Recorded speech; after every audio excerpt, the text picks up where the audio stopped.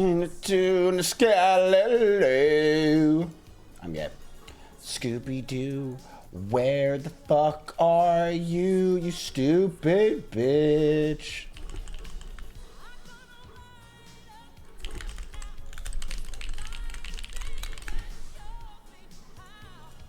When the night comes.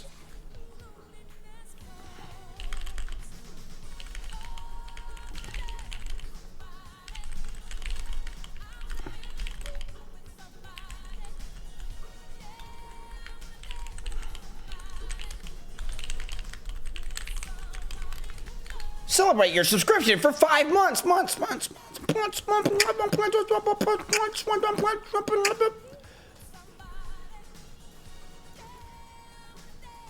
Yo, I'm the porter guy. If you need anything, let me know. LOL.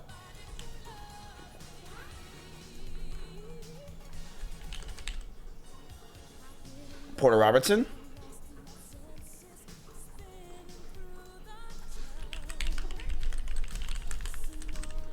Dude, Chompy, get the fuck on your fucking seat, brother. It's time for us to invest. Come on. Come on, get in your seat. Get in your seat. Chat, sorry about that. Sorry. Chompy's late. I guess, I don't know, traffic on the way to his seat. Okay, chat, he doesn't want to work. He doesn't want to work. Get in your fucking seat. I'm about to fucking... Why are there 3 bots for follower notifications? Because you really gotta be here for this. Chompy you guys know Chompy bots, right? Like, it's pretty obvious. You know Chompy bots. And he's racist. And he hates Indians. And he hates black people. And Hispanics. You know that, right? Like, you know these things. We know. Okay, yeah, you got... And you still want me to have him on stream? Like, he also was, like, pro-Al-Qaeda. Are you guys like, you still want me to have him on stream? Love that? Okay, all right. He wants all the Jews to die. Is that okay? Like, do you still want him on stream? I don't know if it's good for the finance part of the stream. Should I bring him on? Yeah, should he be our first guest? Okay, all right. I mean, yeah, can't be as controversial with banks, right?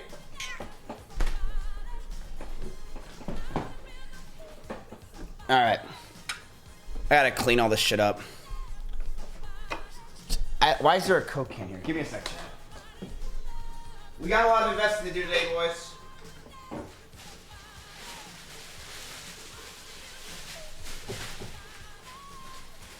Sorry, I'm 1 minute late. Well, not sorry.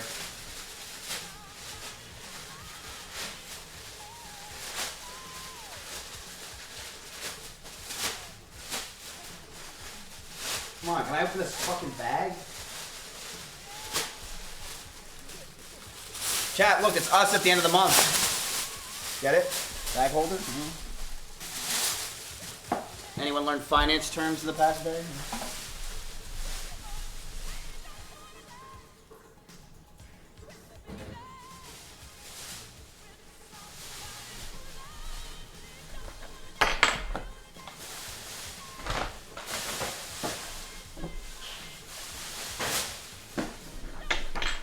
Why is there fucking Asian food here? I'm not an Asian. I don't eat this shit.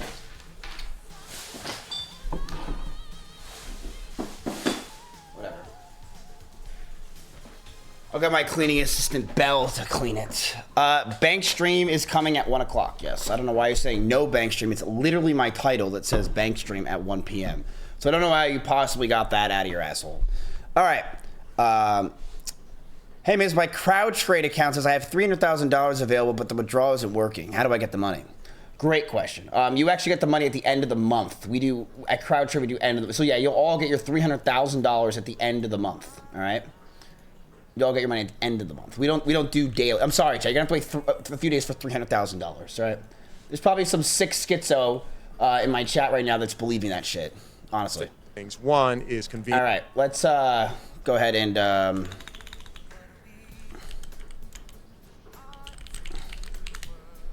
sec. Right here. What's up, Poggy? All right, and listen, this is Poggy's what he hears every single day in his head. All right. What's going on, everybody? Sit down. Get down, girl. Go ahead, get down. Get down, girl. Go ahead, get down. All right, well, now that I said that, I gotta play it, right?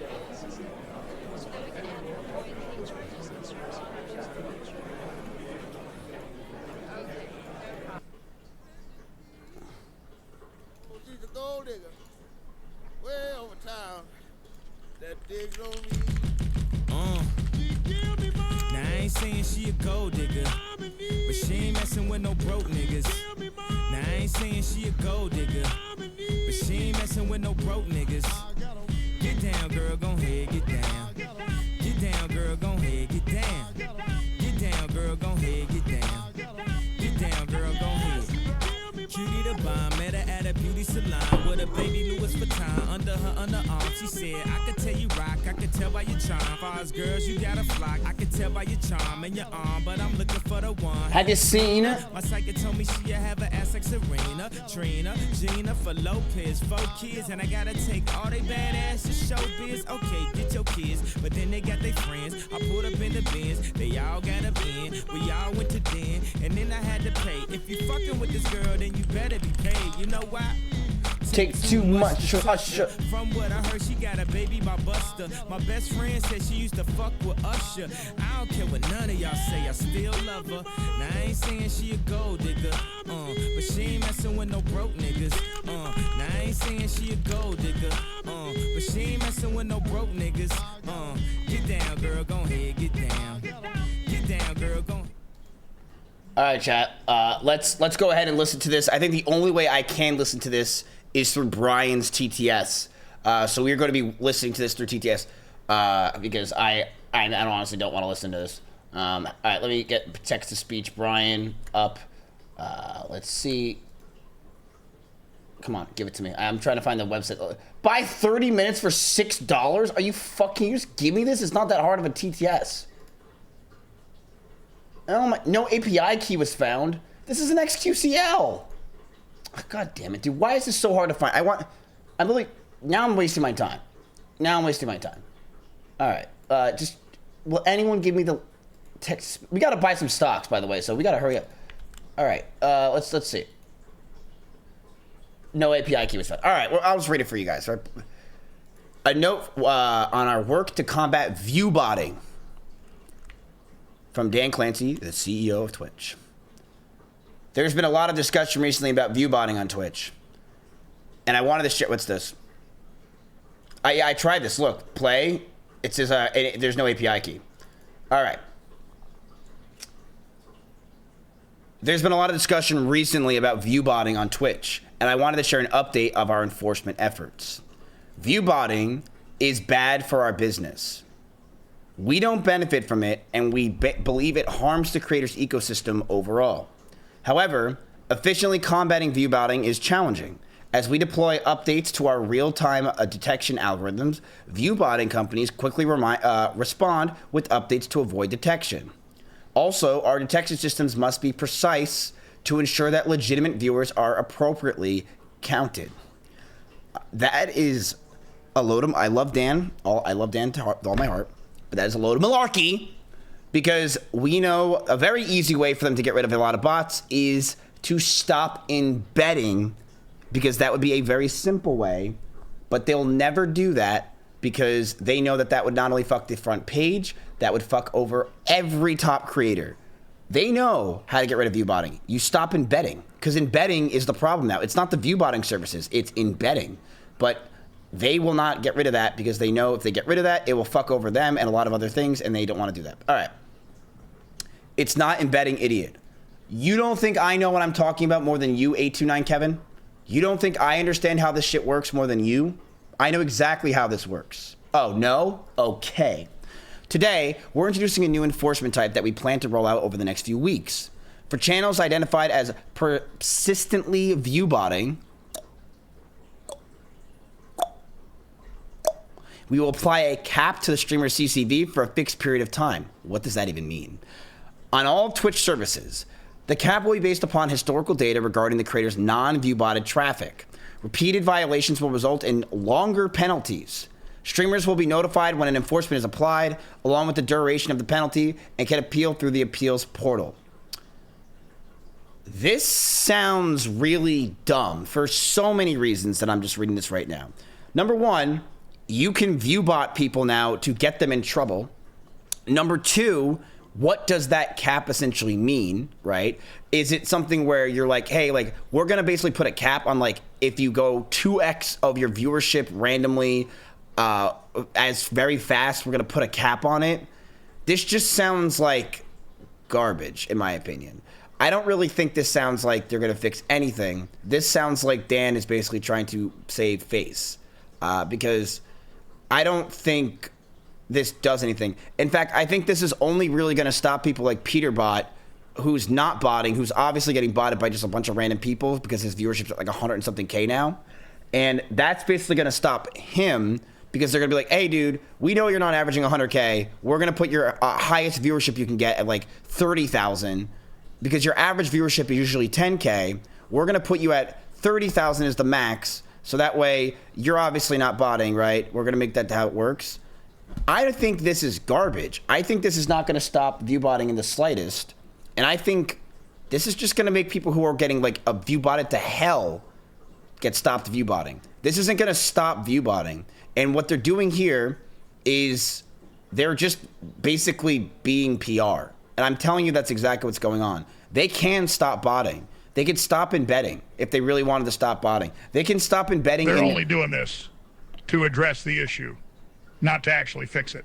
Right. They're trying to make everyone go, oh, okay, Twitch is fixing it. It's smart. It's smart PR.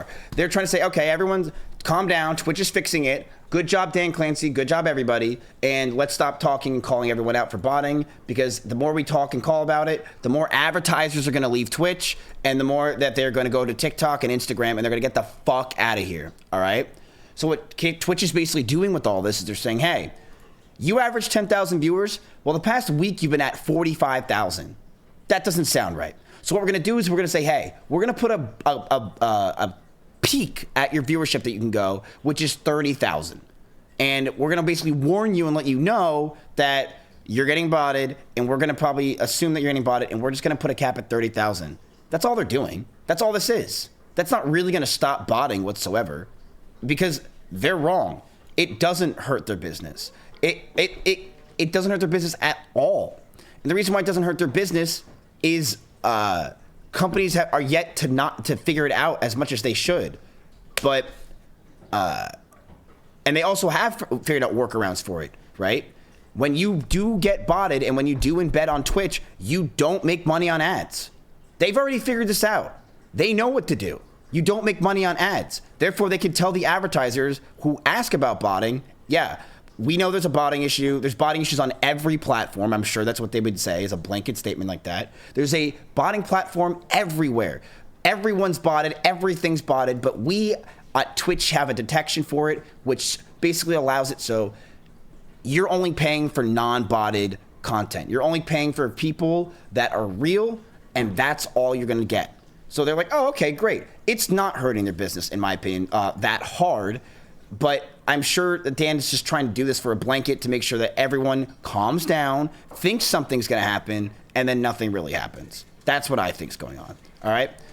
While streamers will be notified. Now, you're saying, who cares? All the streamers are botting, the great streamers. All the bots are ruining the website, horrible bots. This will do nothing but make people stream less because they make less money. So, someone said, we don't care. We're investors now. Chat, you're right. We are investors. I don't know. Do you guys think Amazon's a good buy? I'm not sure. This could go into advertisers. Do we think advertising is good money right now? Marketing? I'm not sure. There's a lot of things that we could talk about here financially, right? Because we are in business. We're not money, whatever. But hey, look, we are not investing in streamers. Okay, we're not. We are shorting streamers hard. I'm not buying in streamers. I'm not investing in streamers. I have done that for 8 years now, and I've gotten zero returns on my investment. It's been worse than an NFT. I wish I bought those fucking bricks with my boy Schlatt. I fucked up. I'd much rather done that than invest in these fucking Asian women. Hey, you come here. Hey, come here. Come on.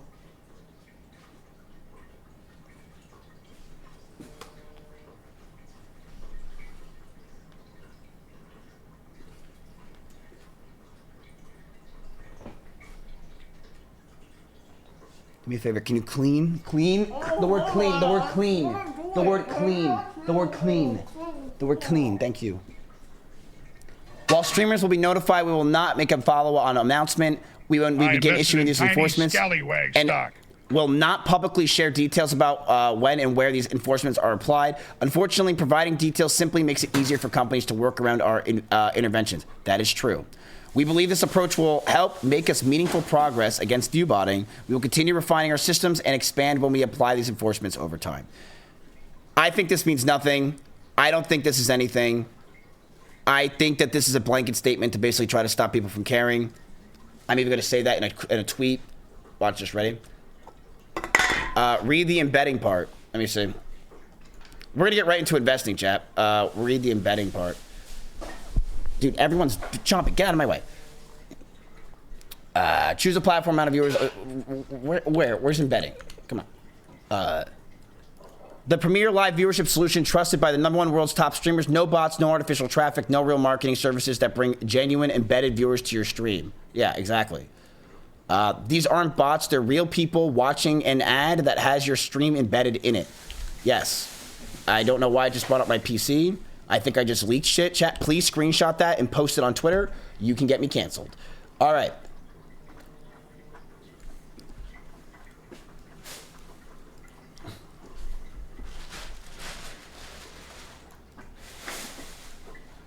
Watch this. Ready?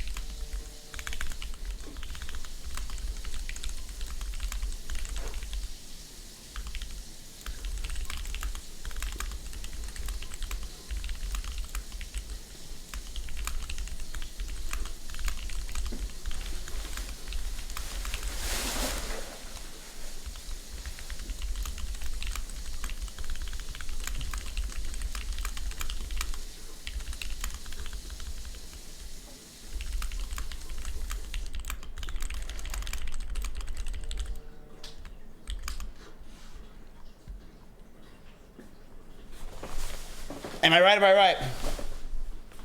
I'm right. You can't see shit? I thought you guys... Dude, Chompy literally touched the Steam Deck, by the way, because I clicked. I clicked.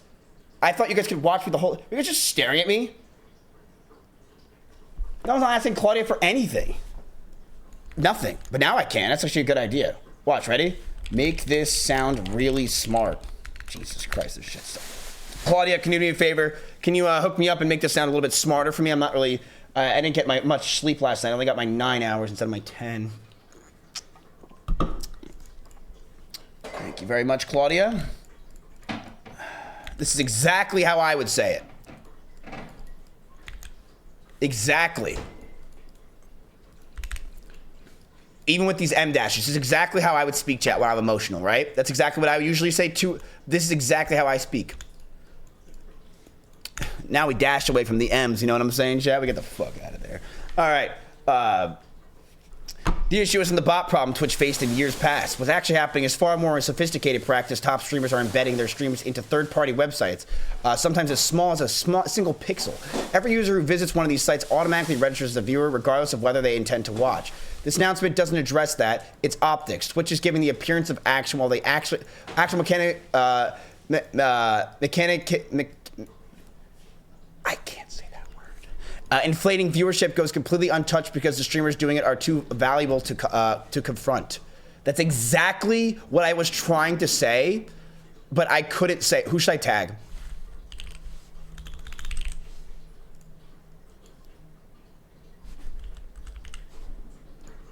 Fuck it, K-Bubbles.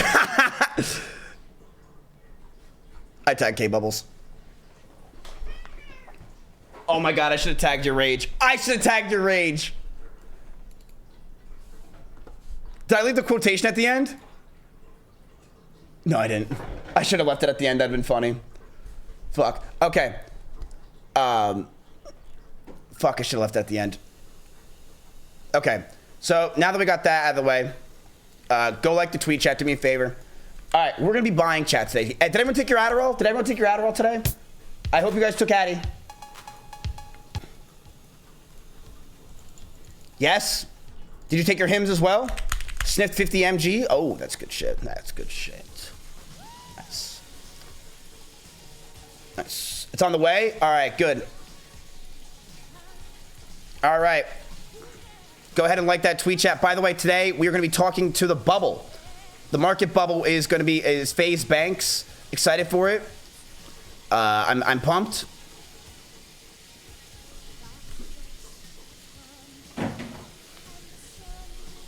Ryan Cohen, the CEO of GameStop, has been suspended from eBay after he tried selling stuff on the platform to fund his potential bid of eBay. Dude, that's good marketing. I don't know what's going on there, but you're making me think about it, and that's smart shit. Dude, you know what I should have done? I should have inspect elemented this dashboard thing and put your rage.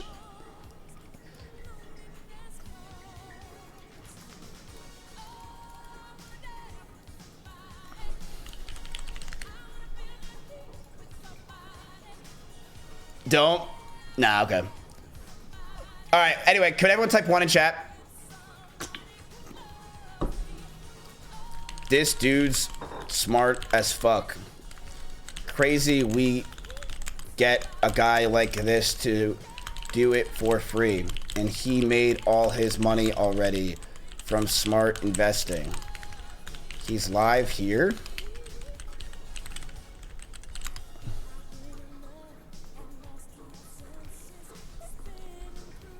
Buy early so EU can get in stocks too. All right, I mean, look. 100%. All right.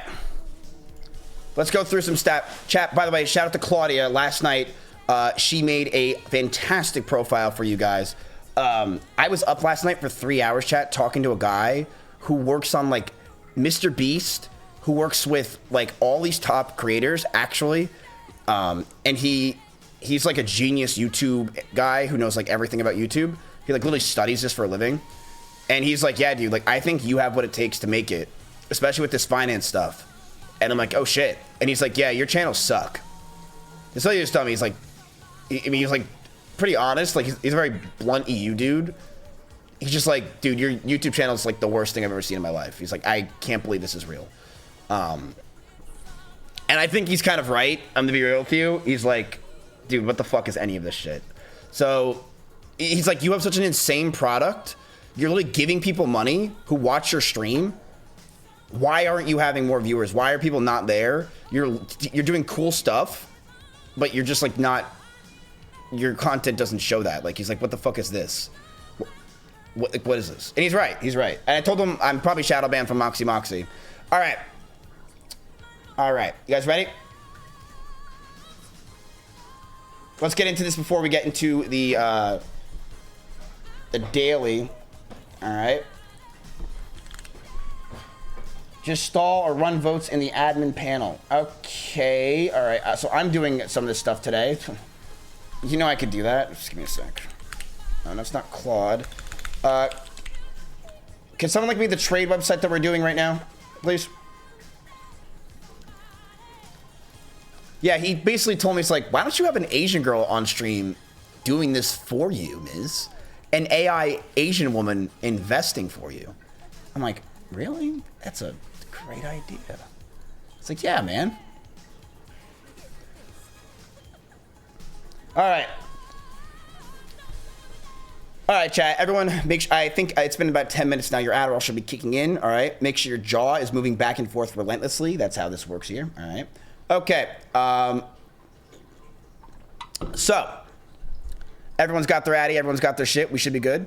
Let's get into this crowd trade chat. All right. So, let's talk shop. All right.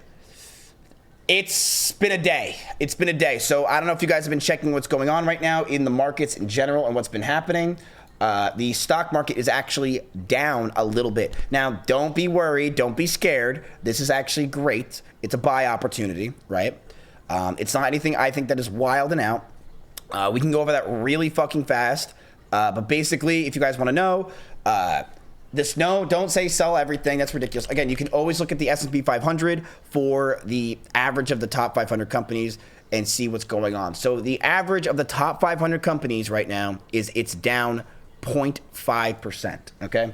So I know you guys have stepped into my office today to understand what's going on in your profile and your neck of the woods, and I'll bring that up right now. Okay. Do you guys want anything, by the way? You guys want coffee? You guys want drinks? Do you guys need like a lollipop? We have one in the corner there. Or do you guys like I guess you probably just want money, I'm assuming, right? Like you're probably here for the money part. Yeah. Okay, so you're here for the money. All right, well, I'm going to show you your money. Don't get upset with me, okay? Again, this is not me. This is the markets, okay? All right, so this is day 3, okay? You are currently standing at, you're down $3,000 today. Hey, listen.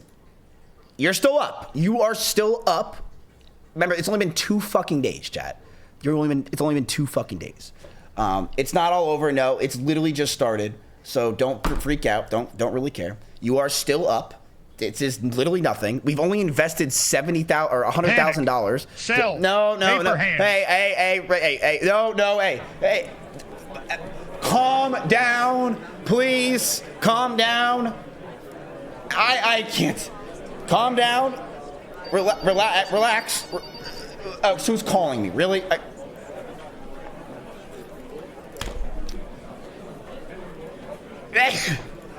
Oh, God, I think I have that virus that's going around on the fucking cruise ships. Oh, fuck. Oh, fucking Jesus Christ. Oh, shit. We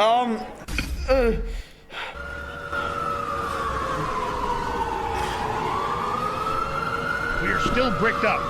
I have the Murphys.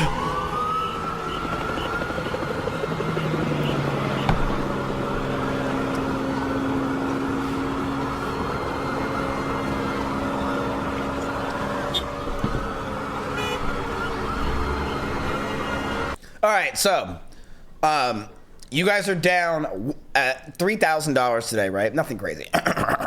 You're down $3,000, right? You're at 1.1% of your portfolio is down. So you're probably wondering what has happened and why this is going on, right? What happened in the past day that's really making your stocks drop? Because you guys were up here, Pog. This is Shell, by the way. It's a good thing you guys didn't buy Shell. The earnings were really nothing impressive, and the CEO said some shit that people were pissed about. So you didn't buy Shell. That was a good job. You guys, I mean, we're going to have $10,000 in there anyway. It wasn't really a big deal. But, yeah. This is Shell, but the overall consensus of the market right now, Chad, is yes, it is down. So, why? Well, it is because Faze banks did, in fact, rug the market. You are 100% correct. Faze banks... Yo, this whole market thing is my fault. My bad. It kind of is, Trump. But Faze banks rugged the market. We all knew that was happening. He came in yesterday, and he rugged Apple like he said he was going to. At least he was honest this time, right? They reported $7 billion profit. What do you mean? Yes, they did. You are right. Shell did have a $7 billion in their profit.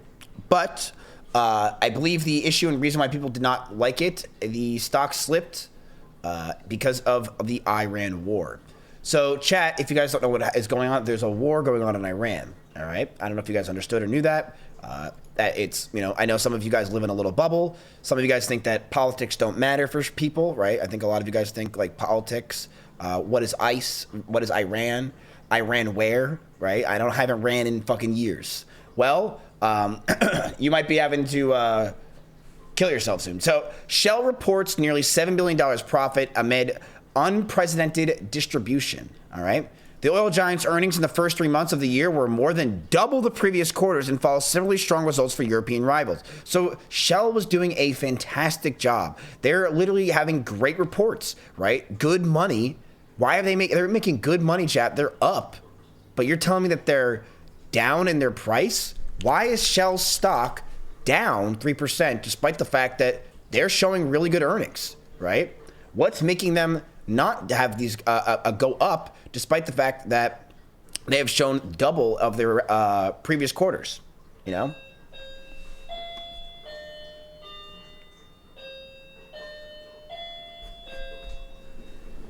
Iran is ruining our beautiful stock market. It was doing so well, our stock market.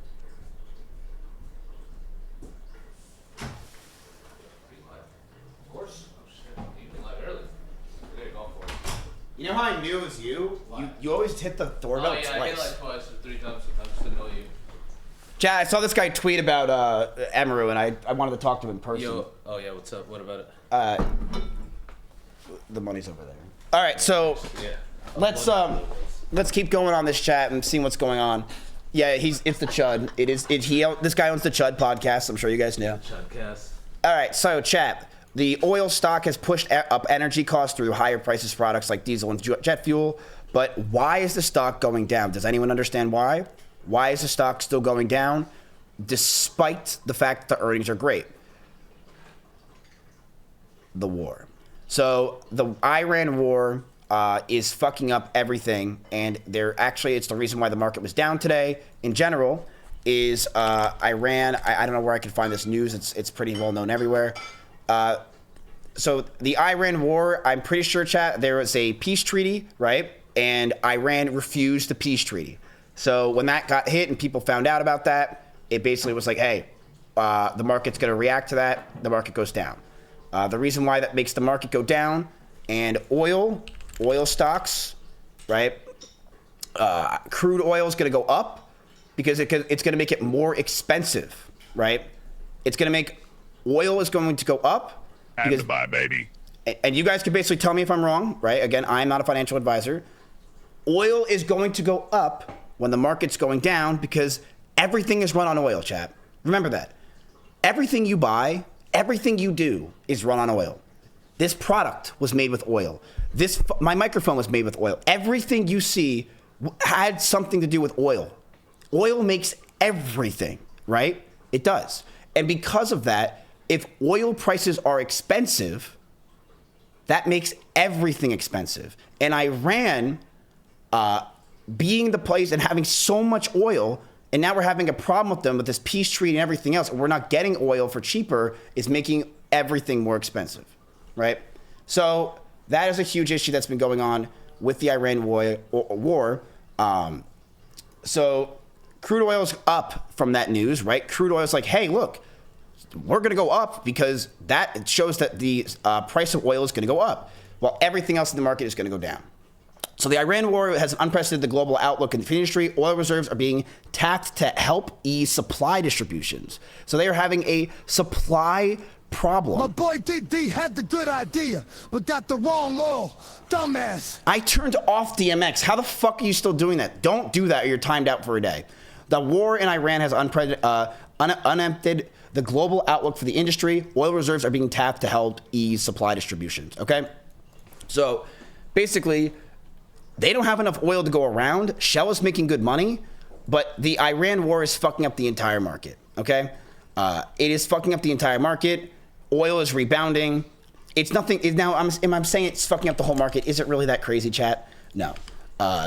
This is just normal random news of the world. It's really nothing that crazy. This is nothing. Iran oil tanker tried to run past the blockade, and us F-18s disabled it with 20mm guns. Really? An oil tanker tried to run past the blockade? Okay, I didn't know that. That's interesting. So this is nothing. Just letting you guys understand the market's now works. 0.34, you don't even blink. It's nothing. But remember what I said yesterday, chat. With a small little divot like this is the average of the top 500 companies, okay?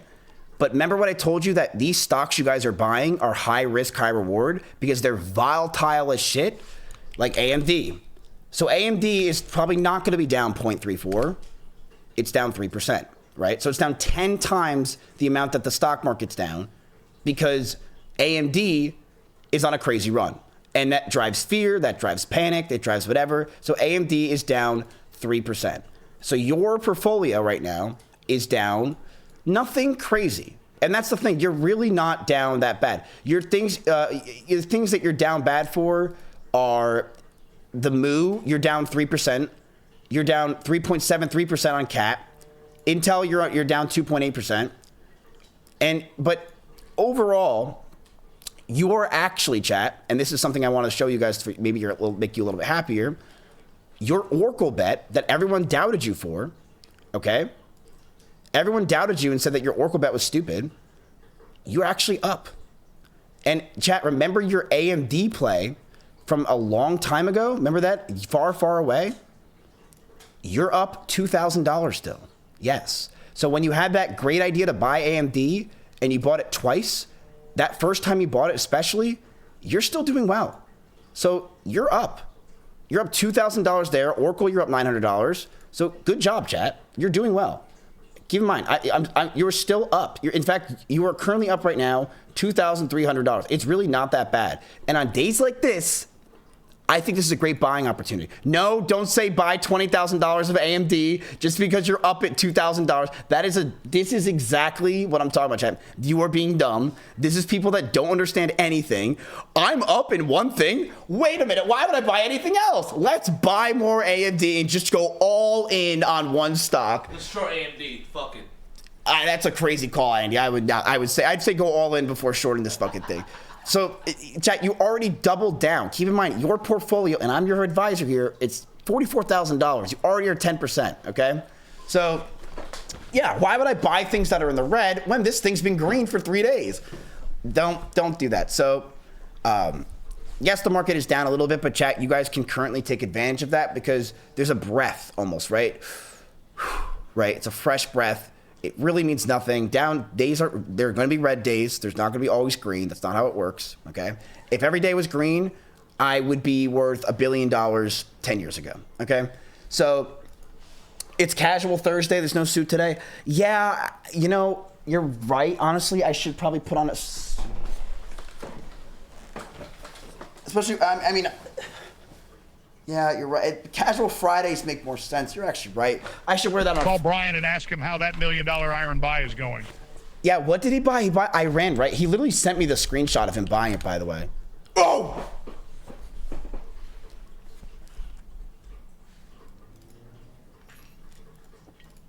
So Brian bought this last night, and he actually did buy $1 million worth. I swear to God, he sent me this receipt. I don't even know how Brian has that kind of money, but yes, Brian bought, and he lost $70,000.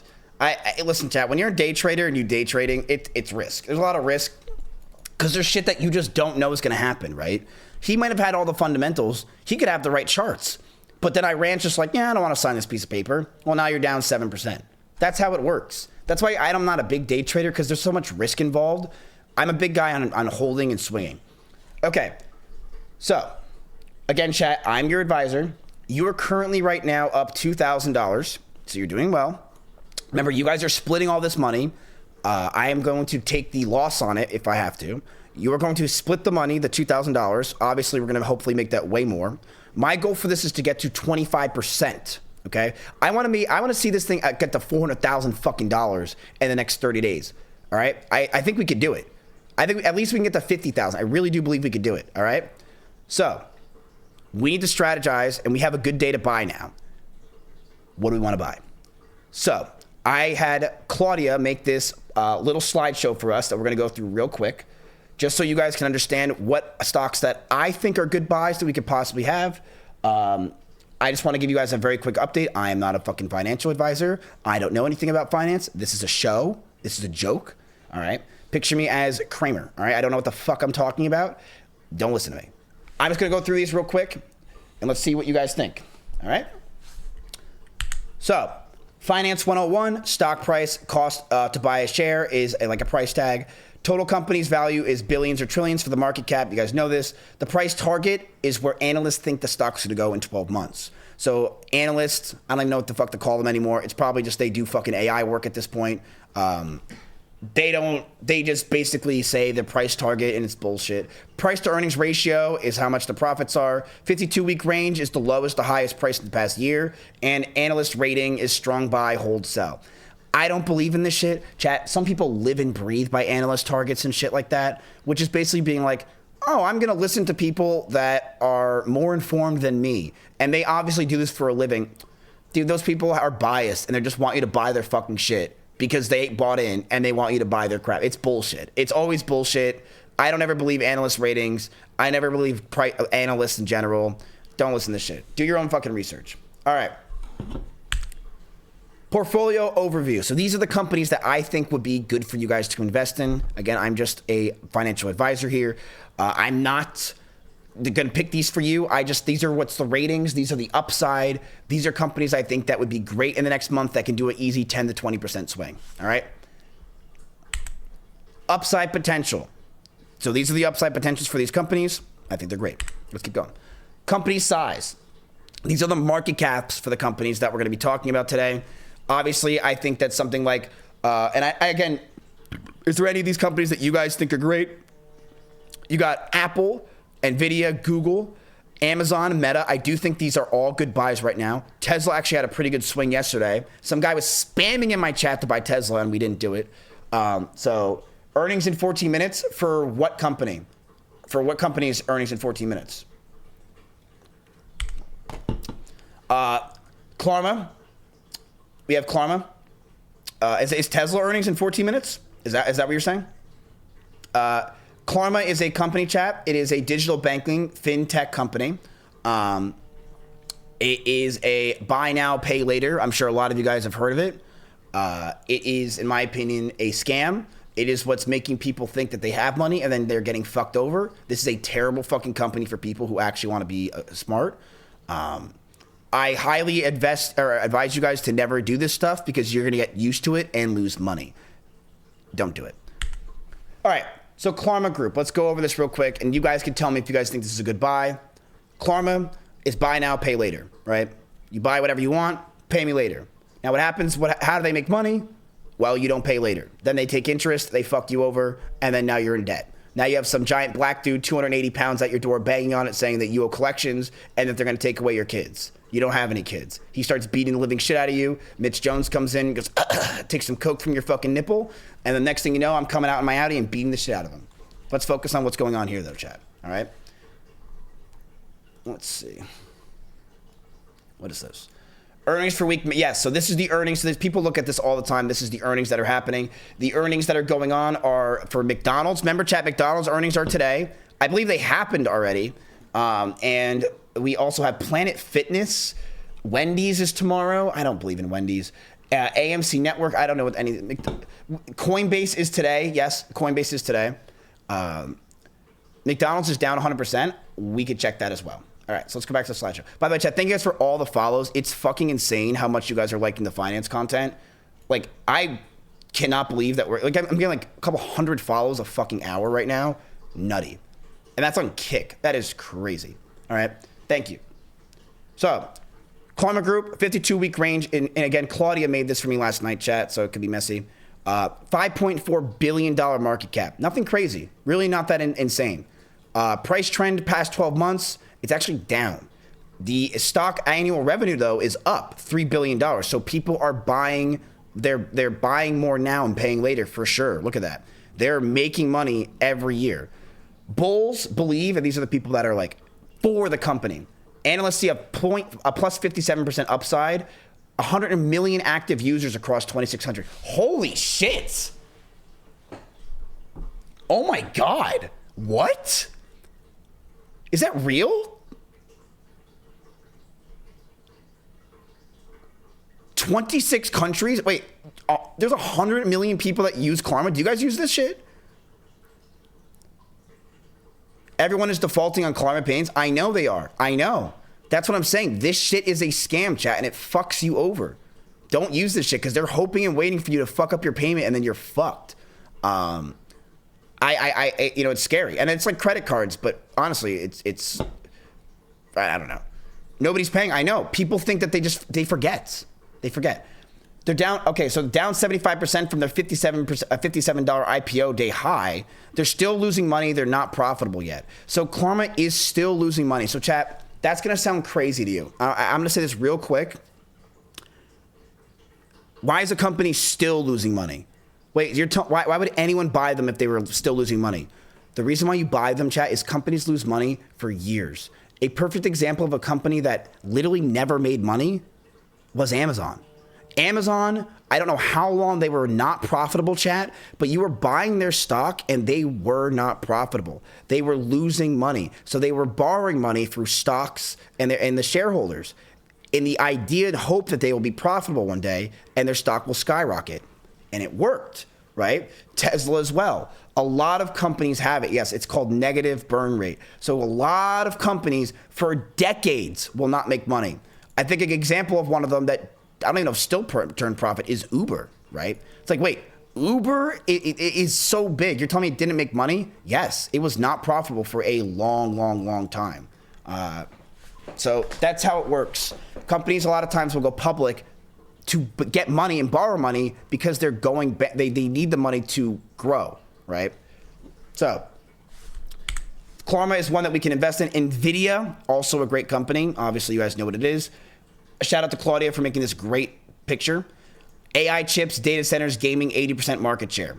All right, so Nvidia, market cap is $5 trillion. You guys all know Nvidia. I also thought about it last night, chat, and I was like, you guys really like, I tell you guys should spread your investments, but I also feel that you guys should do and buy things you believe in. And I think you guys specifically believe in AI because you guys are on your computers a lot. You guys believe in data centers because a lot of you guys believe in tech. You're not your average 50-year-old, guy not understanding this shit and just trying to jump in. So it makes sense that you guys are like, yeah, dude, I believe in this shit because I truly do know this stuff and I think this is where the future is. So if you guys want to invest more in AI and stuff, go for it, honestly, because that's what you guys all know. You grew up on the fucking internet. Of course you guys want to invest in AI and computing and databases. That's what you know. Yes, it's hot. It's what everyone's talking about, but it's also what you know more than the average because you've lived this for 20 years, So I do think we should look in other sectors a little bit, but it makes sense. So Nvidia, fucking killing it, chat. Nvidia's actually having their earnings soon. So the reason why Nvidia might be a great buy is if they have earnings and their earnings are on May 20th and they're good, this stock can go up. And not only will this stock go up, by the way, everything in this sector will skyrocket. Now the question is it going to be good? Is it going to hit? Are people going to care? It's basically what everyone's looking at, chat. This is the great white. This is what everyone cares about. This is the stock that people are going to be staring at, and they want to know, will it go? The cons of this stock, though, is that it's at an all-time high, and it's expensive as fuck. It's a very expensive stock. NVIDIA designs the GPU chips that serve as the engine behind virtually all modern AI. Founded in 1993 by Jensen Huang, NVIDIA holds roughly 80% of the AI accelerated market. Every time you use ChatGPT, Google Gemini, Meta, or any other AI product, there's a very high chance NVIDIA hardware is doing the work. Looking ahead, NVIDIA is launching the next generation Vera Rubin chip architecture in late 2026, which promises dramatic performance improvements over the current Blackwell chips. They are Amazon, Google, Meta, and Microsoft are projected to spend a combined $700 billion on AI infrastructure in 2026. Crazy stuff. Tesla is next. Tesla, optics for this shit are looking really good. Market cap is currently $1.48 trillion. They actually have had a dramatic increase. I honestly, chat, I know a lot of you guys are not big on Tesla, but I actually give my heart out to anyone that held this shit over the past year because, my God, you went through fucking hell and back with fucking Elon being a retard. So if you held this stock, good for you. I'm surprised you did. And now it's having a giant boom and it's growing. So people are saying this is a hold, right? It is down. The target is $310 for a lot of analysts. People are not confident with it, but Tesla is moving. So why people think Tesla is a good buy right now is Optimus robot could be a $10 trillion market. Energy storage revenue, 113% year over year. Basically, Elon, you're investing in Elon. Do you believe in Elon as a person? Do you think he's going to be able to do shit? It's up to you guys, chat, if you guys think it's a good buy. It has been going up, Tesla stock. They also are doing stuff like Tesla's Optimus humanoid robot is being tested in Tesla factories and could eventually be sold commercially at $25,000. If that happens, chat, where Tesla's Optimus robot, humanoid robot, Tesla Optimus robot, I'm not sure if you guys even know what this is. I actually saw this in person on stream. Basically, this thing can possibly, replace humans, replace manufacturers, stuff like that, right? it's something that I think will not happen for a while, right? We saw it hold popcorn. It wasn't really that interesting.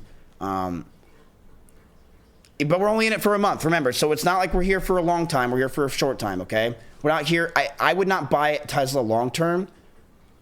I would buy it short term if you're going to buy it for upside, but that's just me. Actually, no, I would buy it long term. I would buy a Tesla long term.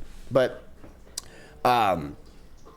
Tesla is also run by Elon Musk, who you guys know is a big baby. He baby rages all the time. And those baby rages can actually make Tesla stock drop. You know, like I said, a lot of times, chat, the fundamentals are easy to understand nowadays because of AI and everything else. It's really the emotions that can get played into it now. And Elon is a giant baby. And that does hurt the stock a lot because Elon can be retarded. And he literally will just go on Twitter and say some stupid shit. So that has happened, that will happen, and you got to deal with that holding Tesla. Like, yeah, your guy is a psycho. So, but it's up to you. Google. I think Google's a great buy. The reason why I think Google's a great buy, chat, is Google Alphabet's parent company is one of the most diverse tech giants on Earth. Google search handles over $8.5 billion. YouTube has 2.7 billion users. None of that matters. What's big on Google is Google just signed a landmark deal with Anthropic. Remember, they are the ones that are making Claude. I still don't use AI. I'm big on baby no money. Committed $200 billion to Google Cloud over the next 5 years. Basically, Anthropic is letting you know one thing. This Google Cloud is the best service, and it's so good that we're going to put $200 billion committed to it. And that tells you one thing to me, chat. Every person that's doing AI shit is going to go through Google Cloud. Because if Anthropic is doing it and they're the leaders, and they're willing to put 5 years for $200 billion, they're going to be the place to go. And I think that's huge for AI. So, revenue grew 22% and net income 84% in Q1 26. The stock is approaching 52-week high, with analysts maintaining a strong buy. The primary risk is ongoing DOJ antitrust lawsuit targeting Google's search monopoly, which could force structural changes. Chat, if you didn't know, oh God, I got to do this fucking this thing with Faze Banks, but if you didn't know, Google is kind of a monopoly. They're nasty. They actually split their company up into something called Alphabet. And if you guys don't know what that means, what a monopoly is, think of the game Monopoly. They literally kind of own everything. They are now getting searched by the country because of antitrust lawsuit because they are the monopoly. And they might have to, again, force structural changes. Yes, if you want to think of it in streaming terms, Cutie Cinderella... Cutie Cinderella and Ludwig run every event on Twitch and have a antitrust lawsuit potentially coming in because they own a monopoly and they should have some structural changes. I'm not saying for Cutie to get a boob job. I just read that on Reddit. All right. So that's basically how you can think of it in those terms. All right. It's like that. So that's basically what's going on. So someone says short Lud. Yeah. I mean, listen. I don't want to have any more lawsuits, okay? Where does Jacob Big come into this monopoly? He comes in way later. He is a penny stock. He's a penny stock. So, oh God, this thing I think it's starting right now. Fuck. Open the link we send you. Enter the password as prompted. Oh, fuck.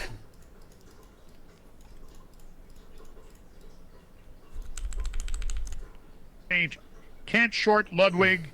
He already foreclosed on his company. Good one. The actual good one.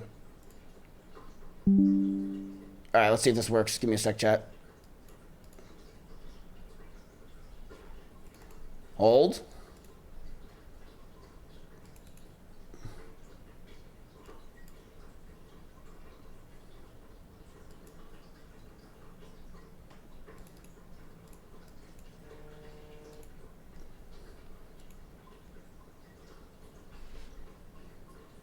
Yo. Yeah, I'm here. Can you hear me? Yeah, he thinks he's coming in at 1. He's not. Oh, wait, I'm not coming in at 1? Yeah, Miz, you're coming in at fucking 2:30. I don't know why. Oh, I'm retarded. My bad. I'm stupid. No, it's good. It's good. Just, yeah, I'll see you at 2:30. Hour and a half. Okay, I got you. Are we live? No. Yeah, we're live, but I'm an idiot. You're right. They're saying my chat's telling me I'm retarded. asking. Let's go live, guys. Okay, you guys go live. All right, chat. Go watch the show. I'll be there. Go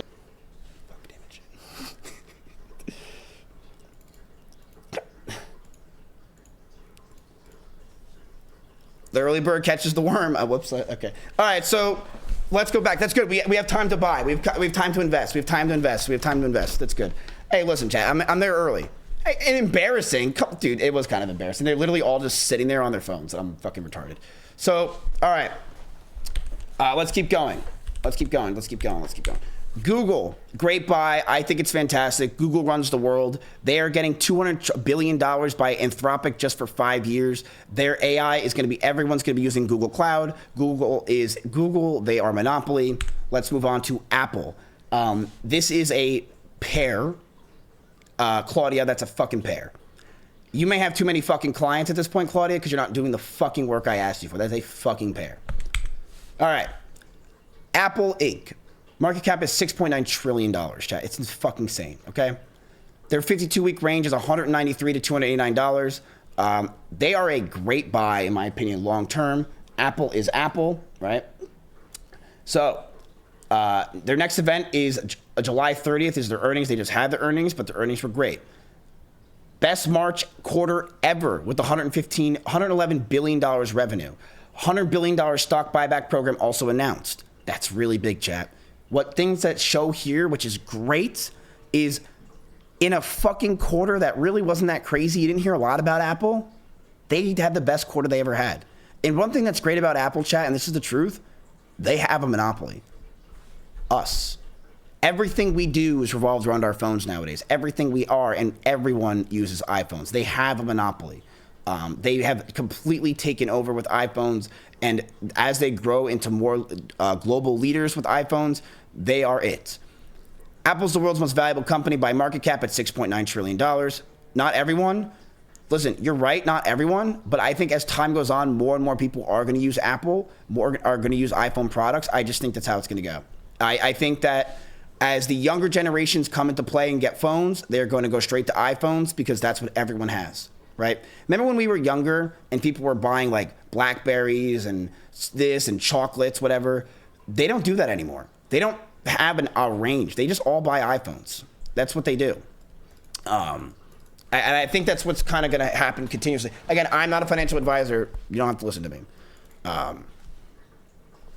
So Samsung's so much better. I agree. Don't think I don't agree. As a phone, it's better.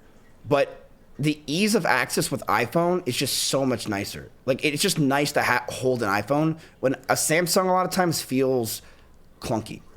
That's just me.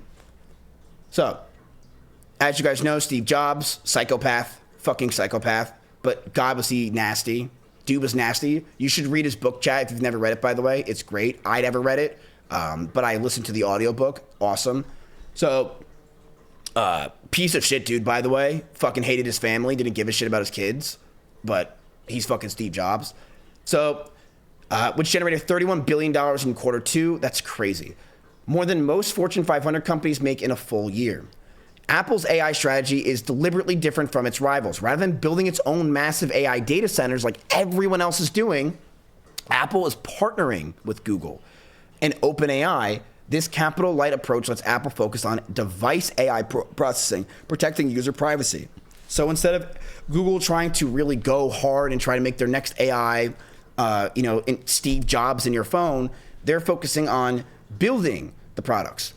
So in Q2 2026, Apple posted its best March ever with $111 billion in revenue. The new CEO, chat, if you do not know what's happened, I will show you.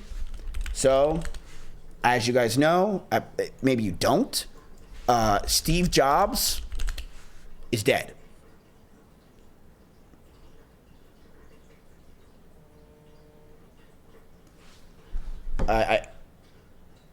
Yeah. He's dead. Yeah, he died. I just want to let you know. I don't know if you knew. Are you sure? Listen. It's verified by a third-party source. I saw TMZ say it. I'm pretty sure it's ready. So Steve Jobs died, and when he died, Tim Cook took over. So Tim Cook was basically the guy that led the charge for the past. What is that fucking vibrating I'm constantly hearing? Like, I hear, is there a phone that's over here that I don't know about? Do you hear that? So basically, AI, it's not my dildo. No, it's under my bed. So Tim Cook basically was like, hey, look, I'm going to come charge. Steve Jobs fucking loved Tim Cook. And Tim Cook basically took Steve Jobs' ideas and made them last another 15 years. Tim Cook just resigned, and now there's a new CEO of, I almost said steak, new CEO of Apple,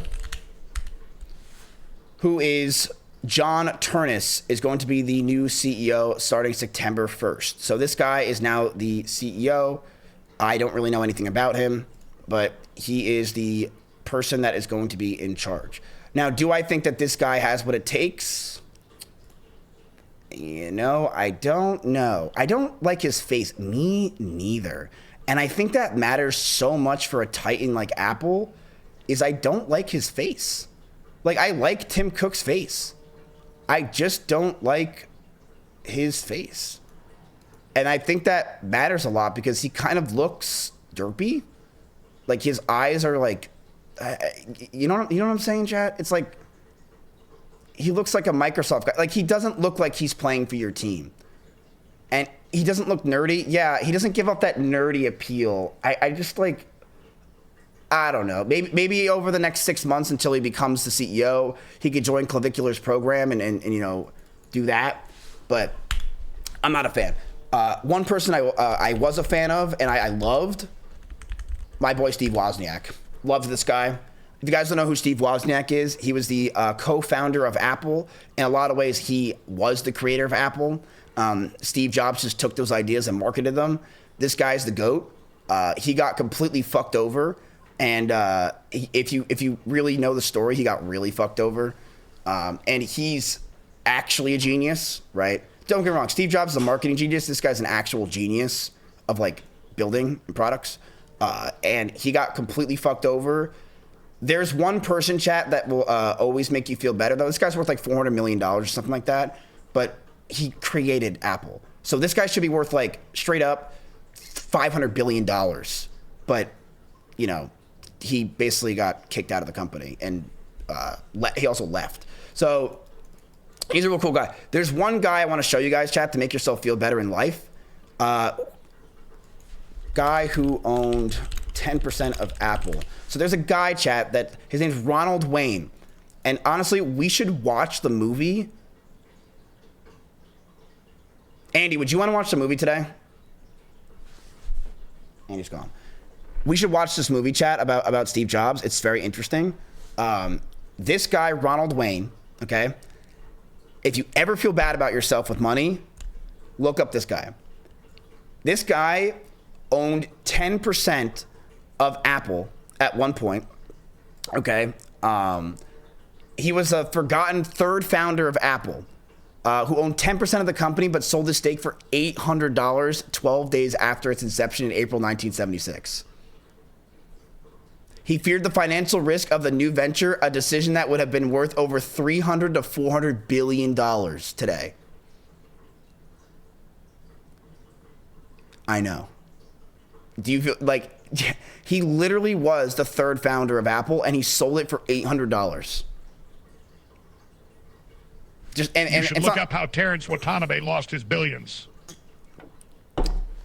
I feel so bad for him. He's actually done interviews and he said that he's like totally fine. So you can look at him, ready? This guy sold 10% of Apple for just $800. Ronald Wayne walked away 12 days after signing. What the fuck is this? I don't like. Give me. I've seen interviews with him before, and he was like, it's fine. Obviously, that's pure copium. He's so pissed. Yeah, he says no regrets. Despite missing out on hundreds of billions in revenue, Wayne has stated that he does not regret the decision, saying he acted with the best information he had at the time.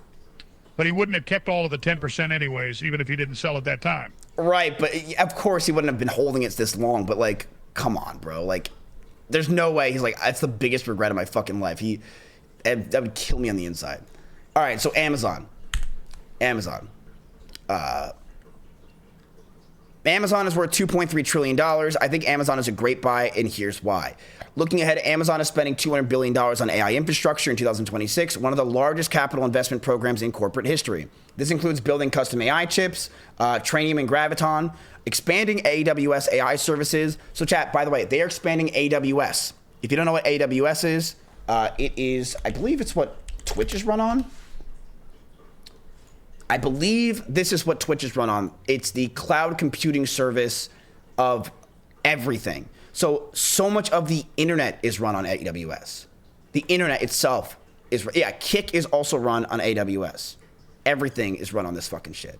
So AWS is expanding now, and they're trying to expand it with AI services and growing its advertising business, which hit $19 billion just this quarter. They also have a strategic investment in Anthropic, which provides access to cutting-edge AI models. Analysts see 24% upside with a strong buy consensus. So, yes, it's had a pretty great run in the past year, but their revenue is still great. They had $600 billion in annual revenue this last year, and they are doing very well. So I think Amazon's a great buy. Question is, will be a great buy for this month. Datadog, this is another one. It's a health monitor for tech company cloud systems. It's more cloud company stuff. Their stock has recently boomed with the giant tech boom that's been happening recently. The revenue is great. New GPU monitoring for AI Era, but it's an Arrowhead again. Arrowhead's pharmaceutical company. I think they're great. I'm invested personally in Arrowhead. They have RNA medicines that silence disease-causing genes, like turning off faulty switches in your DNA. It can make you black. So this is the kind of place that Luigi Mangione would have shot the CEO. That means, chat, it's good business. You know what I'm saying? So 123% analyst upside, highest of all 14 stocks. This place is Redemplo approved, commercial stage reached. So they have this thing called Redemplo. What does this mean? Redemplo is an FDA injectable, small. It's for therapy designed to significantly lower high triglyceride levels in adults with familiar glycomecaryl. I don't know what that means. Is it a peptide? I don't know. CrowdStrike. AI-powered cybersecurity protecting millions of corporate computers from hackers 24/7. CrowdStrike is used everywhere, chat. And as these AI-powered companies grow, as these AI-powered companies continue to boom, they're going to go to CrowdStrike. Yes, they had a huge fuck up last year. Huge. And I'm glad someone brought that up. They had a huge fuck up. So their market cap's $113 billion. They're doing great. They have $5.25 billion growing 20% year over year. So they're still growing despite that huge fuck up. Still growing. CrowdStrike's Falcon program is an AI-powered security system that monitors endpoints, laptops, servers, cloud systems for malicious activity and stops attacks in real time. Unlike traditional antivirus softwares that only catch threats, CrowdStrike's AI learns from billions of global signals to stop novel attacks before they happen. Over 29,000 corporate customers rely on it, including major banks, hospitals, and government agencies. Now, chat, last year, I think CrowdStrike is an amazing stock, but last year they had a huge problem. I don't know where it is. Can someone link it to me what the issue was? They had a huge problem where basically they fucked over everything. The company's growth story is a platform expansion. Customers start with endpoint security. They identify the protection. They're doing great. If you're basically believing in AI and you believe in AI, obviously needs security, chat. You can't just have AI. CrowdStrike is where people are going for that security. So they're a great company for that, but they did have a huge fuck up last year.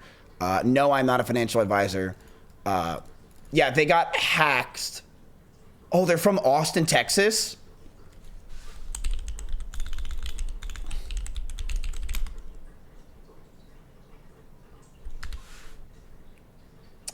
They are from Austin, Texas. That is a huge sell signal. All right, this is one that a lot of you guys wanted to talk about. All right, Palantir. Palantir is AI software. It's U.S. military software. It's CIA and enterprise analytics. All right. Palantir Technologies. AI decision-making software used by U.S. military, CIA, hospitals, and major corporations. They're down right now. All right. Despite having really good revenue, they're up. They're unethical. That's a buy. All right. Palantir builds AI platforms to help large organizations make faster, smarter decisions by analyzing enormous amounts of data. The U.S. military uses Palantir for battlefield intelligence, logistics, and weapons targeting. The CIA, NSA use it for national security analysts. Hospitals use it for optimizing patient care. Major banks use it for fraud detection and risk management. All right? So they're everywhere. They're huge with the war. They're huge with security, with making sure the national security. They're big. All right? So people think they're fucking evil company, by the way. People really think they're evil, which is a good buy, again. So I think, like here, let me see if I can find a video. Let's see. Can someone link me videos, by the way, when I look up these companies? Like a short Yahoo Finance video. Let's see if I can find one. Their stock dropped today, by the way, which could be a good buy. Could be a good buy.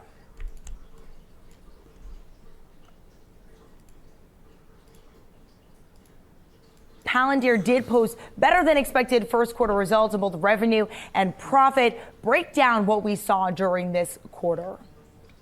Yeah, the U.S. booming business is really what drove these results. Palantir saying that its revenue jumped 85% in the first 3 months of the year, year over year. Its profits also jumped. The company, as you mentioned, so they're up. Their profits guidance. are up. The company also nearly doubling the size of its business over the last 12 months. So really, that U.S. business the exploding founder when it also comes funds to Clavicular. Really? Government, and also when it comes to commercial. Also during the call, emphasizing. What? Peter Thiel?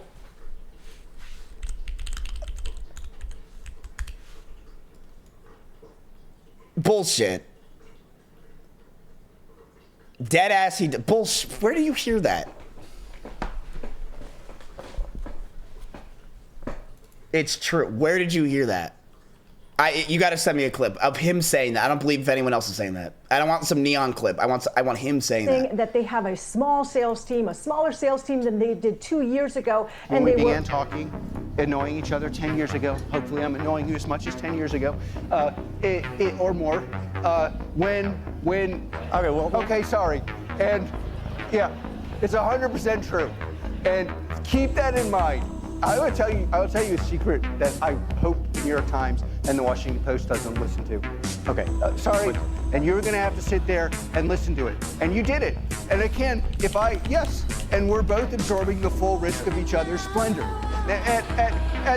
So again, chat, what I've said to you before is autistic people, they are the most passionate people you ever meet in your life. They are people that are obsessed and they're smarter than you'll ever be. They are highly involved and truly emotionally involved, but emotions can really fuck up your business, right? Emotions can hurt you.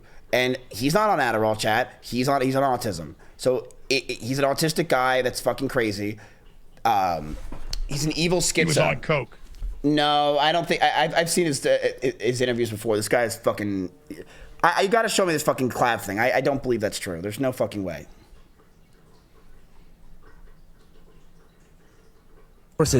Thiel is also personally invested in signal boosting friend of the show, Braden Clavicular Peters. This support and Clav's rapid viral rise makes total sense. Thiel has made a number of strange statements about the future of humanity. You would prefer the human race to endure, right? You're hesitating. Yeah, well, yes? I don't know. I would This is a long hesitation. This is a long hesitation. There's so many questions. He seems to have a vested interest in creating a post-humanist, technologically transformed future wherein real people like you and I cease to exist in our flesh form, instead living on as immortal creatures up in the cloud. Yeah, transhumanism. Where does Clavicular come into this? The ideal was this radical transformation where your human natural body gets transformed into an immortal body. This is not just like a Black Mirror style conspiracy fantasy. There is a race to create this kind of technology right now. OpenAI CEO Sam Altman is now involved with a startup called... Okay, so there's no confirmation of that whatsoever. It's just a crazy rumor that is just not there. Like that isn't. There was nothing there that even said the word clavicular. It was just him making a slight joke. That was. See that shit, chat? That's the crazy They're part about creating information. AI drones with hammers on them for clavicular.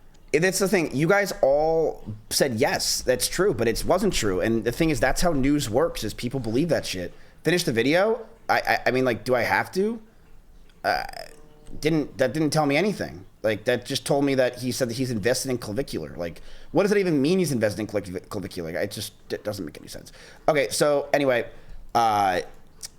yes, this company is known as evil. People think it's evil. Palantir is a very popular company. Their earnings are great. Their things are great. But yes, people don't like war. People don't like the government. People don't like that they're involved in the government. Their U.S. commercial revenue is up, though.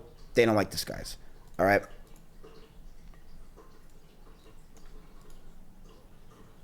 Do you know who Peter Thiel is? Peter Thiel, yeah. He's a billionaire that owns Palantir. I got invited to a Peter Thiel party. You think that's going to be a Diddy party? Probably. Whew. Billionaires, they get a little creepy. Yeah, dude, I don't know. I don't want to get diddied. Hey, anybody that's working a lot after they make like $100 million has some mental issues. Well, you want to run a route, then we'll do a penalty shootout? I mean, anyone who makes a lot of money like that, $100 million, has something wrong with them. Okay, what the fuck was that? Yeah, that doesn't tell me anything. Okay, so Palantir Technologies, their 52-week range, chat, they are actually down, which is interesting because you're like, wait, the market's been skyrocketing. Yes, they're down. Today, I believe they're up. Palantir stock, they are up. Let's go to all, no videos. They're up today, but they've been down for the past month or two. The revenue grew 85%, but is down 20% this year. So let's see if they keep going, all right? They're a great one, in my opinion, though. I know a lot of people are ethically not liking them. We're not here for ethics, chat. We're on Kick. Meta. If we were on Twitch, what would we be probably buying? Rainbow monkeys. We'd be buying fucking, blue hair dye for girls. And transgender ops for men. We would be buying that stuff, right? But unfortunately, we are not going to be doing that here on Kick. We are going to be as unethical as possible to make the most amount of money. Because that's what we're here for, right, chat? We're here to make money. Right? Fuck the ethics. Fuck ethics. We're not here for that shit. We're here to make fucking money. We're not here for ethics. We don't give a fuck. If they're unethical, I'm in. What the fuck is that vibrating that's been constantly going on all day? It's not even my phone. That makes no sense. It's not my phone. Do you guys hear that, chat, or is that just me? All right. I don't know. You guys hear it? Yes. Says.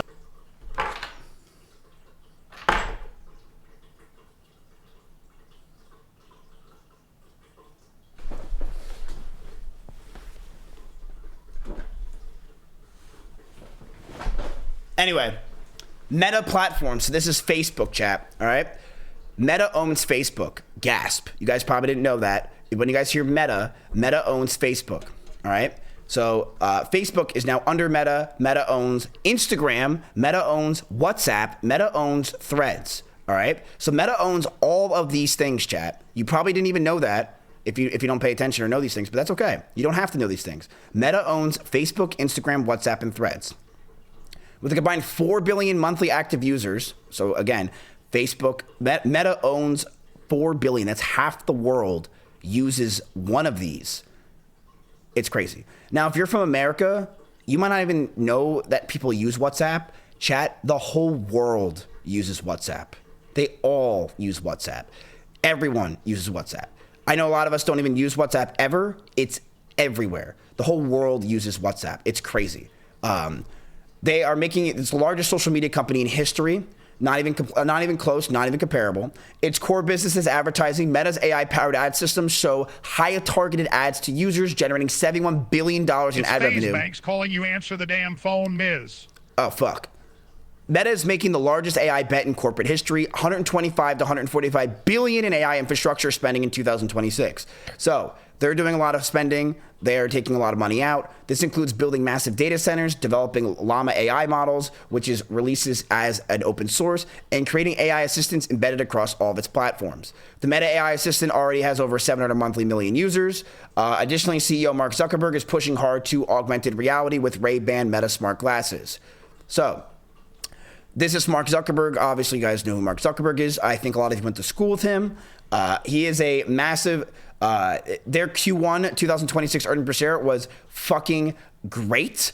It was amazing. They are doing so well, Meta as a company. I know people don't believe that. They just see Facebook, but they are doing great. In my opinion, Instagram is the best app in all social media.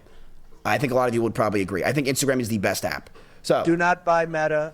They just throw money at a wall and hoping shit sticks. They make nothing new.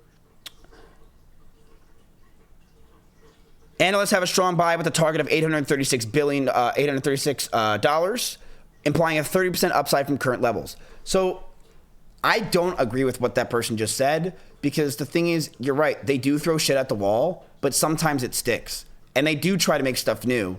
For example, what was it? Meta, something that really stuck in my head that I'll never forget was their failure of Meta AI Metaverse. I'm sure a lot of you guys knew this one and saw this around. Meta AI Metaverse was the most ridiculous thing I ever saw in my fucking life. And I couldn't believe, like, Rafflegator's dreams basically becoming a reality. I guess he was invited to like one of those parties and just became a fucking furry, because god damn it, this was the stupidest shit in the world. I never believed in these kind of products. I know that people aren't going to be using this. Here's my opinion about this kind of shit. Until it is something that is like, you just sit down and it basically, it's like a remote. You're not wanting to put this on. This, because you don't know why. It's exhausting. It hurts your head. You get sick. You don't want to mess up your hair. You know, it's too much to do. And until it becomes something like augmented reality almost, I think this shit's garbage. I think it's obviously what you need to do first to get to that. But I don't buy this shit because I don't believe in it. I just don't. So Meta is a great company. They're going big in AI. They're huge in AI, and their assistant already has 700 million people. I think they're a great buy. Question is, are we buying them for the month? Nebius. It's an AI cloud infrastructure, GPU rental. It's up 149% year to date. This company, chat, is smaller. This is a smaller cap stock, okay? They are not nearly as big as these other ones, but I think this is a great buy. I am invested in this. I think this is a great buy myself. I'm not a financial advisor, but I'm saying that personally, okay? So market cap, $44 billion. They're really not that big, all right? 52-week range is $23 to $180. That's insane. That's insane, right? That means that you're telling me the stock's up almost 10 times or 8 times. It's big. Buy. Analysts say it's a buy. So they're at 492%. $643 million of AI acquisition completed. Bear case, it's expensive, right? It's also a risk because it's a smaller cap stock. And they have obviously crazy competition with Google, AWS, Azure.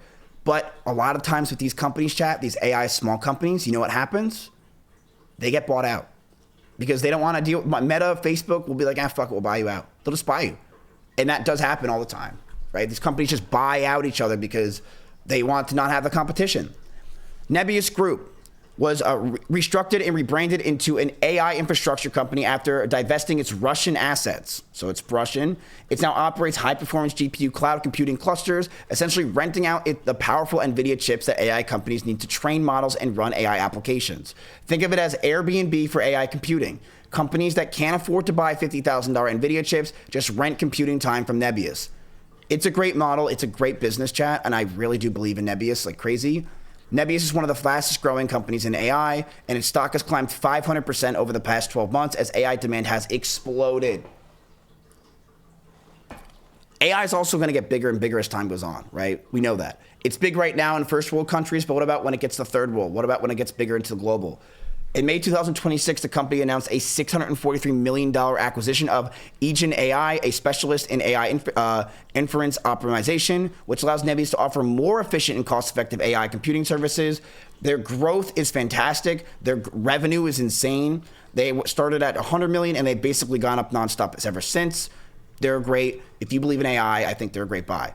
It's at $177, but can it go anywhere? Again, we're just looking for a 10% swing. If it is 190, we did a great job. Snowflake. They also do cloud data warehouses, AI analytics, and data sharing. Snowflake really had a bad year, but It's because they're not profitable. But the past month, they've done really well. Snowflake is a cloud-based data platform that separates data usage from computing, allowing companies to store massive amounts of data cheaply and then run powerful analytics on demand. Over 9,400 customers, including Capital One, DoorDash, Warner, and the U.S. Navy, store their critical data on Snowflake. All right? Banks chat is talking shit. That sounds like good stuff. Good news to me. All right? So, they grew from 42% to $9.77 billion, giving strong revenue visibility. Analysts at TIKR have a mid-case of price target of $376, well above the current $192. So, they are a smaller company, chat. Their market cap's only $62 billion. They do cloud-based computing. They work with some of the biggest names and the U.S. Navy, right? U.S. Navy has infinite fucking money. And the problem with them is they're not profitable yet. Databricks competition is intensifying. So they do a lot of their business data and shit like that. But is it enough, right? Is it enough? The good news about them, though, is their future contracts is up 42% to $9.77 billion. So it's like, damn, they have good contracts for the future. And their product revenue is up 30%. They got a $400 million deal that came in. So they're doing really well. That they're not profitable. They're small, and remember, they have a lot of competition with guys like Google, with guys like Amazon. And will they be able to take on these giants? That's the question. He's waiting on you? He's literally not. He said 2:30. All right. Per.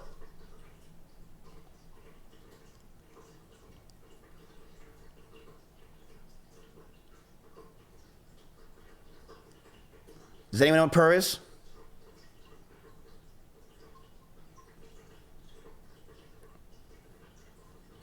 Crypto, DeFi, Treasury, NASDAQ listed, hyper-liquid ecosystem. So this is more of a crypto thing. It's a crypto native treasury company on the NASDAQ providing regulated exposure to the hyper-liquid DeFi ecosystem. So this is what Faze Banks was actually talking about yesterday. They are a really small stock, chat, by the way. Hyper-liquid strategies is super, super small. It sounds like a joke. It's not a joke. It's real. They are a real company. Per is a publicly traded company on the NASDAQ that holds digital assets focused on the hyperliquid ecosystem. It's a decentralized finance. It's basically what we showed on stream yesterday.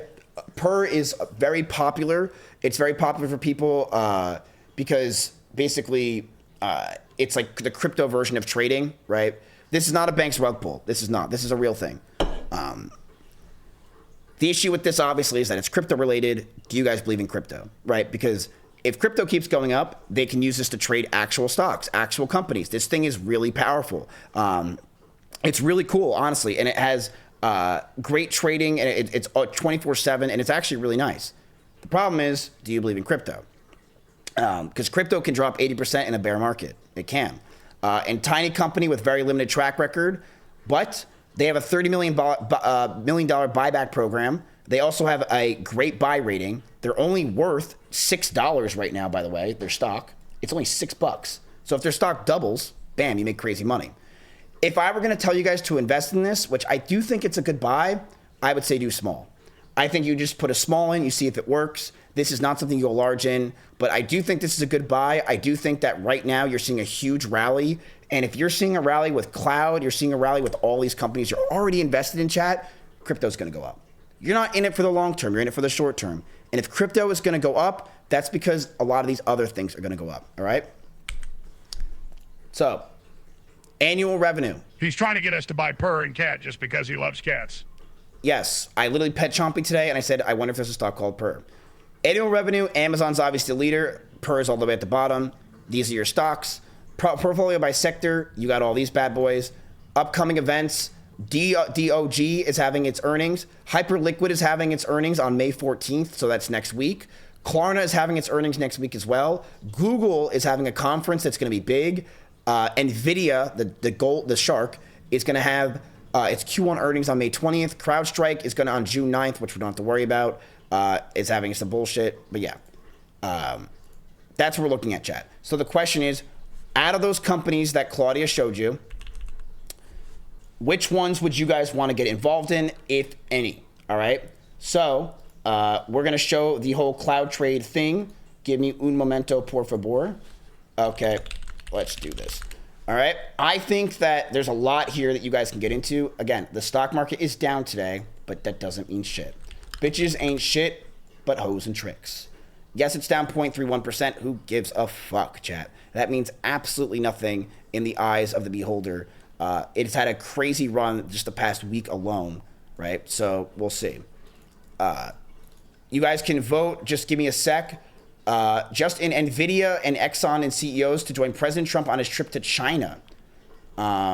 Okay, like, where's iShow Speed? Like, why is he not invited? Like, what's the point? I'm not watching that. All right. All right. So, everyone can talk to each other and figure out what you guys believe in, what you guys think.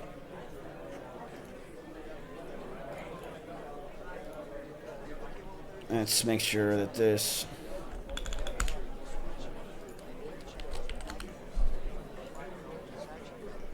All right, we have the results coming in. We have the result. And look, I think we need to buy a lot today, chat. Remember, your assets are only... You only have... you don't really have a lot of money in the market right now. You still have... $300,000 just lying around. You only have invested... 100K. You still have, I'm sorry, you have 200K lying around. You only invested 33% of your portfolio so far. So go ahead. I'm gonna put myself down here. Solutions. You could, if solutions. I'm gonna keep it like this forever now. So you could just put the stuff over here.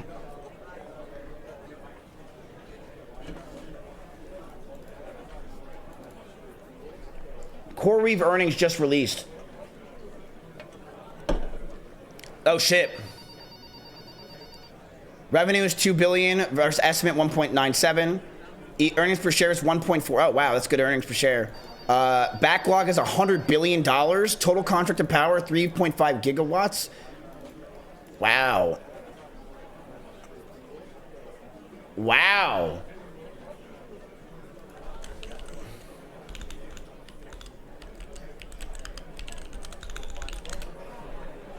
Yo, we might want to buy CoreWeave. Honestly, before all the news gets out, it literally just happened.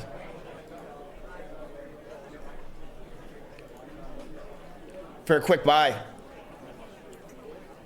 Should we go for it? That's a crazy fucking win. Honestly, you'll hear about that tomorrow. Buy it? Okay. All right. All right. What is it? CW CoreWeave. Yeah, I think it's a buy, chat. I think it's a buy. What do we do? Large or small? Large, big, small. What do we do? What do we do? What do we do? What do you guys want?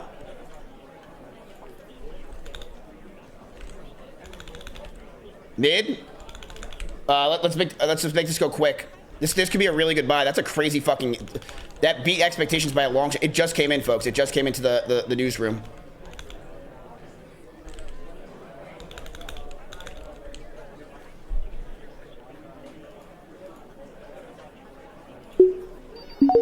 All right, all right. I saw. I could tell the sentiment. It's large. It's large. I bought in. I bought in. I bought in. I bought in. We bought in. All right, you guys got CoreWeave. It's a good buy. That is a real good buy. CoreWeave. It was down for today by 6%. Earnings are fucking fantastic. Revenues can spike. This honestly is a really good stock. This is a really good stock. That was quick. We got in that in 15 minutes after it came out. That's nice. Good stuff, chat. Good stuff. CoreWeave. That's a good buy. I think that was a good buy. That was smart. All right, yes, you're in for a large. You're in for a large. Literally didn't even look at the charts. What do you mean didn't look at the charts? What? What do you mean didn't look at the charts? It's right in front of you, right here. This is the chart. They had a high volume at the end of the day. This was good. Yes, that's stupid. All right, I'm not listening to that guy. You're buying because of the earnings that just came out. Those earnings are fantastic. It's showing great potential, and the stock was down today, which means that it's a good buy. Good buy. All right, let's keep going, chat. Let's get another buy. So you guys still have $180,000 to invest. By the way, you have so much money, so much money. All right, go ahead and tell us what you want. Let's see what you guys are looking at right now. Let's see. Right now, and chat, remember, you guys can join my Discord where people are constantly talking about this with the finance channel. Mods, if you want to spam my Discord is actually growing. pretty fast. It's the fastest I've ever seen my Discord in my entire career. So if you want a very active community right now, go ahead and join my Discord, where we're talking finance a lot. There's a finance group now in there. So let's see. We just bought CoreWeave. That was a smart buy in my opinion, but let's see what happens. Again, I'm not a financial advisor. Let's see what people are believing in this time around. So, profit. Let's go to right. We have 121 people right now that want Google. CoreWeave is at 82. We already got CoreWeave. All right, we have Nvidia, Palantir. We have 34. Apple, we have 30. We can check out Google stock. So people believe in the Goog. That sounded really bad. I live with Asians. Google is down 0.41%. Really not anything crazy. It started off good, but obviously the Iran trade fucked up the entire market and knocked it all down. So Google had a bad day, but Google's had a great week. I mean, look at that. It is from 338 all the way up to 393. Wait, is that not Google? Isn't it Google Alphabet Class?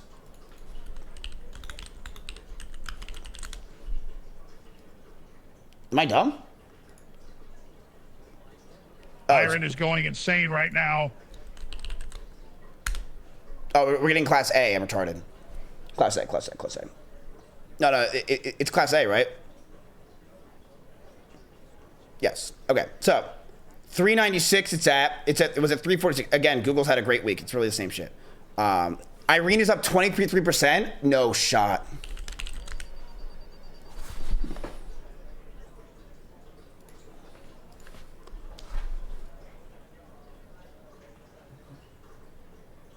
Wait, that's what...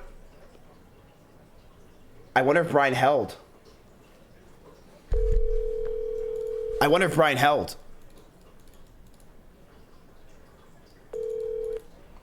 Hello? Hey, you're on the newsroom. What'd you do with Irene? I bought it yesterday, like I told you. 59.66, and I sold it at 61. I put the limit order in, and it sold. Oh, okay. So you sold... Okay, I mean, that's a quick buck. I told you I was going. That's what I was going to do.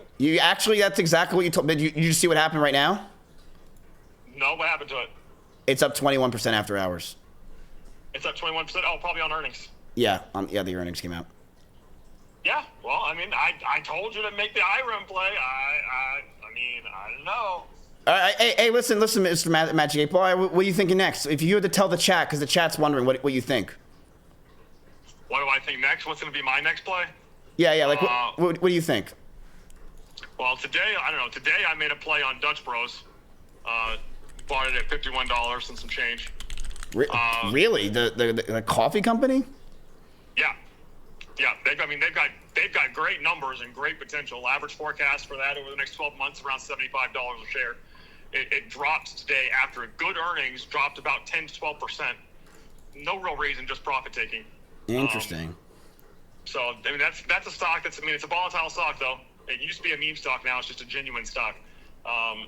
Another good play after that is going to be a boomer stock. People are going to call it a boomer stock. But Disney is still undervalued. Lost a lot of money over the last 5 years, but they've got a lot of good headwinds coming up. And it's got a lot of room to move in the next 30 days, which is their goal, right? Right.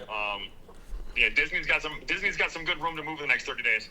Then you just have your basic AI stocks and memory stocks, but those have been boosted up so well recently. You got a lot of downside if it corrects it all. So. Okay, so I would look at Disney and Dutch Bros. Disney and Dutch Bros. Okay, all right. They're looking into it. My analysts. But thank you, Brian, for calling in the news desk. I appreciate it. Yeah, no worries. Bye. Bye. All right, chat. So it's whatever you guys think. He's just telling you what he's going for next. SanDisk also had a little drop today. Honestly, again, it's nothing. 5%. Yes, wow, 5%. Holy shit. But the reality is, chat, it's just fucking had a fucking 26% week and a 90% month. So when it drops, it's going to drop a little bit. He did call Iron. He did call it. That's true. He did. But the earnings were great. Damn, we should have got an Iron. We should have. No big deal though. Again, chat, don't ever feel FOMO because there's always more money to be made. I remember feeling FOMO 15 years ago on shit, and it doesn't matter because there's always more money. There's always going to be something. Okay, so right now we currently have. You guys are investing in stuff. We just put $20,000 into CoreWeave. The question is where we go from here. He believes in Dutch Bros. Let's see right now what we're at. Right now we have Google at 149 votes. Again, chat, you have 5 votes. So everyone can vote 5 times. You do, and this is important. If you want to make money through this whole thing, voting is very important. Okay, so you want to vote whenever we're doing it. You want to watch, you want to vote. Those are the 2 big things. Spamming in the chat doesn't really do much. Buying and being part of the buy system, and also tomorrow, we'll say he called Dutch Bros. Panic. Bye. Bye. Hey, Fandy. So, yes, chat, it's up to you guys. What do you guys think that we should buy? I'm currently looking at it right now. Let's have everyone discuss. You guys still have $200,000. Do we need our account connected to CrowdTrade? No. You just need to be have a Kick chat. Here's what he said. If you want to get this, you need to have a Kick account, and you need to type at least 1 time throughout this month. So you need to type at least once. So that way it shows it. That's it. So if you type once, you're in. That's what he said. All right. So if you type once, you're accounted for. Yes. So if you've never typed, just type once. All right. Okay. So Google right now is at 191 people. Google is a great stock in my opinion. I do believe in Google. Their crowds, they're what they're doing is fantastic. They have a lot of good stuff. They are parenting the cloud, which is running basically Anthropic. So I'm big on AI companies. I'm not big on the AI itself, right? I don't believe in ChatGPT and shit, or even Anthropic fully, but I believe in the AI that databases are being said. Google is currently the thing. Let's go ahead and see what people want for Google. Google has 200 votes. Chat, do we buy or do we kick or keep? Do we buy Google? Let's make it to a vote.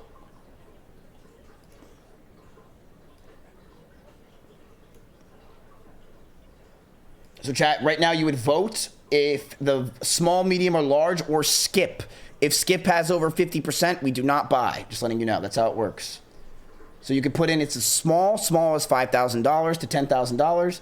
Medium is $10,000 to $20,000, and large is anywhere, probably a little bit around over $20,000, right? So, you guys do have about $180,000 left.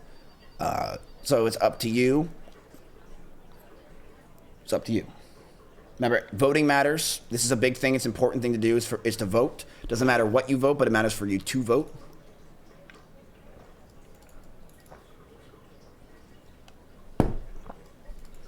What buy did we miss out on yesterday? I mean, if you want to listen, we were gonna buy Shell.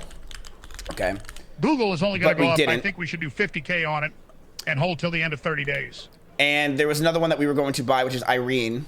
And Irene just had their earnings, and they were fucking amazing, and it's up 20% after hours. So, but again, so Google's a large buy.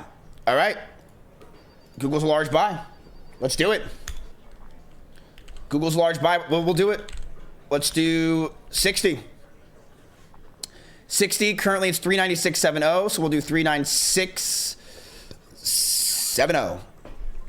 All right, I think it's a good buy, chat. It's a safe buy, right? It's not really anything that's too crazy.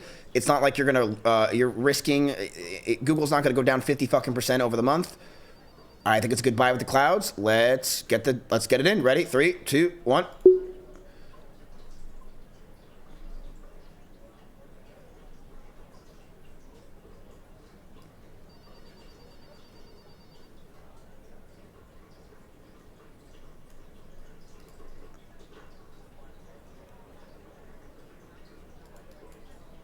It's not in.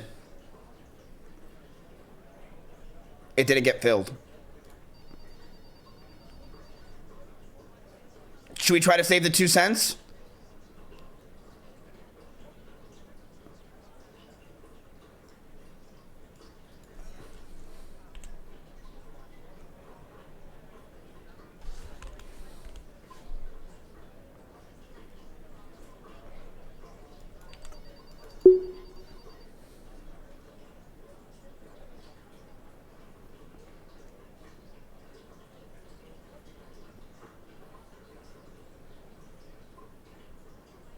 Trump restarted the Iran war, brother. If that's the case, we go all in on oil. If that's breaking news, you go all in on oil immediately.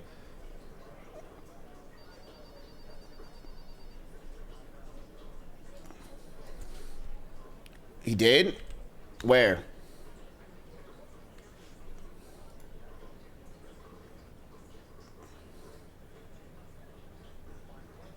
Check Twitter. Send a link. Send a link.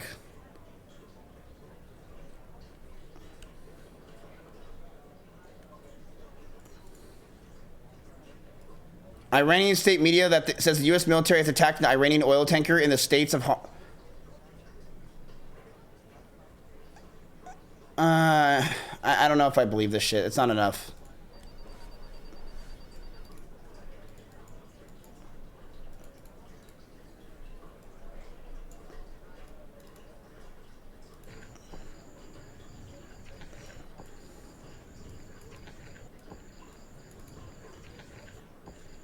Okay. Now it's sounding like it did. U.S. military carried out strikes on Iran, said part and... Whoa, whoa, whoa. Okay, wait.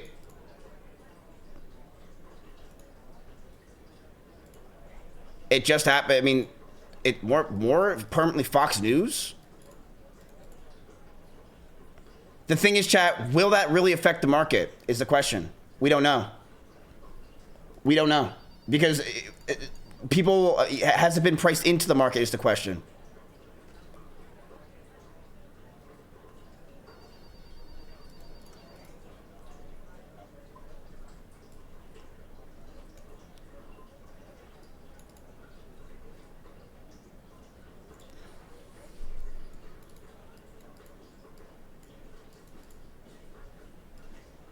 U.S. military carried out strikes on Iran's Qasem port and Bandar Abbas Fox. Okay, so we're going really... So apparently Trump's really going in. So but the question is, chat, yes, it could affect oil, but it also could be priced in.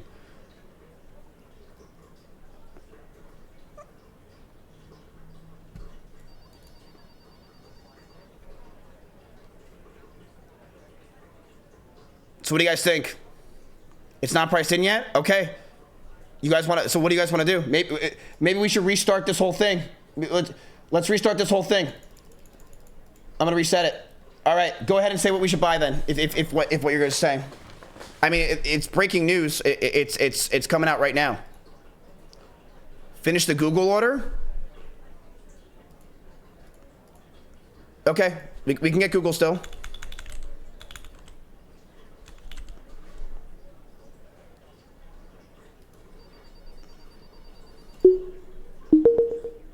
All right, you got it partially filled so far. I will say this is more risky to buy, chat, when you're doing this. Okay, I believe you own Google now. You own $3,000 of Google. It got partially filled. Okay, listen. Hey, I love this. Now chat's saying buy Shell. Okay. Now chat's saying buy Shell. I mean, look, Shell had also good... They had good... we just went over it. They had good earnings, too. Shell had good earnings. What a shit buy. Google's not good for a 30-day challenge. Brother, you have $300,000. Okay, retard. I hate when I have to, like, explain this because I've explained it.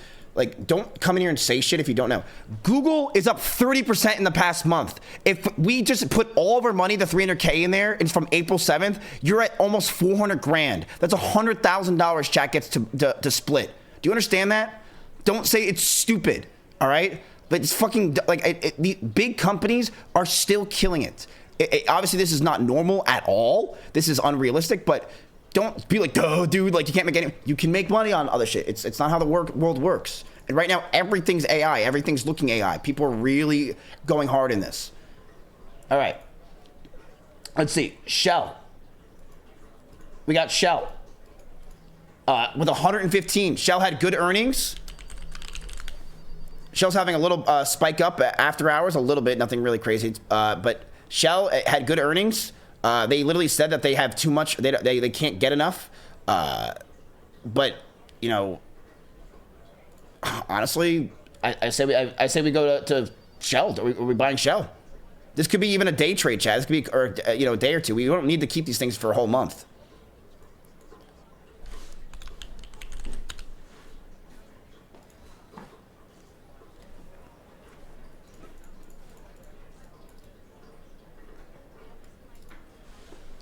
U.S. says ceasefire with Iran is still intact. I love how we're using a fucking peepo with the telephone for this information. But this is how the world works nowadays, chat. This is literally what people do who day trade. I swear to God, this is what they do. They just look at Twitter and look at fucking peepos. Like, this is what they do. This is what you do.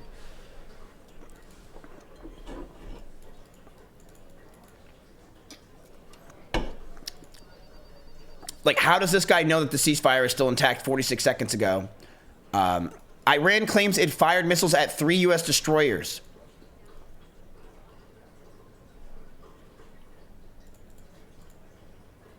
Shit talk this R word. I listen. Who cares? Let's focus on fucking finance. Who gives a fuck?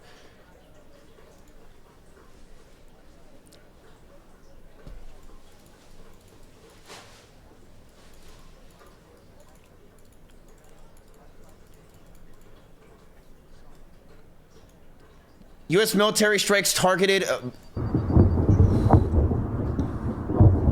Does that really seem like a ceasefire?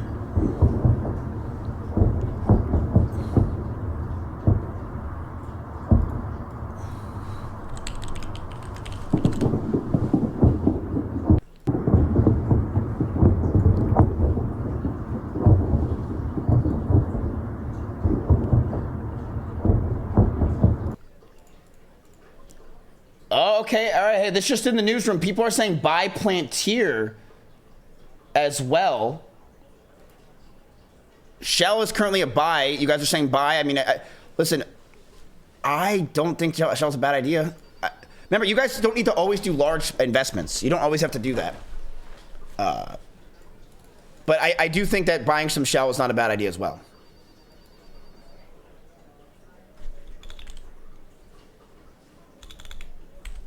You guys said large. I'm going with what you said. You guys said large for Plant. You guys want to restart and do it? You guys said large for Shell. We have too much cash. That is true. You guys do have a lot of cash. Let's do something in the middle. Let's do $16,000 for Shell. $17,000. This is good to diversify. I think it's good. All right. Next up, let's go ahead and let's buy more stocks. I think you guys have a lot of push right now. Let's reset it and go ahead, chat. Spam it now. We got an order in for Shell. Let's see if it goes through. 84.20. All right. Did Google go through? I believe it did not. It did not.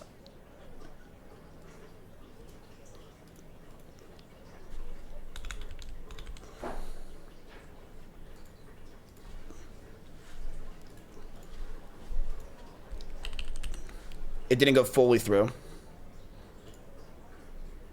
We're still, it's probably just waiting on someone to buy or sell. This is fun, fuck. A senior U.S. official tells me that it was a military strike on Iran's Qasem port, but added this is not a restarting of the war to end or end to the ceasefire. The strike on the Iran oil ports come from 2 days after the Iran fired 15 ballistic and crude missiles at UAE port, eliciting anger from Gulf countries. President Trump abruptly calls off Project Freedom to open the Strait of Hormuz and guide ships through. A senior U.S. official confirms to me, the Wall Street Journal reporting from today, that the Saudis and Kuwait abruptly halted permission from the U.S. to use its bases and airspace for protected freedom. A decision that this official has said has been reversed. Saudi officials reportedly were angry at the Pentagon downplaying the Iranian strikes on Monday. This was literally just posted. I honestly think, chat, Plantier is a great buy. You're still doing AI, you're doing other markets, but you're also hedging your bet with what the fuck's going on right now. I think that's a great buy, in my opinion. I think Plantier is a good buy. You're getting kind of all of the best right there. You're getting all of your shits. I think it's a smart buy because you're hedging amongst the war. You're also hedging with AI. Now the thing is, chat, it's unethical. Do we care about ethics? Of course not. You're watching Mizkif, all right? It's not too Disney with Jake Paul. This is fucking Mizkif, and we're trying to make some fucking money, baby. We don't give a fuck. All right. 139.69. Let's see if we can get Plantier today. All right, Plantier's filled, chat. You are now owners of Plantier. Congratulations. That got filled real quick. That got filled real quick. All right. That got filled in fast. Let's see. I don't need the let's see. There we go. I don't need all this. We didn't vote. You did vote. It says large right there. Was that stupid? I mean, I knew. Yes, I am stupid, but I knew what you guys wanted. You were going to say large Plantier. Shell is still working. You bought it before. Sorry, Tad. I was excited. All right.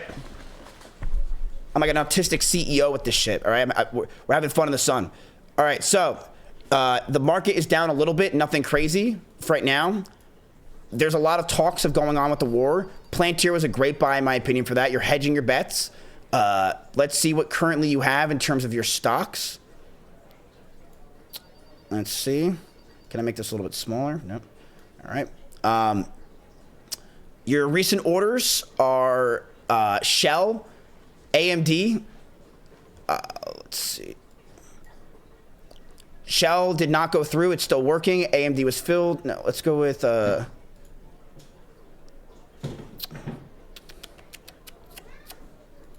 Why is it not just doing recent orders? Custom...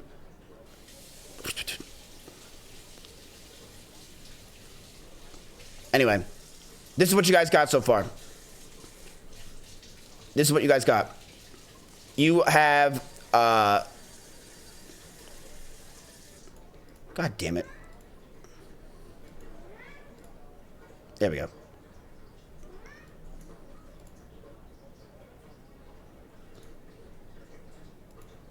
There we go. All right. Oracle right now, chat, you have, the most you have is AMD, which is $44,000. You have CAT for $23,000. Oracle for $21,000. Plantier you just bought for $20,000. CoreWeave you just bought. It is having a very interesting time. CoreWeave, you are down $600 on it right now from the earnings. Intel, you are currently having is $500. Again, this is not a big deal whatsoever, chat, these numbers. And Google, you're down $6, but you didn't get fully filled yet. So it's still sitting there. I think Google is a partial fill. Wait, let me place it again. 396. Can we buy Rough and Dog instead of Purr and Cat? I'm allergic to cat's miz. Okay, so we have now done all of your buys for today, chat. We've done all your buys so far. You have Google, which is 20 cents. You're up, so congratulations. You're up right now, 20 cents. Plantier, you're down $12. These are all your buys, though. AMD, you are... hold on. Let's say it's just one day. How do I get to, like... I want to show how much you're up in general. Why is it so hard for me to do that?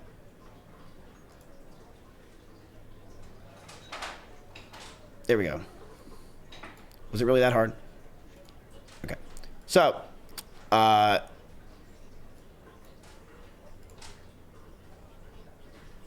there. Could Claudia research medical stocks for tomorrow's meeting? Absolutely, we can look into medical stocks, yes. All right, chat. Let's see. What are you guys also interested in buying? You guys still have over $150,000 in cash. You have $150,000 in cash. Just letting you know. You guys are saying bros. Bros before hoes, dare I say? You guys are saying bros. You guys want Dutch? You guys want to do Dutch bros? Because let's see. Let's do a little research there real quick. So their earning call. All right, they just had their earnings. Dutch Bros beat the earnings on revenue. Quarter 1 2026 earnings per share 0.16 and revenue of almost $500 million, which surpassed the analysts saying 449 and 0.155. What about the transportation and logistics and AI like Ryder and Swift? Yes, we can look into those too. Keep in mind, you still have half your portfolio is just cash. Their management raised its 2026 revenue outlook to be $2.2 billion. That's something they increased their belief in the company. They have beat the earnings. They have a very good transactions. System-wide, same shop sales grew 8.3%. The company opened 41 shops in quarter 1, 2026. Wow, it's growing. So the question is, chat, is Dutch Bros worth going into while they're still expanding? And even though they had all this, Tim's earnings call scheduled for the 11th. Dutch Bros is down 9%. Man. I see stock. I buy.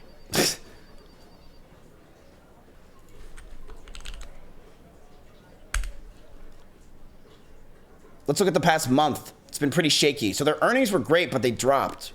Now, chat, remember what I told you? A lot of people with earnings will buy the rumor and sell the news, right?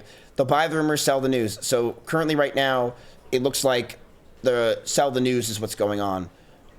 All right, well, Brian's also in it as well. I don't know if that really matters to you guys at all. But you guys can invest right now. Do you guys want to buy or skip? Remember, you guys can skip if you want to with exclamation point skip.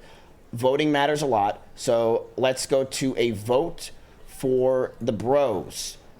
Let's go to a vote for the bros.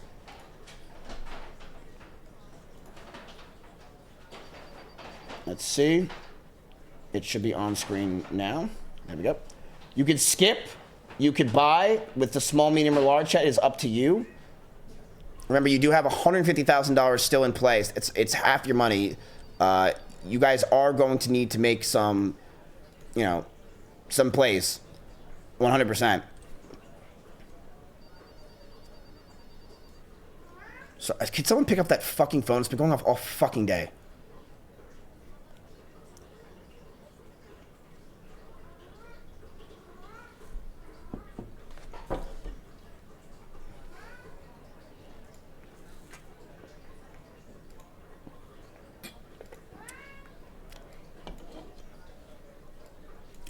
Claudia can't pick up the phone yet, chat. All right, this is our first ever, it closed, medium buy for the bros. It's the baby mama. All right, it is a medium buy for the bros. I think that's totally fine. We'll do 200 at 53.37, and we'll do it at 53.40. All right, I'm gonna try to get us a discount here. Let's see if we can get it. 53.40, we're buying in right now. Let's see if we can get it. I think it's a good buy, chat. I think it's smart, right? Down 10% for really no big deal, no reason. They had good investing. They're growing. They're up with 40 stores. Dutch Bros is very popular with women. Women love that shit. Women are great because they spend a lot of money on stupid shit. So especially coffee. They fucking love just bragging about their bullshit and just they don't shut the fuck up after they get a coffee. You just want to fucking leave and walk away. So you fly to Japan for a few months and then you come back and no one's talking to you. All right, so we bought... I was in a meeting when you guys bought 3 stocks. I'm going to jump out my 99th floor window at Vanguard. No, don't jump out the 99th floor in Vanguard. Don't do it, please. Don't. Not yet. All right, Red Bull gives you wings. Take a Red Bull first, then jump out the window. Okay, so... Bros, we're currently trying to get the money on it right now. Bros, this is a PewDiePie stock, so if you say the N-word, say yo in chat. We are going to see, if we can get the PewDiePie Bros stock in right now. We're waiting for it, seeing if we can possibly get it. It's working. I'm not sure what's like. We could possibly raise it a little bit. Again, this doesn't really make... Does Vanguard still have that red flag program? Shut up about the red flag. You know what I meant. You know what I meant, okay? All right, Shell is still working, by the way. We still have... Shell is at... We have a limit buy, but it's not going through. And neither is Bros.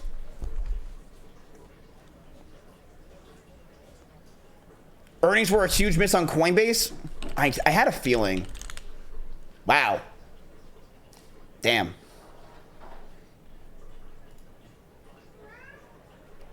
Coinbase earnings, let's see.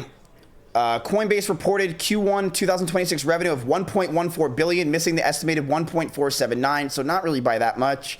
While reporting a wider than expected adjusted loss per share of $1.49 against the estimated of 0.4044. Wow, so they had a giant loss per share. Subscription and service revenue reached $584 million, accounting to 44% of net revenue. Diversification, trades volume surged 169% year over year. Shares of Coinbase fell 4% in after hours, reflecting disappointment over the revenues miss and the impact of lower crypto prices on its core exchange businesses. I'm not really a big believer in businesses that do this shit because I just think there's going to be so many of them as time goes on that it's not really going to be a big deal. But it's yeah. What do you guys think? What do you guys think? We need to short cruise ship stocks. What's a cruise ship stock? Honestly, see, that's the thing that makes that's smart. You're thinking outside the box. That's smart shit. And someone say smart ship. $27, right? Carnival Cruise. They're down only 1.89%. I would say you're kind of right, but we'll see. Miz sucks. I know. Miz sucks. Jim Cramer just shorted Red Bull. Something about creator backlash. Miz, you suck and brain dead. Stop Look your at AIDS. Frontier Airlines. What the fuck do you mean Miz sucks and I am AIDS? The fuck you saying, little shit?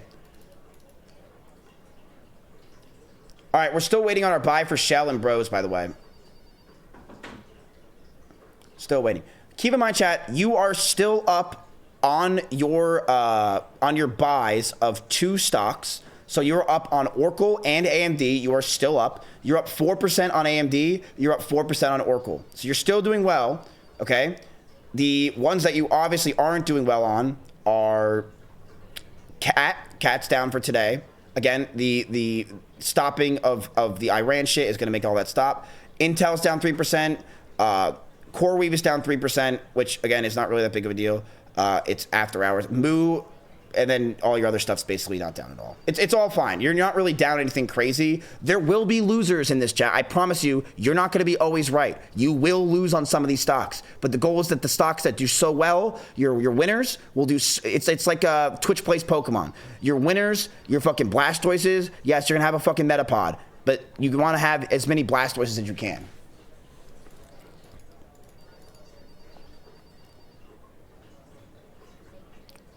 All right, so we bought Bros. Good job. What time is the thing with Brother Banks? It's at 2:30. All right, what are we looking at next chat? I'm gonna do a reset. Do we want to buy anything else? How can I see like that? Okay, so there you go. This is way better. Okay, so chat, you currently have $126,000 in cash. So you spent today $80,000 in cash, which I think is great. Okay. Shame on you. Let's see. Good morning, madam. Can I help you? Are you the manager? I am the owner, madam. What? I am the owner. I want to speak to the manager. I am the manager, too. What? I am the manager as well. Manager. You're what? I'm the manager. What? I'm the manager. Yes, I know. You've just told me. What's the matter with you? Now listen to me. I booked a room with a bath. When I book a room with a bath, I expect to get a bath. You've got a bath. I'm not paying £7.20 per night plus VAT for a room without a bath. Chat, I don't really care about Austin streamers. Don't send me their shit anymore, okay? Like, I just don't care. What the fuck is this? Let them do whatever they want. I don't really give a fuck. Like, we've moved on from that shit. Let's focus on the market, all right? Let's focus. So, are we buying anything more? We currently have Plantier is already bought, buddy. So you're spamming that. You want more AMD?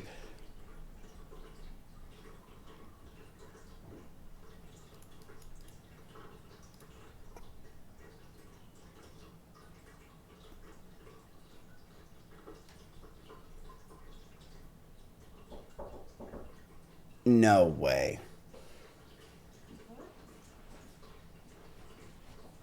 There's no way.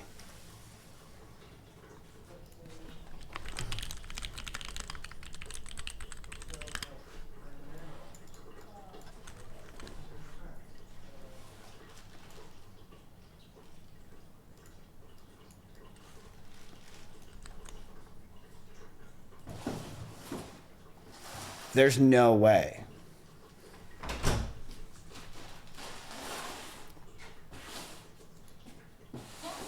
Eddie Ross is not announced. Dude, I feel like there's no way. It's a random account with 1,000. Dude, there's no. We're not down with 3K in 3 days. It's just not what's going on. We're up money, by the way. We're literally up $55. Wait. Oh my God, chat. We're nearing negatives. We're nearing negatives. No! No! No!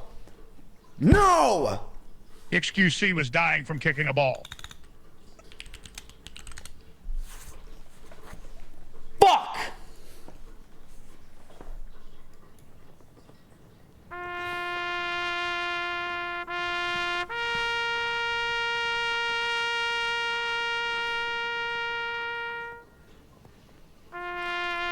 We're up $400. It randomly just spiked. And we're back, baby. All right, let's get back to the trades, shall we, chat? We're back on the trades.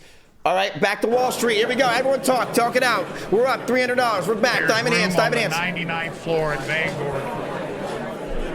All right, hey, we're good. Everyone speak, talk. What's going on? How's everyone doing? Let's see what's going on. We're good. Don't panic. I'm not panicking. Are you panicking? No, we're not panicking. We're fine.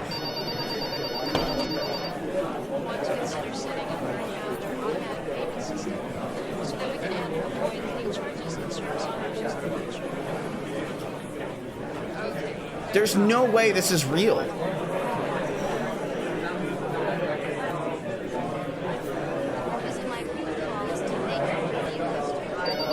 I don't believe any of these guys, Jack. Come on, they're fakest news you'll ever see in your entire life, besides a fucking e-girl spatting up bullshit. I don't, chat.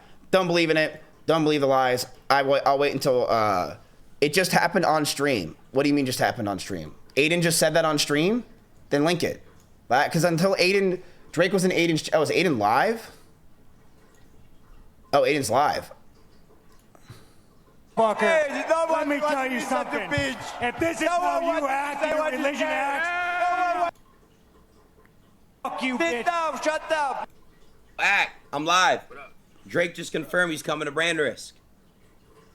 Drake, he's coming... America's a nation. Let me ask, can I come to Brand Risk? Why you don't fucking belong here? Down now. Gotta sit down, bitch. Motherfucker. Go ahead. Question for Son Strickland. Son. Hey, my dog, thank you for your service. I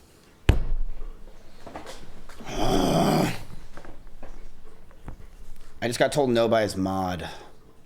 Maybe I say, can I please come to Brand Risk? I can't even see my own chat. Shut the fuck up. I'm sorry. Right, drive him to the fucking leg. You ain't gonna fucking bully me. I gotta bully you. I did that before. You ain't gonna do shit, bro. I gotta bully you. I'm gonna send you back to your fucking... All right. Let's go back to what we're doing. All right, chat. So you guys have $126,000. Let's see if you guys want to buy anything else. We bought Bros. Are we looking at anything else? SanDisk, people are saying. Chat, please do exclamation the buys and sells. There's only 32 people that voted. All right, we need more votes. Need more votes. Okay, like come on, this is you will be making this money. This is your money. If you guys do this properly, don't be fucking like. Come on, what are we doing here?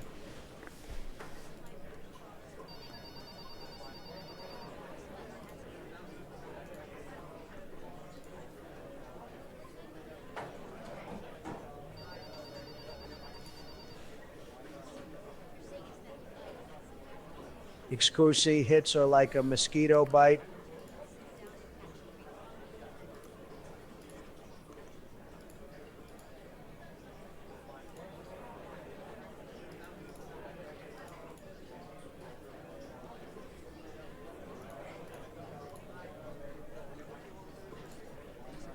All right, we are at SanDisk is at 100 people. Wow. It just skyrocketed. SanDisk is at 100 people.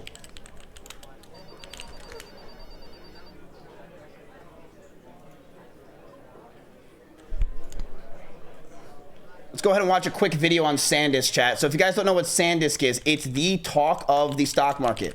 SanDisk. SanDisk Corporation is an American multinational... Oh, we just got filled on something, folks. Bros got filled completely. We are fully filled on the bros, all right? PewDiePie is in. He just woke up. Your bros order is now filled. We own a medium share of bros. So congratulations on that, chat. Let's hope that it goes up from here. Let's see how it goes from there. But let's go ahead and look at the talk of the stock that everyone's talking about, chat, which is SanDisk. SanDisk. People need coffee during war. Fandy, of course, letting us know that bros have been filled. Thank you. Yes, people need coffee during the war. They also need their peptides. So $1,400 USD right now is what SanDisk is at. But last month, chat, it was at just $600. 6 months ago, this stock was never talked about, and SanDisk was thought of as something that was never going to be seen again. So SanDisk has had an incredible past 6 months, insane past year, and now it's a talk because they're having crazy revenues. Their earnings per share are beat 59%. Their revenue is getting beat. It's because they're getting into cloud computing. Everything's about AI. So let's see what people are saying. Continue our setup of today's trading day. We've got Jay Woods, Chief Global Strategist of Freedom Capital Markets. So, Jay, it feels like the wind is at the back of the bulls. What's your take? It's been a nice wind. Earnings season, we have just seen consistent beats across the board. The fears of inflation really impacting the bottom line has not come through in most of these conference calls. We're seeing some pockets where it's a concern, but this market has kind of defied some logic. When it went down, it didn't go down as much as people had feared. What the You don't have to convince me, bro. I'm there, bro. So I'll make it very clear. Everyone, shout out to RainBet. They gave me this idea. Let's send a couple jets with like the RainBet wrap. So I'm gonna send a couple streamer jets with the RainBet wrapping. And thank you, RainBet. W sponsor. So we'll be sending jets out from specific locations.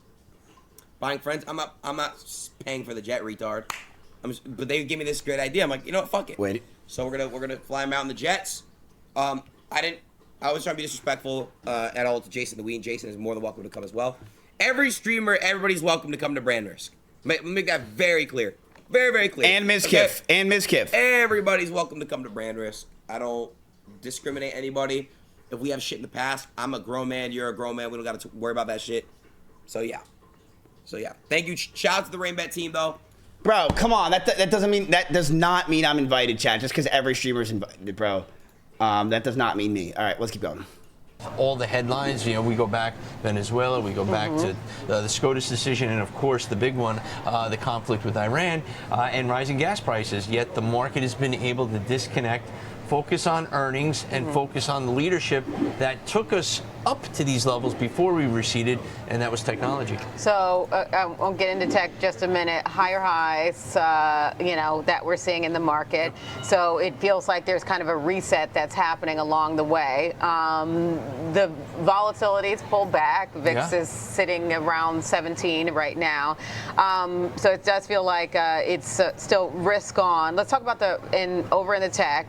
The AMD, big rally there, rally in semis, memory names. Yeah. What's your take on that? Are we getting ahead of our skis? Well, I think we are finally starting to get ahead of our skis. It has been risk on, and when you see these DRAM stocks, the memory stocks, the SanDisk, the Seagates, the Microns, go up as much as they have, granted, it's warranted because the earnings have been so great, but now it's getting a little parabolic, and they should pause at these levels. I wouldn't go chasing these names, but when you see these names pause, what you want to look for is a rotation into other names that have been lagging. Can we get back into the software names? Can we start to see a Microsoft come back?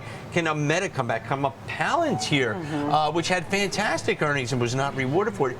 Can the sentiment return to some of those names? So what I'm looking for is, all right, a little pause in the momentum there, but this risk-on environment, it's going to. Stocks that have been risky in the past. We're looking at nuclear stocks catching a bit again. Quantum stocks, remember them last October? Yes, we've been quiet. They're starting to come back. They had been beaten down. So Quantum, we're seeing nuclear, rotation I agree. Intra-sector, and then other sectors like industrials continuing to do well. We've seen the defense sector, ironically enough, when the conflict started on February 28th, which was a Saturday, the peak was March 2nd, that Monday we opened trading in the ITA, the defense sector ETF, and those names have gone down. They've gotten down almost 20%. this could be a level where we rotate back into those names as one, the conflict ends, and we see a supply shortage in some of these defense contractors. So I want to see rotation into industrials led by defense coming up. Okay, so one more quick question on tech. AMD is outperforming NVIDIA. Sure is. Do you think NVIDIA is at a point where it could catch some more love again?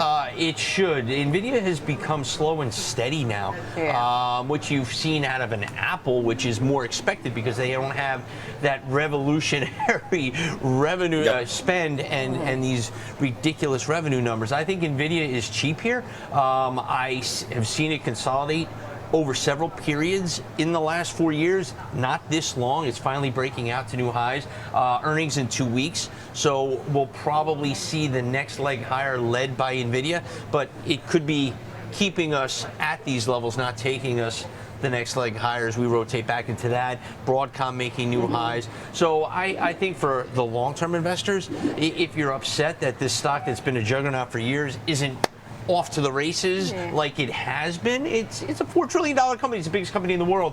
It will get to $5 trillion. If it's not there, it's a skosh below right now. But NVIDIA, to me, will remain the leader, and it will be rewarded in time if you're not happy with the reward you've had over the time period of the last 2. So, Chad, this guy's basically saying that he thinks that NVIDIA still has room. I agree. I am big into NVIDIA still. SanDisk, he's basically trying to say he thinks that the stock is going to have a little bit of a reset here because it's had such a parabolic growth, right? 100% in a month is not even heard of. That's mid-tier to small stocks that you fucking randomly see on your shoe.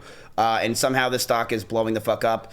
It deserves it. It deserves it. Let's not pretend it doesn't deserve it with the earnings and the revenue beat. But is it going to still have that parabolic route now that everyone knows and understands SanDisk? It's becoming a household name. NVIDIA is obviously a household name. Their earnings are on the 20th. If their earnings do well, chat, this stock could blow the fuck up.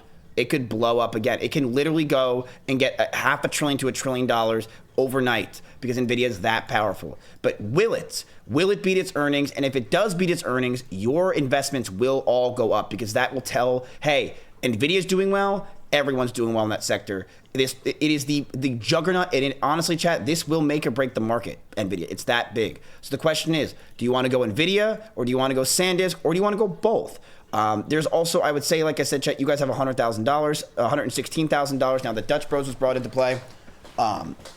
Do you guys want to invest in, like depending on what you guys want to go in? You guys are very invested into AI. You're very invested into computing. Plantier, Dutch Bros, and you can even take your positions and understand, like if you go by asset type. Okay, well these are equities, so that was a stupid thing to do. None. Okay, so you're in AMD, $44,000, chat. Okay. You're in Oracle, $21,000. Again, that's another AI company. Dutch Bros, you're in $10,000. Cat is everything, and you're in 22,000. Plantier is AI / military / medical, and you're in 20,000. Google is everything, and you're in 20,000. CoreWeave just had their announcement. Good earnings, but we're down.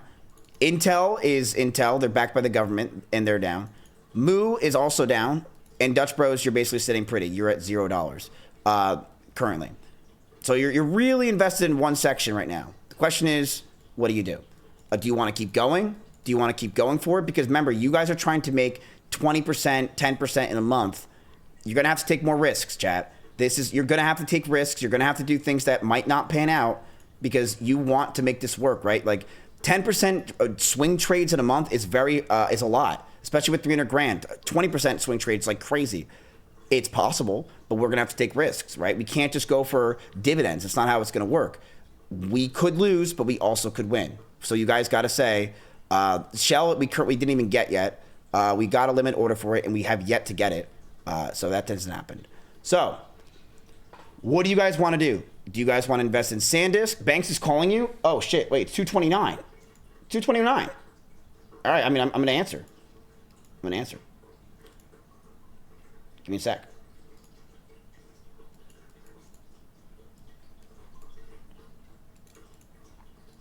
Give me a sec, chat.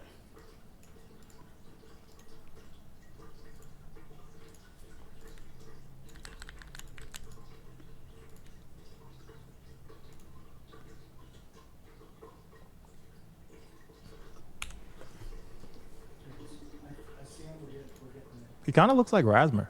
Yo, am I here? Yeah, you're here. Yo, That was what the up? phone ringing all along. Hey, peeps. What's up? What's good, baby? What's Rasmir? Can I ask that? This is gonna be a fucking crazy conversation. Rasputin? This is where I can have fun. This is where I can have fun. I can fucking snap back into myself. This is so funny. And I love Mizkif's chat. I'm just gonna look at Miz's chat. Miz, your chat's great, and I had so much fun yesterday. Dude, I'm gonna be real with you. My chat is probably the easiest chat to ever deal with. They're fun and they're good people. They're good people. They know that, you know, not everyone's perfect. Unlike other chats who have to assume I everyone's am fucking perfect. Fuck that. No, yeah, I was talking about just me, Rasputin. Oh yeah, right. You are perfect. You are perfect. But yeah, they were just talking about me.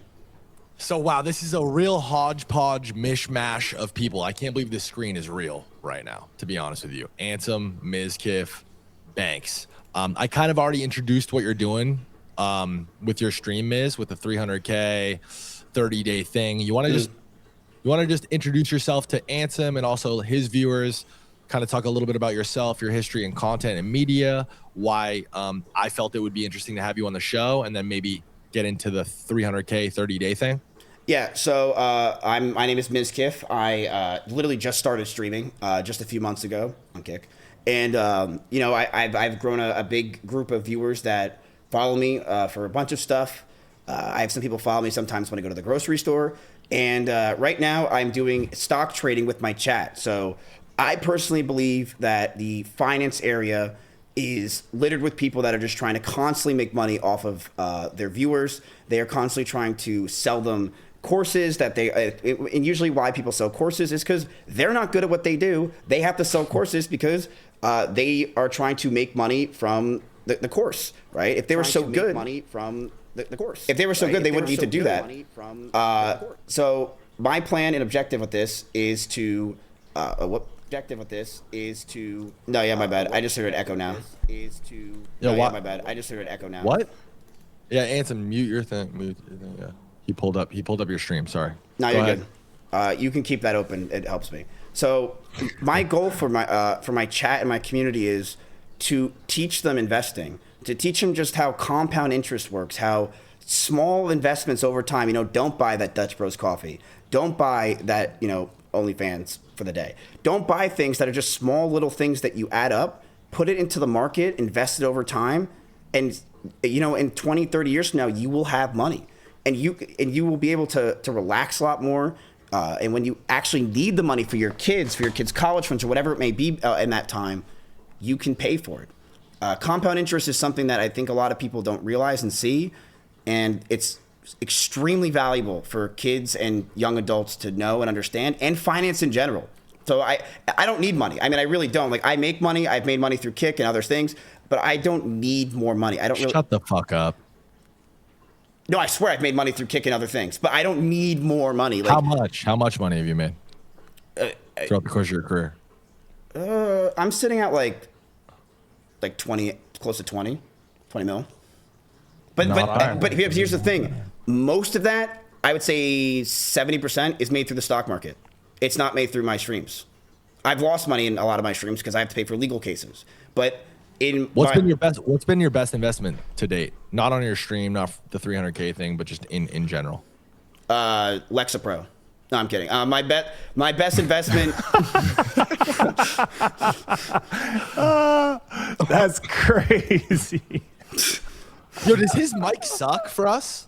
Can you change the output or whatever? Yeah, I got it. I don't know what mic. That's so fucking funny. Yeah, make the mic better. Oh yeah, Streamer. sorry. There we go. You're okay, good. Better.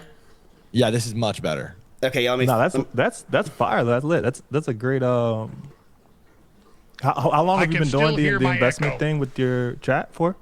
I've been doing the thing with my chat now for. I've been doing this for 8 years, but I started doing this finance thing 3 days ago. Yeah, the finance is what I meant. How's it going? What's the port looking like? Well, I mean, the whole Iran thing that happened today kind of hurt us a little bit. We're still positive, depending on the second, but we're buying a lot today, so there's a lot. We spent over $100,000 today, so To answer your other question, though, you said what was your best investment you ever had? Nvidia. I invested in Nvidia like 6 years ago. I've been investing in Nvidia for a long time. Recently, about a year ago, I invested into AMD, and they just had their earnings, which were fantastic. But there's one thing that I've invested in for almost a decade now that has made me almost 60% of that, 10 plus million that I've made in the stock market, and that's the VOO. So what I do is a very simple thing that anyone can do. I'm not a financial advisor, and you guys know it. It's super easy. The VOO is the Standard & Poor's 500 as an ETF. You buy it, and when the stock market, whenever it drops 1%, I always put money in, every time. If it drops 1%, while everyone else is panicking, I buy more. If it drops another percent the next day, I buy more. And I did that since last year, and I do it every time. And my portfolio for the VOO is up over 100% over the last year.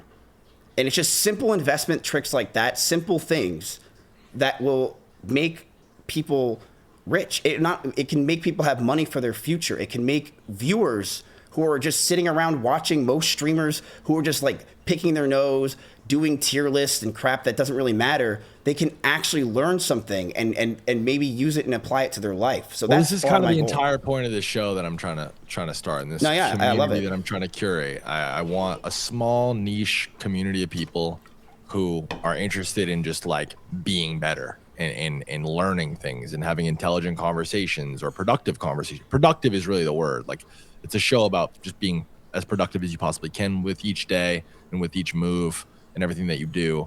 And yeah, we are trapped in this weird streamer media content bubble, like brain rot, fucking crazy. I don't know. It's fucking insane. And we relate heavily on it. We talk privately a lot about it. Yeah. The thing is, though, there is such a brain rot community of crap. But what's interesting is it's almost like the stock market over the last few years has been brain rotted. Companies move so much more nowadays from just tweets, random emotions, dumb shit, and media attention. That's why it's so important. And those things have moved the market in such fun ways. Like Trump is literally a meme, and he's fucking done insane things to the market on just dumb shit he said. And that's why there's a thing called taco, which I'm sure you guys know is like Trump always chickens out, right? So you just buy whenever everything back. When he pussies out, you buy. And that's what the thing is. That's what I'm saying is like the market is pretty fun to watch if you pay attention. It's not this boring thing if you get involved. And the chat can, it gets you more involved in the world. You can talk to people better. It can also make you motivated if you're investing more, right? It's like, hey, look, if I just put this money away, I have a goal of like $10,000 saved. That's awesome. And I did this before. I own a gym. I literally bought a gym with one of my friends to see if I can do it. And it was a brick and mortar. And can a streamer make a business was the idea. And I bought a gym, which fails 90% of the time. We actually made it successful, and it's still running, and it's profitable. And when I did that, I was learning business, my chat was learning business, but also I was generating money through streaming, and they were learning how to work out. They were learning how business works. They were learning how a brick and mortar works. So it's wins all around. Instead of just like the daily stream crap where it's like, yeah, dude, let's just watch a streamer hit on a girl and then, that's it. Farm it, have an opinion of it. Right. It's like they've seen me do that for 7 years, right? And I'm gay now. You're still fucking doing it. You fucked me, man. You fucked me. The biggest clip from yesterday's stream, me and you, was like you farming the rage thing. I didn't even know it was happening.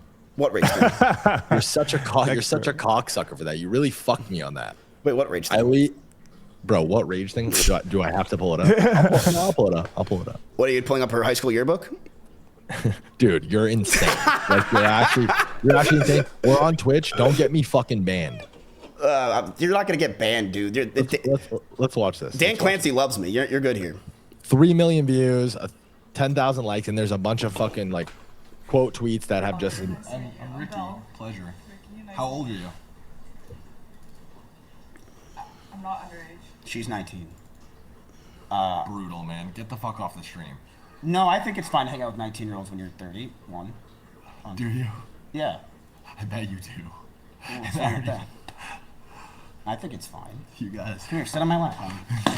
Please, I'm begging Come you. here. I'm begging you guys don't. Come here, sweetie. I can't survive something like this. I can't. Hey, he's talking to you. I'm already on He's thin asking you to go on his lap. And look at the Faze Banks, uncomfortable, Mizkif, shots fired, your rage, streaming, Yana, 19 years old. Half of this tweet I don't even fucking understand. First of all, I don't care to understand. I don't want to understand. But it's like, you're such a cocksucker, man. Dude, you got to realize though, you looked good in the clip. I looked bad, right? Because I'm the one farming it. You're the one that stayed out of it. So people were. No, but then it gets quote tweeted, and it's like you're gonna act like you weren't fucking on Charlie D'Amelio when she was this and that, and then it fucking spirals out of control, and I'm just getting fucking the juices squeezed and sucked out of me. It's like, wait, so she did suck the juices out of you?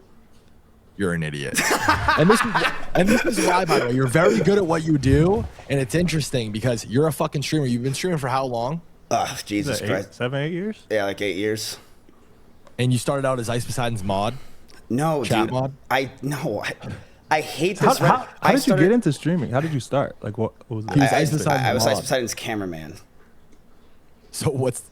Okay. There's a huge difference. There's a huge difference, and you don't. This is why I understand streaming and you don't. There's a huge difference. Who's Ice Poseidon? Who's Ice Poseidon? Daddy. He's my. So basically, he's a streamer that he kind of was the creator of IRL. I would say, if you want to really describe him in a serious way, he's the creator of IRL. Like he didn't create it, but he pioneered IRL to the point where it is where it is today. Like he's. In my opinion, I will say this very bluntly, I've always said this, he had the best streams of all time for 2018. If you were there, you know. It wasn't, like streams are something you can walk away from and you can get the news. His streams were so good for just that 1 year or 2 years of content, you couldn't look away. Like it was better than television. It was better than anything on Netflix. It was the best content you can ever see. It will never be beat. I will say that every day. Ice Poseidon's 2018-19 era will never be beat in content. Speed, don't care who you are, his content, Ice was better. It was that good. A popular question that people ask streamers is like, who's the fucking Mount Rushmore of streaming? And I've always been confused as to why I never hear people say Ice. Well, because he's like Voldemort to a lot of people, right? Or people forgot about him because they don't see him. But you gotta give credit where it's due, though. And so that's you were his cameraman following him, and then you learned how to stream, I guess, from him because he was the best at streaming. I know you said you made a lot from streaming, but you've invested that. So prior to me investing, I was a software engineer, but it would have been a lot easier if I had a lot larger capital, I guess, to start with. How did you make your money in streaming? Because I don't know much about stream culture. Is it from like the subs? Is it from like the sponsors? Is it from like, how does that work? So I started, from Ice Poseidon holding his camera, I was already popular. I was making YouTube videos on streamers, and they were like documentaries, but they were mockumentaries. They were jokes, and they blew up. And then I flew out to do a video on him. Then he needed a cameraman, so I did it, and that's how that started. As for when it comes to that's how I learned, I'm gonna be real with you. I studied streaming for 5 years. I didn't watch streams really to enjoy them.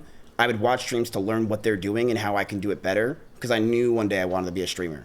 So I was learning by sitting there and being like, why does he do this? How does this work? He farms this. And I learned how to be a streamer and how to grow before I even knew Ice.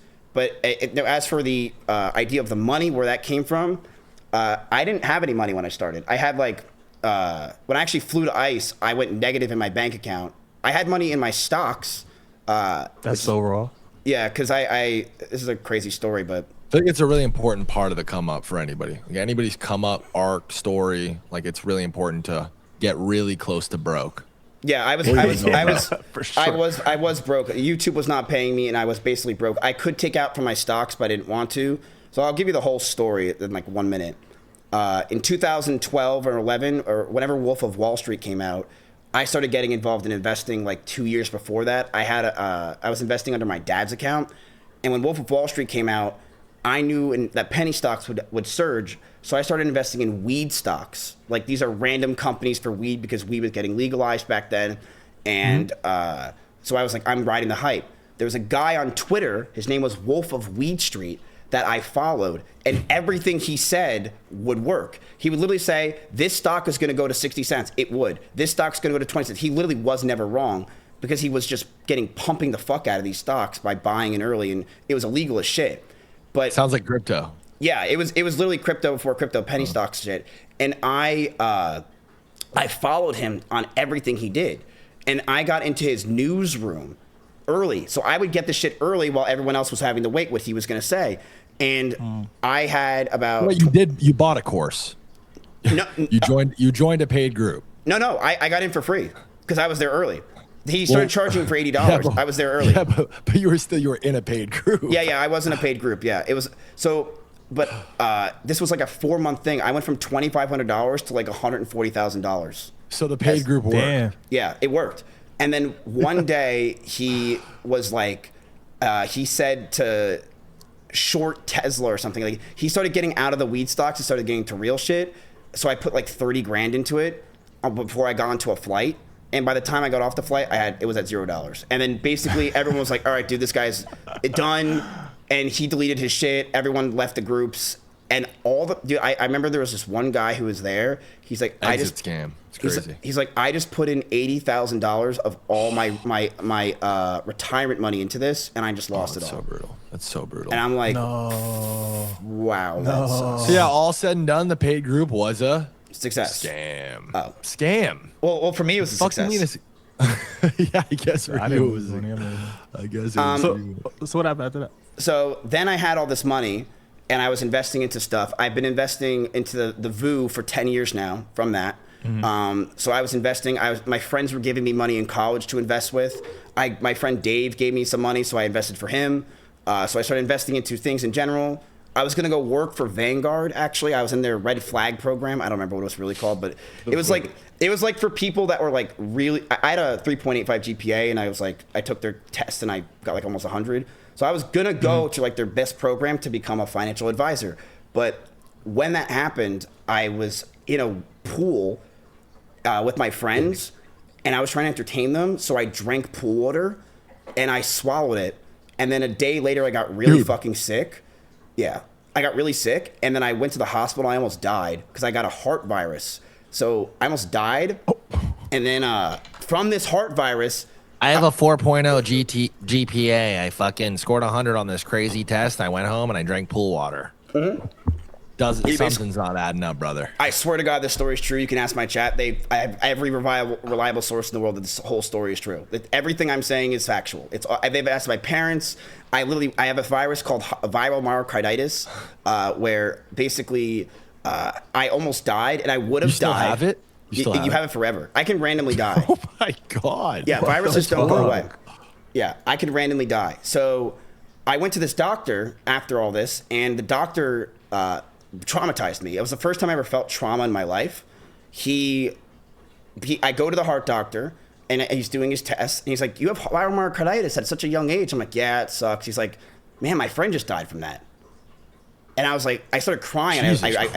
My dad screamed at the guy. I was about to fight him. He's like, "Are you fucking kidding me? You're telling a kid that your friend almost just died from that, and you think that's okay?" So I was like, doctors are so cold, so brutal, especially the longer they've been in there. I have a similar story. I was feeling lethargic and like just tired in my day to day when I lived at the original Faze house in New York. I went to the doctor, told them, "Yo, I don't have insurance, and like I don't have a ton of money right now, but I feel X, Y, and Z symptoms." And this guy fucking pilled me in the next 20 minutes into thinking that I could possibly have a brain tumor. He's like, "I want to test for this, for that, blood work, whatever." Ran it up on me. All the tests and shit cost like 8-9 bands that I did not have. But this guy's telling me, like, "This sounds like you might have a fucking tumor in your brain." And I'm like, "What?" I go home for a week and fucking panic. And yeah, that's horrible. So I was about to go to this flag program at Vanguard, but I just had this heart virus, and it was in like 2 months I was gonna start, and I'm just like, you know what? I'm gonna take a fucking risk, and I'm gonna see, because I've always loved entertaining. It's been what I've always been good at, but I took a lot of Adderall to be good at finance. Like I took a shit ton of Adderall. I don't know if you guys are sponsored by Adderall. It's a great company. So I got sober over here. Sober 3 years. So I was heavy on Adderall, and that was also part of why I had a bad heart, because I took so much Adderall that it fucks your heart. And I'm like, you know what?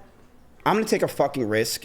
I'm young. Why don't I try this whole entertainment thing? And if it doesn't work, I'll go to the flag program next year. So I called my guy who was my manager for the Vanguard, and I said, "Hey, look, I want to do this, but in a year, I'm going to try this shit. He's like, all right, go for it. So I was like, all right, I'm going to try streaming, YouTube, whatever it is. I thought about it, and I'm like, why don't being a streamer is impossible. Even back then in 2018, you're never going to make it starting at 1 viewers. It wasn't going to happen. But what if I get a name by making YouTube videos of the streamers?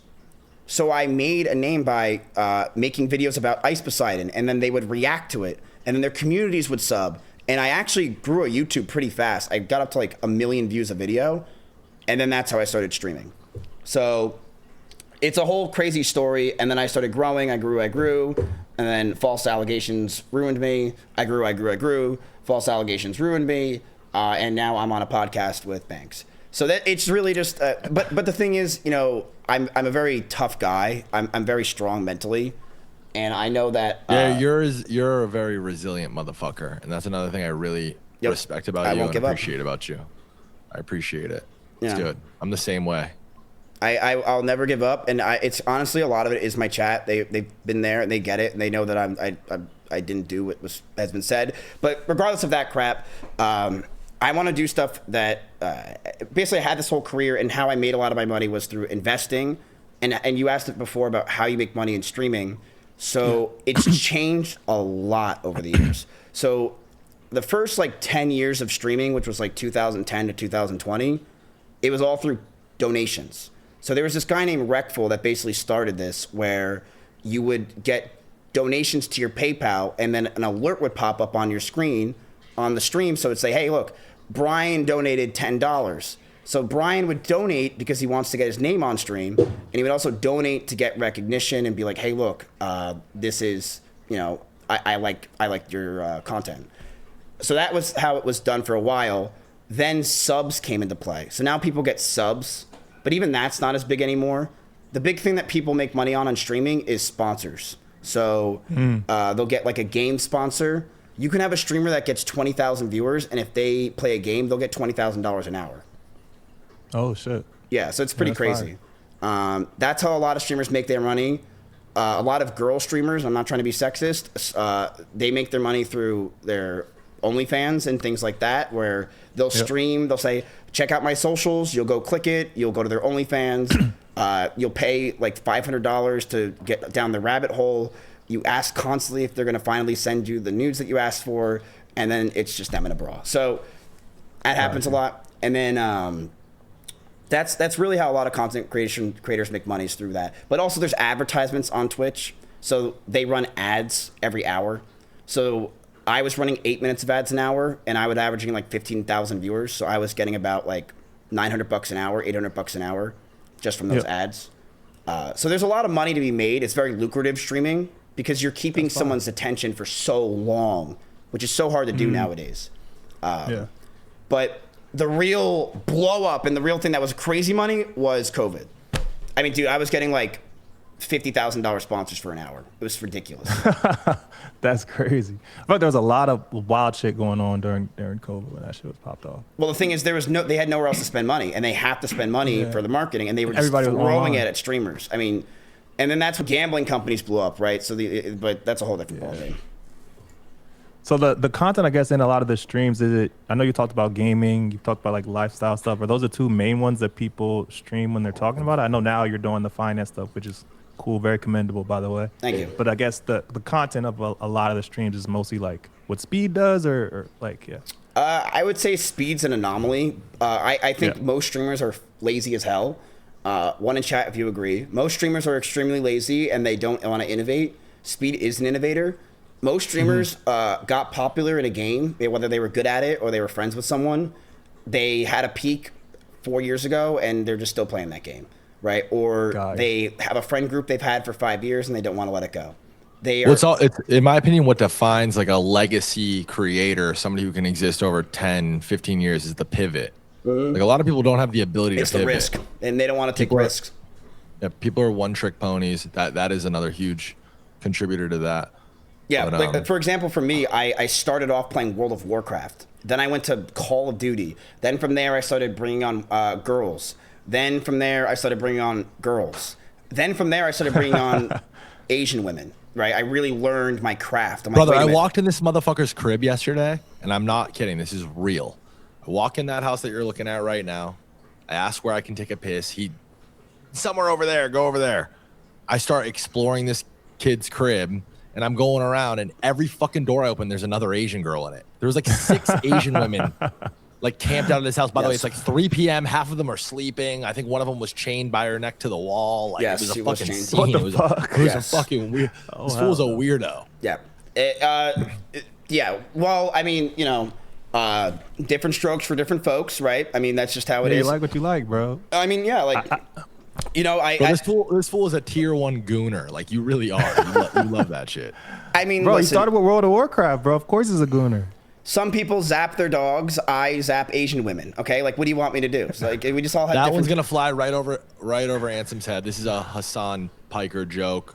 This is like real deep streaming Oh, shit. I did. No, I have. I saw the shit that went viral on it, and mad people were like upset at him for it, right? Because the dog was like twitching and shit. Yeah, they. Oh, well, God. It was to me. It was a little. It was. Let's fucking just leave overblown. this one alone. Miz, let's not get too out of control in this stream, okay? It's a stream about money, attention, AI literacy. I'm trying to learn, bro. Let's I'm just trying to color learn about inside the the lines. streaming culture. You don't want to.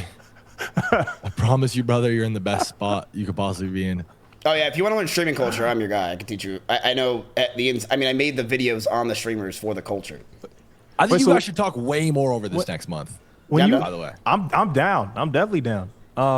Bro, when you were playing World of Warcraft, I played World of Warcraft too, by the way. I played it a lot, actually. I played with my dad. I played like Arena and all that shit. Oh shit! Wait, what was your rating? Like 2200. Wait, what? Yo, Yeah, that's good. good. Wait. I was young, did you bro. see? Did you see OnlyFans? OnlyFans. The hardcore WoW that blew up in the past 2 years. What was that? Basically, I started this whole meta called OnlyFans, where I got a bunch of people together to start a guild where it was hardcore WoW. And it blew up. It was the biggest thing on Twitch. It was everywhere, and we did it for 2 years. And someone in my chat saying I did start it. I literally gave the idea to Soda and said, yo, you need to be the leader. I don't want to be the leader because you are the best leader for this because it makes the most sense. I did start it, and you know I did. Chance even admitted I did. I started it. That's legendary. Because you know what I do? I do innovative stuff. Does it always work? Yes. But does it last? Bro, no, I played hella WoW. I had twinks at every level. You know, you had like the 19, 29, 29s, 39, 49, 59. I had that, the whole shit. I played it nonstop, bro. You can't Like, a have lot. AI do this. This is my mod. What was your main? Hold on, I'm looking at my mod. My main was I'm a resto druid or druid in general. Oh, okay, fire. I was a fucking ice mage. Oh shit, you're a mage. Oh, so yeah, you're 2200. That makes sense. Yeah, no, I was a resto druid. Oh, that's fire. Yep. But yeah, no, I started with WoW, then I went to other stuff. I really have been just chatting for a lot of years, but I've done a lot of things. I made this org blew up called OTK, and it was the biggest org on Twitch for like 3. I've heard of that. Yeah, we were huge for like 3 years. We basically ran everything. Dude, we have such a similar arc. It's so weird. No, we do. It's so weird, man. And I really, again, I might be the only person on the internet prepared to like glaze you, but you deserve so much more than what you've been given as far as like the credit stuff. Just know I understand like how that shit feels to innovate things, to just kind of do things because you love to create things, you love to put things out, and just be misinterpreted and misconstrued. I don't know. It's fucking crazy. Even the OnlyFans thing, like I've seen that. I've never played WoW a day in my life, but I saw that with the pirate software guy and kind of all like I saw this resurgence of like popularity around World of Warcraft and all the drama and all that stuff. And I had no fucking clue you were anywhere even near that, let alone started it, you know? No, I fully had the idea. I fully started it. I'm the one that got people together, and then Chance, I just was the leader. Like, it was my idea, and like you're right. I people are like, dude, you're a victim. It's like, no, I have been given the worst and most unfair cards in streaming for how much I've done. We are very, very lucky. You can admit this, and I hope that you take the time, because even yesterday on the stream, you're like, I fucking hate my life. I hate hearing that from you. And oh no, I'm kidding. Yeah, okay. No. Listen, am I lucky? Yeah, I'm lucky that there's no. Yeah, I'm a lucky guy. I would say that. But have I worked harder than every other streamer basically in this industry yes. Have I innovated a lot more than most people? Yes. Do I think that, but the thing is, my time isn't done. This is just part of my story. And I know that as my story continues, as more chapters unfold, this is not my end, and it's not even damn close. Like, now I'm pivoting into finance content, and the people are loving it. They're wanting more. I mean, it kind of relates back to the conversation that we were just having, bro. I've had visions on fucking more content and feeding the people more content like this in like the world of finance, specifically crypto, because I came into crypto super, super passionate, became this like NFT evangelist, spent a fuck ton of money, a fuck ton of time, bought into a bunch of projects for the culture, trying to establish some sort of, rapport in that community because it was fun for me and because I saw something that other people didn't see. It worked out. I made a bunch of money in NFTs because I made some good trades. But like, I've been trying to pill Ansem on doing content like this since I met him. Literally since I met him. Thread Guy used to do spaces. That was the meta. They all used to do spaces on Twitter, and they would just voice to voice. And I'm like, yo, why don't you get on Twitch? Like, you should fucking stream. There's nobody doing this shit. Yeah, no. And there's obviously a demand. There is one. The guy, the stock guy. He's the GOAT. I really think you should bring him on the show. Ansem? The stock guy's his name? Yeah, dude. He's a funny, creative, good guy. He's very smart. You should definitely have him on the show. He's a very good content creator. I'll do my research on him, and I'm down to have him on next week. Yeah, you can come on next week. The stock guy, if you're watching this, would love to have you on. It seems like streaming is getting like a lot more popular outside of just the streamers though. Like, there's athletes who want to stream now. There's like celebs who want to stream. Like, it seems like everybody's kind of trending in that direction. I saw a lot of people were mad at Jaylen Brown the other day because they lost to the Sixers in Game 7. And then the next day he was on like Twitch doing a stream, like looking at all the plays and everything. And there were some people who reacted to it like everybody is trying to stream now. I guess what are your thoughts on what's next? You think gonna be innovative for streaming and like GTA around 6. that and like where it's going? GTA 6? Yeah, I personally think that IRL is so overinflated and it's boring. I mean, the fact that you have content creators literally flying from state to state and no one cares is crazy, and it's just unrealistic to keep up this expectation. I think that it's a pendulum will swing and it'll go back to GTA 6. I think, in my opinion, content creators are just focusing on such clips nowadays so much that they're not actually caring about the stream, and it's become fucking boring and vape. There's the thing. There are creators, though, that can do both. And I will say this, Stable Ronaldo is one of them, that he can actually entertain while also farming clips. And that's what Ron's a that's generational talent. Yes. He's another person who's pivoted very well, and like he's going to be around forever. Like, that would be my pick to win it all as far as the X Faze core group of guys. This might be a stupid question, and before I say it, I just want to say I do see the value in streaming, and exactly what you said, Jaylen Brown hopping on. I think streaming is a very, very good median in platform and way to distribute like honest thoughts, and respond to things, like to sit down and just talk to the world.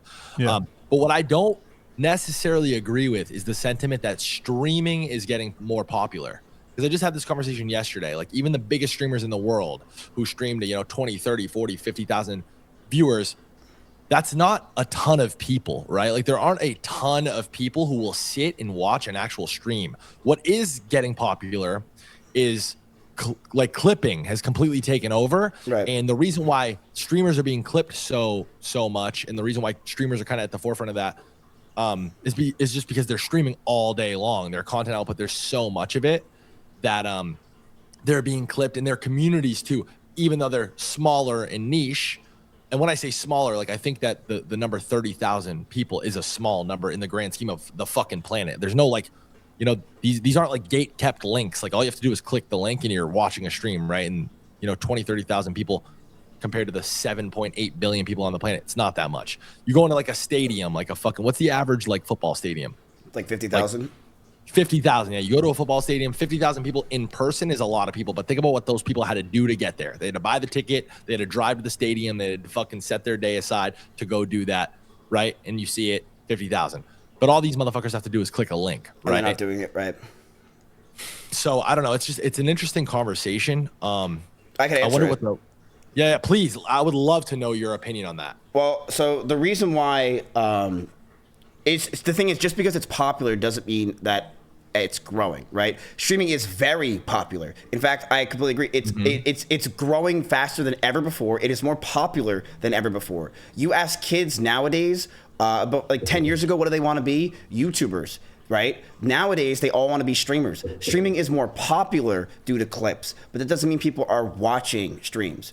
And the reason why they're not watching streams is because it's oversaturated. It's because streamers are not good streamers anymore. You will have streamers pop up nowadays who got popular on TikTok that get millions of views. They'll start, but they don't know how to be a good streamer long term, and they'll phase out in like 2 or 3 months and be irrelevant. On Twitch, before all this clipping crap, streamers had to kind of gradually grow on Twitch. They didn't have these massive pop-offs randomly. And because of that, you had good streamers that understood the culture that were able to keep going. Nowadays, that's not a thing. Streamers are just getting big on TikTok. They don't know how to stream long-term. They get bored. They leave. Number two, the reason why it's popular but it's not growing is that it's since it is everywhere, since you could just see clips of streamers all day, there's no point to watching streams. There's a reason why you don't see clips of Netflix shows all the time on your Twitter feed, and you see endings of Netflix shows on your Twitter feed. They will DMCA the fuck out of it, because if you do see that, you're not going to go to Netflix, and they know that, right? So they don't want that out there, and because that's the reason why they do that. But streaming's, that's not what it's like. I would never watch a stream because I could just go on Twitter. I see the whole stream. True. What's the point of me watching 3 hours of fluff when you've given me the best content of it on my feed? So clipping has destroyed the reason to go watch a streamer. And then not only that, it's destroyed the reason to watch their YouTube channels. It's destroyed the reason to care about any of their socials besides Instagram and TikTok. And just because streamers are more popular than ever doesn't mean that they're getting more views. An example is Soda Poppin'. Soda Poppin' is an OG streamer. He is on the Mount Rushmore of streamers, right? But Soda Poppin' gets like 10K viewers doing whatever the fuck he wants. He's been around for 15 years now. He has no clips. He has no anything, but he's just known for being a streamer. That's it, right? Yeah. Jason the Ween gets 1 billion views a month, probably, literally, on clips, and gets just as many views as a 32-year-old playing boring-ass games, barely talking. Why? It's because people who watch clips don't give a fuck about the streamer, because why should they? I don't need to watch Core. I could just get my news in 2 seconds. Silky ate something. Ron said a funny joke, and Marlon looked at the camera, right? I don't need to watch a 4-hour VOD to find out that information. So that's hurt streaming in general. So yes, it is more popular. That doesn't mean that people are watching it. That makes sense. So you think it's basically, yeah, that makes a ton of sense. Actually, that's great context. So you think it's two kind of disparate groups. There's one group who is like watching the actual streams. If it's something with educational content or something interesting, they'll watch the entire thing. And those are the people I guess you're building the community with. And those are probably the people who last longer over time in streaming. And there's people who are just like the TikTokers who are scrolling their timeline and they consume all the clips and all of that. Yeah, and it's you know, a lot of people come to Twitch that are streaming in general, and they're like, dude, I'm famous, or like I'm an NFL player, I'm a basketball player, but they only get 50 views. And it doesn't straight matter. up, they literally get 50 views, and no one cares. I've seen that. Because the thing is, we don't care that you're a celebrity, and I hope celebrities realize that about viewers on Twitch. We don't give a fuck that you're a celebrity. In fact, that makes you not relatable. Why streamers grow, why people love streamers, is because the relatability. It's because they can see themselves in them. Parasocialism has to That's play why I've into always it. really liked the friend group model. That's why I feel like the friend group model has always been so fucking strong. It's like such a friend group model. Like you construct, and I always liked what I liked about the Faze group that we just had, the Jason, the Lacey, the fucking Max, Silky, Ron, Adapt. Like this is a very like hodgepodge mishmash group of people, and I remember like the biggest point of criticism off rip was that this is never going to work. They're too different. But for me, that was by design. That was intentional, like for them to be different and kind of everybody to play a certain role and appeal to a certain demographic and be, you know, Lacey's the relatable, like he's a slim, thin, trim looking, handsome kid now, but he was like the fat friend, like lol cow, right? Like, and like he would roll with that and he would play with that. He would play that, whatever. Silky's like from fucking New York, like tough guy, grew up, whatever. type of way. Max is like the artist, wants to make music, whatever. Ron is just like fucking goofy and funny, understands the internet. He's going to make you laugh, you know, and then adapts like the OG fucking, he's playing the role that we used to play with him, which is like big bro, Unk, and it like worked. Right. No, really, it was beautifully. very good synergy. And you got like the reason is though, Beautiful synergy, why is clearly. Ron the most successful in my opinion in terms of being a streamer, and he will be? It's because he Ron is a streamer. It's because Ron's the most relatable. You see him and you're like, he's a good he's an average looking dude that really just wants to fuck around and play games, and he talks to his chat, and he's very interactive, and he understands that. And what's happened a lot with streamers nowadays, and why they are not doing as well and they need to bot like crazy, is streamers have become unrelatable, and they become unrelatable so fast that now that's why a lot of people hate streamers. They're not relatable. Back like 5 years ago, we all were relatable because, you know, we didn't make millions of dollars a month. We didn't have these big paychecks. We weren't trying to buy Gucci bags and shit. And when people see that, they don't want to watch them do that all the time. They want to watch someone they feel like they can be friends with. And I think we've lost that model very hard over the past few years. Like Lacey, I'll give it as an example. Lacey is someone that was the fat guy, was the funny guy. He was relatable. But now Lacey like basically became like a Marlon 2.0. That relatability has dropped dramatically because you don't like he's trying to look really good. He's trying to farm aura. And yeah, it gets good clips, but it's not something that you want to watch someone for stream for 8 hours. I don't think it's necessarily an issue for him to want to go look better, be healthier. I've actually talked to Lacey a little bit about like health and like dieting and just being better. I think there is a level of relatability to that, and especially if like yes, there's a relatability while it happens, but not when it happens. Okay, fair. That's a take, but I don't know. That's positive output too. Like we're looking at the rise of clavicular and looks maxing and fucking bone smashing and getting jerked off live on stream and being fucking, you know, that for a community of young impressionable men versus like Lacey wanting to lose weight and feel better about himself and being honest about that process. I don't know. I feel like that it's all about how you do it. Well, just because it's good for him doesn't mean it's good for like the community parasocialism idea. I agree with you. It's healthy that he did it. What about the kid in the chat who like is also overweight and fucking feels like shit about himself, and he like goes with the flow and he like lets everybody laugh at him and he pokes fun at himself, but deep down there's a deep fucking sadness and insecurity. And you know, Lacey goes and does it, and he looks at Lacey and he says, oh, I can do it too. The Hodge twins, for example, changed my whole life. I watched a video probably fucking 15 years ago that the Hodge twins did around intermittent fasting and how this will work to lose weight. And I went and lost 30-40 pounds, and it spiraled and snowballed into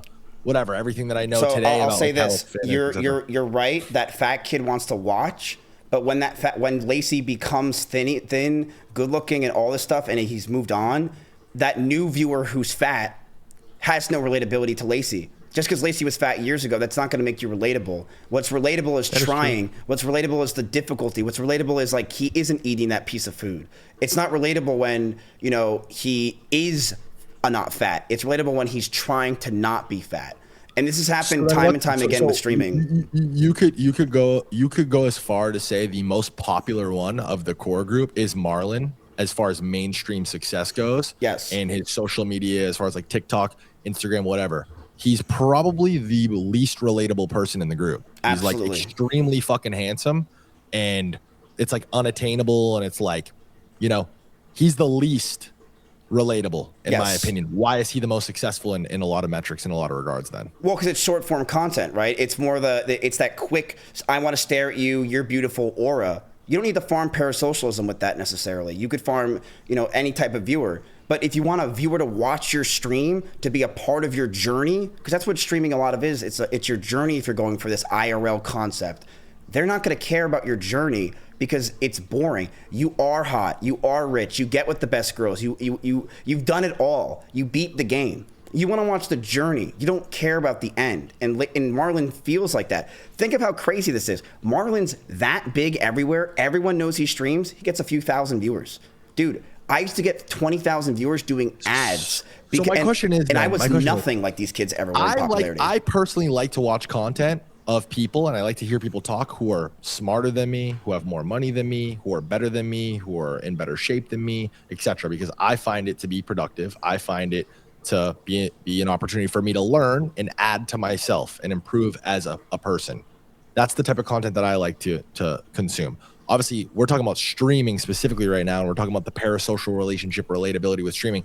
My question, I guess, to you is, do you think there is a place in the market of streaming for content like that? Like you're doing the finance stream, this show, for example, like, do people want to see that? So do they want yes, to improve their life? Do they want to improve their Yes. standing, their position? Oh, absolutely. Like there is. Who's doing that the best? In terms of, here's the thing.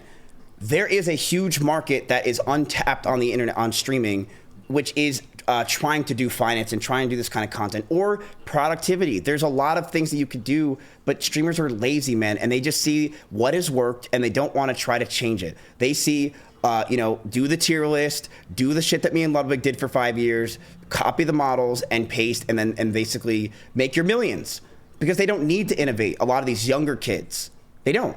Why does Jason need to innovate? He doesn't. He has that parasocial viewers. He has those viewers that want to watch him grow. He has those viewers that are obsessed with him.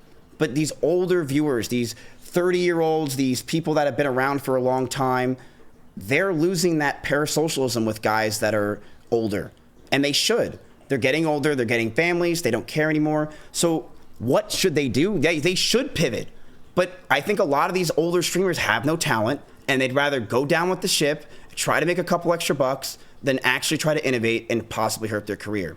Now, I will say this. Is there room for finance content like you're doing or I'm doing? Absolutely. Dude, viewers always want to do better, and viewers want to get something out of what's the reward of watching me go do an IRL and go buy a food? There's no reward. You might get a laugh or two. Who gives a fuck? You don't need to do that. The reward is now they can watch me make them money. They can watch and learn about finance. They can watch you and learn about finance. And that's so important and such a value that if you can make it entertaining, you have such a big layup on everyone else, because the Jason style, the Faze clan style, whatever it is, even the OTK style we had, it does fade. As you get older, it gets cringier. As you get older, friends dissipate. They all want to do different stuff. It's what happens. Yeah. But finance, politics, business, things that grow for your rest of your life, it stays forever. Grayson, what's going on, dude? I haven't seen you in a while. I think what's interesting for me, like with being on Twitter, is that parasocial relationship that you're talking about. People do care about that a lot, and it's weird in crypto because everybody's anonymous. And my account on Twitter wasn't anonymous, but it wasn't anonymous because it was just my regular Twitter that I was sharing on my, like, with my friends from college and friends from everywhere else. And when I started doing Twitter and started trading, I just started putting that content out there in the same place that I was, like, going out on the weekends and tweeting about being out and all the other things that I was tweeting about. So, like, during the bear markets, when I was tweeting about stuff that wasn't crypto specific, I had this whole community of people that were just, like, following me and knew me as a person. And then, like, as my account started to blow up, there's a ton of situations where people would take things out of context that I did, or like over-index on stuff I was wrong on when talking about trades. But then there was a core group of people who had been following me. By the way, I could whenever I'm pulling up the ninja thing, you can see the images. I just went full cam, but yeah, I don't know what I should watch on my stream. What'd you say? I could see like the DM thing, whatever, for a second. What DM thing? What are you talking about? On my screen? Yeah, I was looking at my Twitter. Okay, yeah. I just want to let you know that I could see that. I also could see a guy on the bottom that is hanging out. He's muted. Oh yeah. Okay, that's fine. That's fine. I'm aware of that. Okay, yeah. I didn't want to leak anything. No, you're good. Yeah, I was saying it's like the community of people that I had following me would be like a lot more responsive and a lot more like defending of me when they have seen like my journey as a trader, my journey as being on CT, because I really was just a regular person tweeting.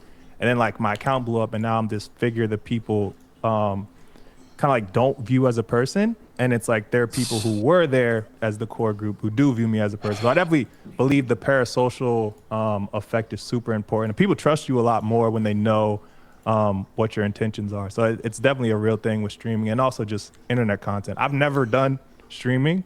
I've always just been the tweeter guy. But yeah, it's interesting to see that the overlap there actually carries the same way. Yeah, no, it's huge. Parasocialism is everything when it comes to streaming. Obviously you're on the fucking worser end of the parasocial dynamic right now, Miz. I as well obviously am too, as far as like hardcore streaming culture goes. In what way? I'm not even hit. Just like the narratives around, like obviously a lot of people have kind of chalked it up as and came to the conclusion that Faze coming to an end was all my fault. Right? There's a million things at play, whatever, but these are, 5 or 6 very strong streaming communities that have come to that conclusion. And yeah, like what comes with that obviously is not fun. You get fucking slammed and whatever. Again, I'm not a victim, whatever. It's just the reality of the situation. I know Miz is in a similar situation. What is your like plan and route out? Because honestly, this is new for me. Not only is streaming new for me, I'm learning a lot. Even hearing you talk about it, it's a very interesting conversation. But like what are your plans? Like what's your, I know what your plans are for the next 30 days, but what's your plans for the next year, 5 years, 10 years?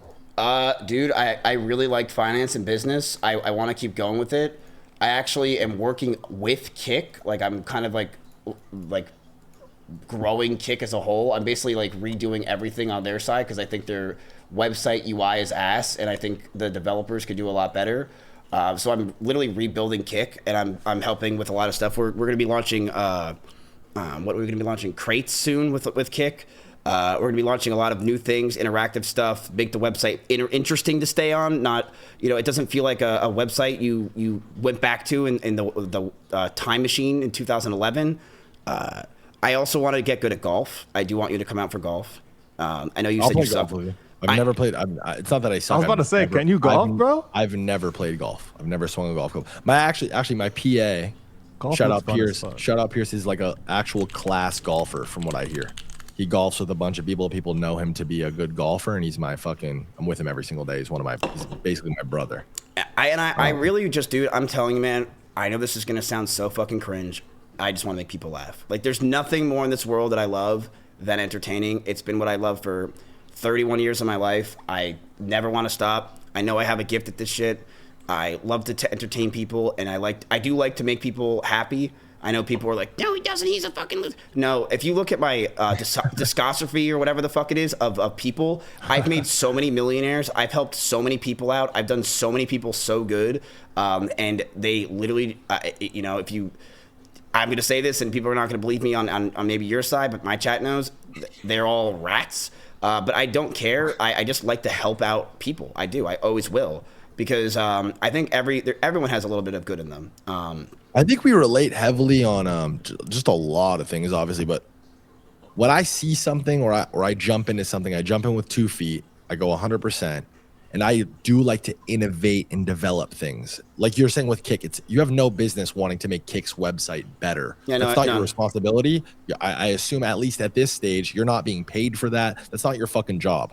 But you can't help yourself. You see something that you're aware of because you've been streaming for 15 years where the chat should be this way, or we should incorporate this system because people will stick around for longer. People will want to watch more. People will actually come to Kick for this. You can't help yourself. You see potential and you want to drag it to the surface. You do that with products. You do that with ideas and vision, things moving forward, whether it's in fucking the games you play or the people that you play with, right? Like you've done it with people. You've platformed a bunch of people and made, a ton of people successful, or at least helped in their success. It's like, but where do people like me and you go wrong? Because I share a very similar story again. It's like, but here we are in this point where I'm not going to call the people that I've helped rats. Again, I want to put my best foot forward. And honestly, more than anything, genuinely, all I want to do is move on with my life. Like I really am grateful for, the people that want to stick around and actually fucking learn and grow and kind of are in line with the point of the show and kind of what I've been on. I'm fucking sober. I'm healthier than I've ever been, and I just want to lock the fuck in and be successful and be happy. And I can tell you what the problem is, and I'm sure you know it. It's you give too much trust, and they take advantage of that, and that's really all it is, dude. You trust people too much. Surely we have things that we could be better at, right? Like surely, and I do think that I have way too much of an issue, even in business. Like I've been fried a million different ways, a million different times on business stuff because of handshake deals or like doing things in good faith and like doing all the work and then never being, you know, properly compensated or treated for it because I just, you know, well, I it's trust also you. this, dude. It's you and I have always been controversial figures, right? And because of that, because of the fact that we have always been content creators, you're always being easy to be thrown to the dogs, right? It's hard to throw someone to the dogs that's loved and admired because you really have to show like a crazy thing to really make them get thrown. You and I are always easy to throw to the dogs because we have been controversial. We have fucked up. We've done scumbag, stupid shit. Yeah, drug like, addict, I mean, look at us. fucking Like, I'm a douchebag with a fucking mullet. You're an asshole with tattoos, and and because of that, we're easy to throw I'm really away. not an asshole though. I feel like I'm You're a huge piece of shit, dickhead, dog shit human being. And because of that, like that people will take advantage of that, right? They'll say, hey, look, like you could just throw him to the dogs and not have to worry about shit, and that's how it goes. It's also you're emotional. You're a very emotional guy. Super Ricky. emotional. I am very, very emotional. Yeah, I too have been emotional, and that's definitely messed me up a lot too. But I'm not emotional anymore. I've lost that ability to be emotional. I don't. Emotions are not part of my life anymore. So again, shout out to antidepressants. They're great. So yeah, that's basically my whole gist. I want to make people money in my chat. I want to make my chat laugh because I know for them, they know I'm their one-stop shop for actually funny people around. There's really not a lot of content creators, but it's also they know I care about streaming and shit more than like 99% of streamers. Most streamers have no passion for this shit. They don't give a fuck. They know I care. I know they'll say cap and bullshit. They know that if I was not making any money on streaming, I would still do it because I love streaming. I love entertaining. I grew You're up. a streamer. These my viewers, or streamers or viewers in general on streams, they're me. I was them. I was there. I was a dude. I used to hate watch streamers. That was my life. I hated all of them. In 2015, I would watch specifically Mitch Jones, and I would hate watch him because I'm like, this fucking loser is making $1,000 a day, picking his nose, and doing nothing but running around Dalaran in World of Warcraft. I can't stand him, and it made me hate him because I'm like, this dude has no degree, no job, no work ethic, and he's making millions of dollars. It drove me nuts. You said earlier people hate streamers because what was it? How exactly did you say it? Well, they hate streamers now because we're oversaturated. We're everywhere, and they're talentless a lot of times. But also, it's because they're not relatable. Not relatable. That's what you said. I think even maybe more of an issue why the average person might like hate streamers is I don't know, just like what it's kind of done to like society in terms of like I don't know. It just streamers, obviously the name of the game, and the people who climb the ranks the fastest and are the most successful are the people who are the most successful at farming each other. That's all the game is, right? At the end of the day, is that accurate to say? Is that an appropriate thing to say? You're right, but why do people have to farm each other so much? The reality is because content creators, especially streamers, YouTubers don't have to really fight each other for the spotlight. You gotta realize. No, that's not. I can't. That's not true. Well, let's go. Drama has been like a consistent through line and like a common denominator in like a lot of people's success on YouTube and just content in general. But a YouTuber can upload and another YouTuber can upload, and it doesn't affect it as much. When for streaming, it's real time. So if I'm live and XQC's live, you literally have 10,000 viewers that watch both of us, and some of them are going to go to me, and some of them are going to go to him. It's instantaneous competition, and because of that, it makes people scared, it makes people angry or jealous, or it makes people feel like they need to protect what they have. And that almost puts you in a fight or flight mode, which makes content creators and streamers especially be very aggressive, fight each other, want to attack. And that's what's happened over the past few years is streamers have become a cataclysm and they fight each other. How you feeling about all this, Ansem? Probably really thick content for you to kind of weave through.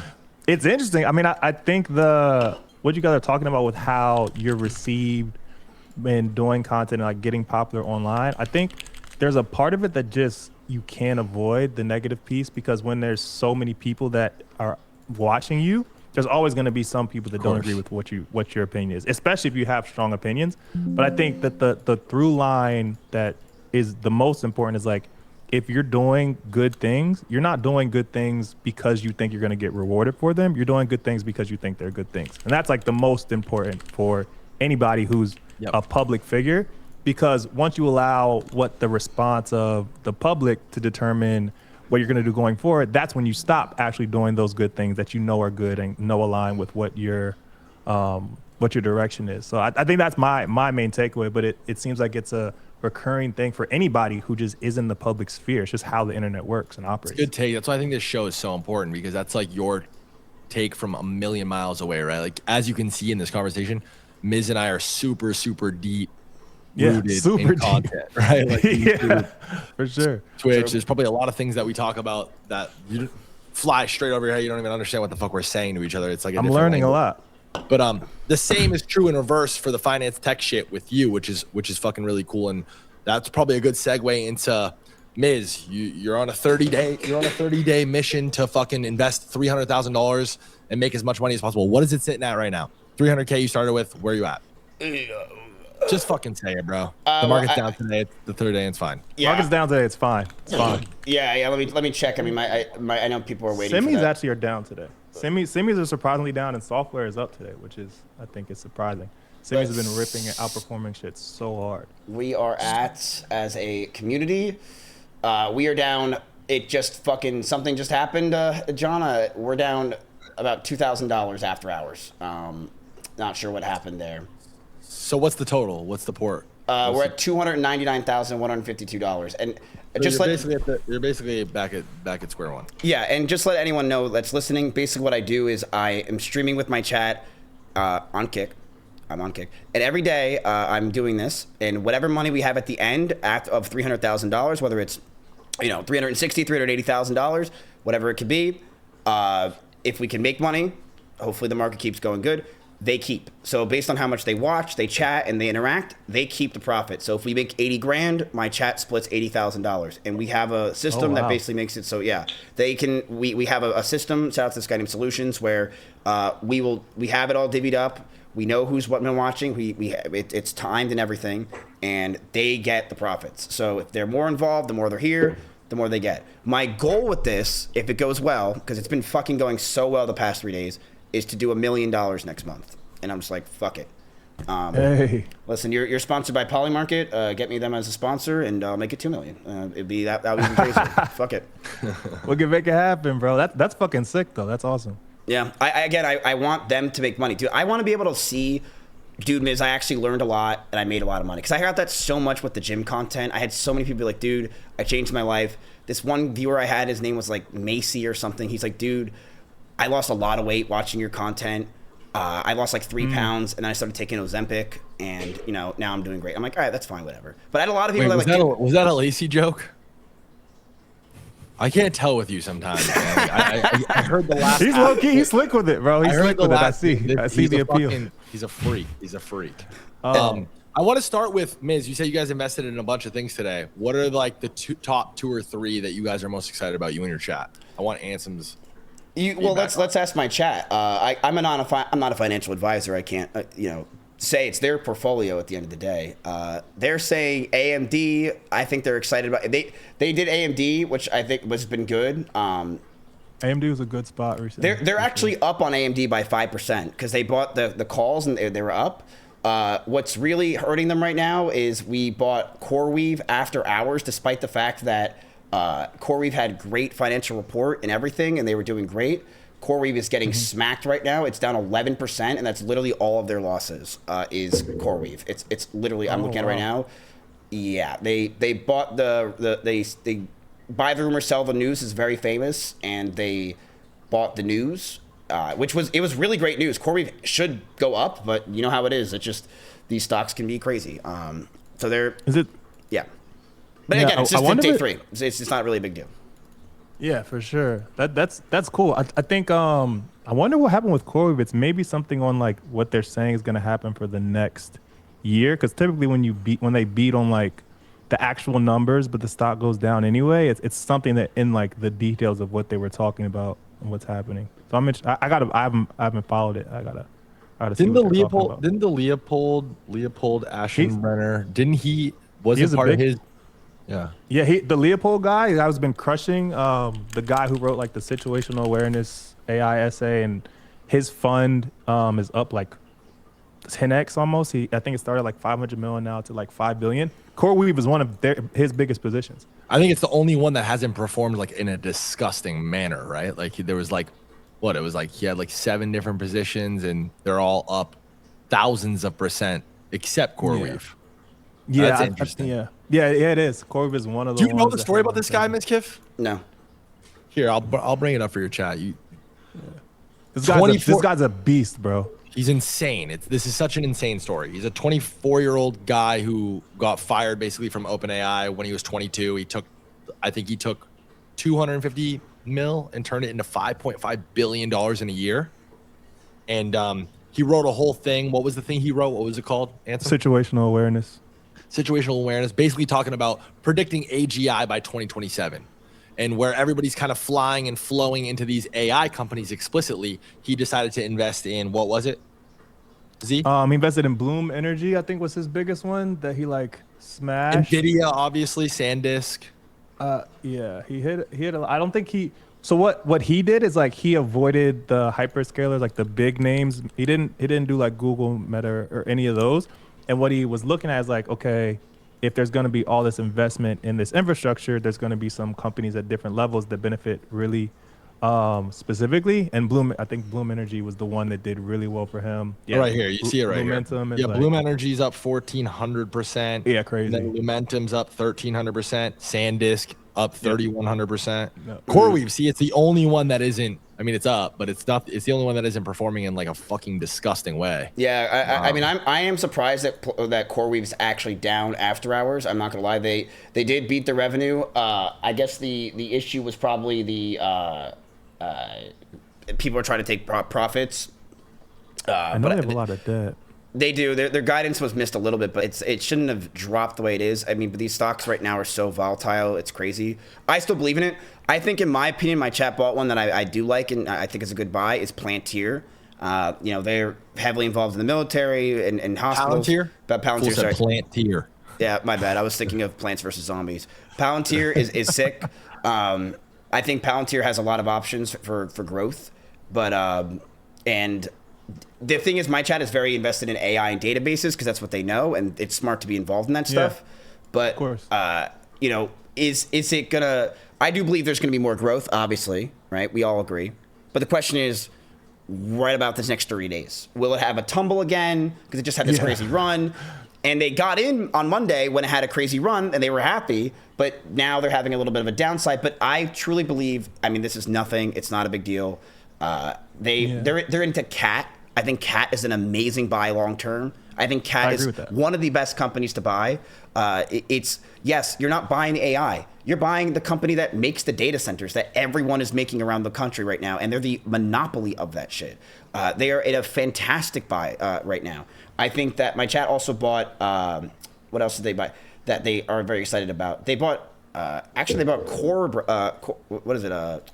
Dutch Brothers today. They put 10 grand into Dutch Brothers. What's that? The coffee. Oh, okay. Yeah, so they Why?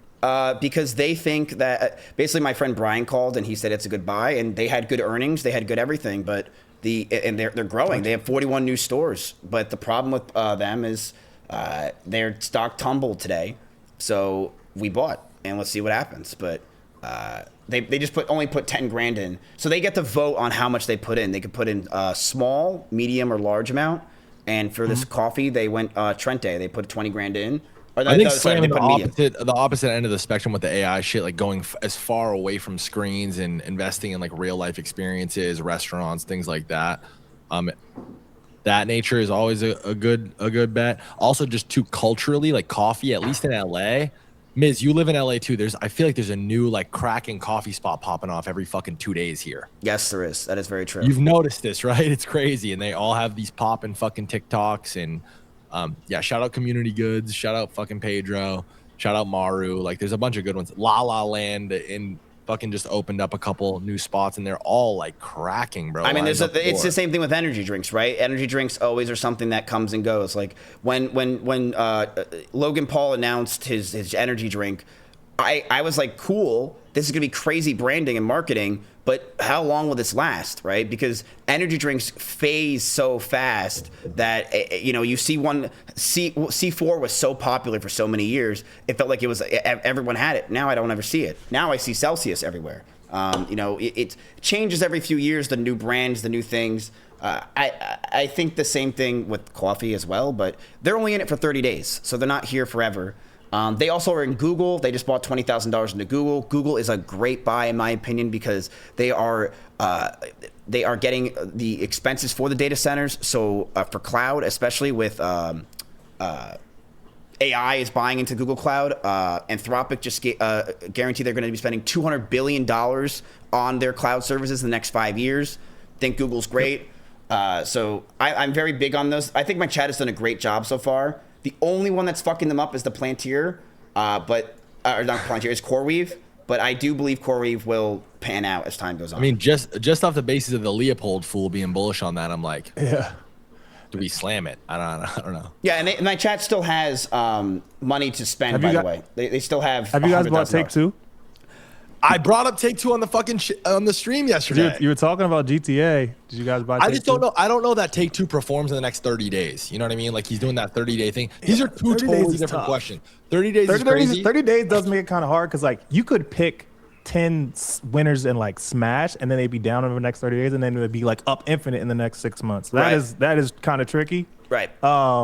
Well, here's the thing. If this thing goes well, like I hope it does, and you know, we'll see what happens. But if it goes well, dude, I'll keep investing in this. This is interesting how the stars are sort of aligning too. And Z, I want you to really get through like the Intel stuff and the Cerebra stuff and really go deep in that. And feel free to share your screen and thoughts because we cut that part short. We talked about how Z's feeling about the crypto markets, but we wanted to save his thoughts on traditional markets for you being on the show because it just makes sense.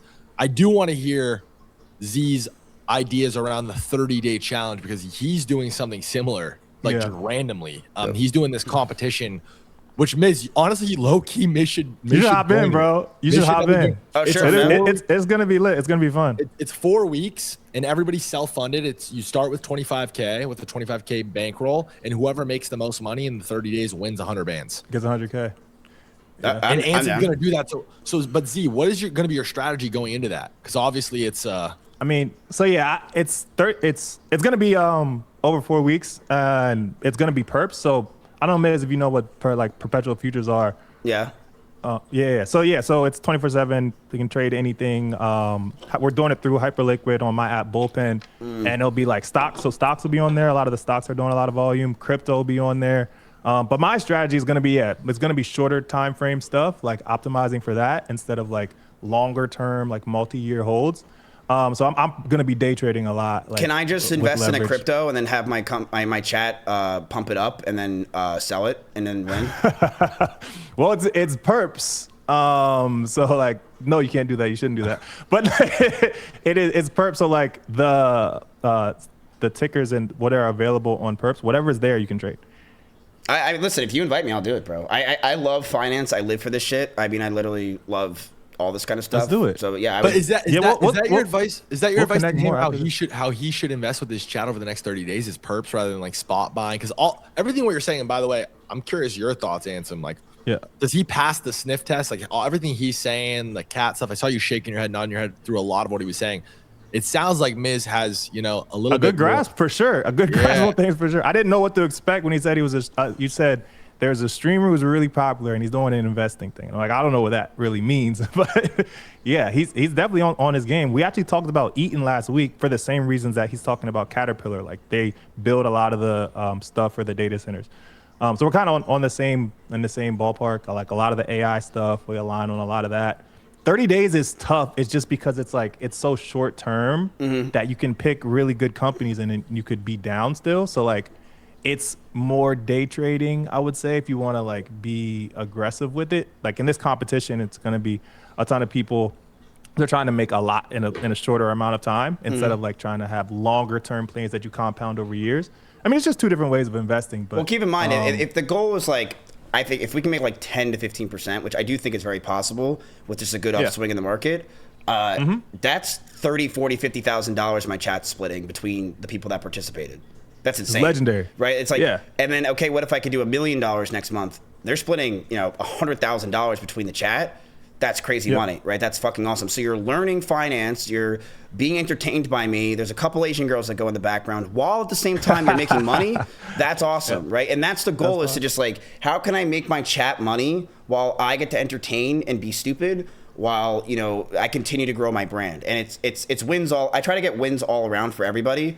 And even if it's a small loss for me, like I don't really care. Like $5,000, $10,000, whatever, I'll figure that out. I just won't pay my attorney that week. But I'm totally for doing more of this. Yeah, if you guys win the competition, you have 100K, so they can split 100K. Yeah, no, facts. And it's only 25K entry. But yeah, I would say like to answer your question, Banks, on what to focus on for like a 30-day challenge, you're gonna want to look at stocks that have catalysts that are very short term coming up, and that's how that's what we're looking. Benefit off that first. Sure. We were looking What at are some NVIDIA. off the top of your head, Ansem, that you think could work for the next 30 days? I think MP Materials is an interesting one. So I know you guys know Intel has crushed, done really well the past like couple months. One of the reasons that they've done so well is because of the U.S.'s focus on building out all the different levels of like the chip manufacturing here. So right now, everybody relies on TSMC, which is like the Taiwan semiconductor company for building these chips, for building the CPUs, actually like manufacturing them. And what Intel is working on is they want to build their own fabs here in the U.S. And so that was a one tailwind. But also, the U.S. government owns 10% of Intel. Right. But like the U.S. government doesn't only own Intel. There's also a lot of other companies that they've invested in a similar way. And I think they could have some good tailwinds over the next few weeks or so, because like people are like, oh, Trump invested in Intel and he's going to keep pumping Intel. What else did he invest in and what else is he looking at? So MP Materials is one of those companies. They're actually MP a Materials, rare earth, you said? MP, the ticker's MP. A mining company? MP Materials. Yeah, it's a mining company. So they're focused on sourcing and finding these rare earth metals. I think it's the Mountain Pass mine in California is the one that they have like access to. And I think they also just did a deal with Apple, I'm pretty sure, for like the future. But yeah, so right now the U.S. relies on China for a lot of the rare earth metals that we source, and they're important for like EVs, they're important for like the magnets and all these electronics. And we have no real way of getting them except for these like mining companies. Very few mining companies. So MP is one of those. That's what I think. What do you think about? And my some people have been spamming my chat for this a little bit. What do you think about HIMS? With the massive. We've talked about HIMS in a few of the dry. Yeah, we talked about HIMS. I haven't been able to find like enough conviction on it myself yet to be like, yeah, I'm super bullish on it. But I do think it's in a really interesting area. It's cheap enough that a narrative can push it a lot. Like obviously the peptides thing is super viral, and they're like right at that intersection. I can't say I know it like enough to be like, yeah, I'm super bullish. Dude, if they can get into peptides, man, I'm selling whoever's the first to do the peptide shit or can get that figured out legally. Crushes. I will put every dime I have into their company, at least for a few months. I will put every dime in because they will blow everyone out of the water. Like everyone will be buying them. If I can, is there any sleepers that it's on anybody's radar in terms of that? Like, I mean, I think Eli Lilly is the biggest one. I mean, they're like, I think the ticker's LLY. They're like the biggest company. They also were, I think they were not Ozempic or the other one. If it's not Ozempic, it's another one that they do. But yeah, they're a pretty large biotech company. But it's like they're the front runners right now to have the $1 trillion company. The like legal whatever with all to do a lot of the peptide stuff. Yeah, that's more longer term. I mean, so my thing with this too is like, if look, I'm the financial advisor of my chat, right? I'm not really, but in this scenario. So, but my plan is basically whatever we can make, they keep. But if for some reason we have an issue, like maybe I throw in a couple extra $100,000 and we try to figure it out, because I want them to be able to get out of this. That yes, you don't always win. You don't long-term investing is the play because they have their youth, which is so important. Stock market's down, you're not stressing out. No one cares. You should be just living your life. Every month you put in a couple $100 and you compound interest over time. You're making money and you should be successful. It will motivate you and grow you. And the thing is, yes, like this is tough in 30 days. I'll make it work, whatever I have to do for my chat and for the people. But Yeah, if you have any finance stuff that you want to share with the chat, or you ever want to come in and just talk, I know Banks knows where I live, so if you ever want to come in or join the chat for anything, because they liked your mining idea. They were like, oh, mining, they like that. Cool. They're down to hear. Z has some really good ideas. He's a really smart guy. This is all I do. So I'm definitely down. So to keep I actually don't chatting. think we found out what is your role like. What do you exactly do? Like in life or just in in life? So you're 2200 in WoW, which was impressive. Yeah, so I used to be a software engineer. I went to Georgia Tech. I studied computer science. Found out about crypto in 2016. I had like a professor for this emerging technologies class. He was really big on Bitcoin. Then when I graduated in 2017, I was working as a software engineer. And that's when I started trading crypto. And so from like 2017 to now, basically, I've been trading crypto full-time since 2021. I've been full-time at Bullpen since early 2024. And yeah, I'm just full-time trader, full-time investor, and a builder, yeah. Cool. He bought Solana at $1.50. I did. I did. Yeah, my like Solana trade was like your Nvidia trade. And he got a pet cat, and the chat social engineer doxed him, hit up every person in his family, found out what the cat's name was, they were fucking and ran a meme coin up to fucking, what was it, hundreds of millions of dollars? 100 mil. Wait, what? Wait, what? The cat, what? So I don't know if you know like Solana and meme coins in 2023, 2024. You know what WIF is? No. No Bonk? No. You know Doge? Yeah. You know Doge. So like, and so when Solana went crazy in 2023, it went from like $20 to $200. I was one of the people who was super bullish Solana before that happened. And I also was like, well, there's not that many coins to buy on chain on Sol right now. So I think that Bonk is going to do really well. Bonk is this meme coin, probably one of the most popular meme coins on Solana at the time. And it was created by a lot of the core, like Solana evangelists, developers, builders, VCs, a ton of people around it. They rallied around Solana when FTX happened, launched Bonk. So in this cycle, I was like, well, if Solana comes back, Bonk is definitely going to come back. And then when Bonk did really well, it went from like 40 million market cap, I think, to 1.6 billion or whatever it went to. After that happened, meme coins on Solana went crazy. And so I was the dude who was like, you're the Solana meme coin guy. And so everything I talked about with on-chain with Solana was just going crazy. And at one point in 2024, it got so Black Mirror-esque that like anything I posted became a coin. Like it didn't matter if it was a word, picture, like it was a coin immediately. So I posted my cat. And people were like, what's the name of the cat? And I didn't tell them the name, went to sleep, took a nap. Then I woke up like a few hours later, and my mom is texting me like, yo, why are people on Facebook asking me for the cat's name? Like, what is going on? What's happening? And so eventually I posted the cat's name. I rug pulled my cat's coin, actually. I did. I didn't rug pull. I didn't rug pull the coin. So I could tell you the story. It's I rug pulled it. So I was buying cryptos and I was doing this challenge with user can't really say the glasses. I love the glasses. So I was doing crypto trading for a month. I was doing the similar thing a year ago, but for crypto. Couldn't do it anymore for legal reasons. And when I was doing it, I was pulling up a bunch of stuff, and someone in my chat's like, dude, buy this coin called Chompy. And I just clicked on it, being like, I don't know what the fuck this coin is. And I like clicked on it. I'm like, this is stupid. And I clicked off. Chonky? Chompy. It's my cat right here. I don't know if you can see him. Oh, yeah. So yeah, when we first launched the Faze thing, somebody sent Lacey like a fuck ton of Ozempic coins, and it was worth whatever. And he's like, do I sell this? And I'm like, no, dude, leave it all alone. Don't touch shit. Don't sell shit. So what happened was the guy that owns the Chompy coin sent one of my mods, OneTap, who's a known scammer. He got sent 20 a lot of the coin, and since I brought it on screen for 1 second, some of my chat started buying it, and I think bots started to buy it because they like saw that it was like getting movement, and it went from it literally got up to $25,000 in value. These coins that were sent. And my mod OneTap's like, bro, I have $25,000 of coins. What the fuck do I do? How do I know that name? For your he did a subathon for like 8 hours once. You may have been there.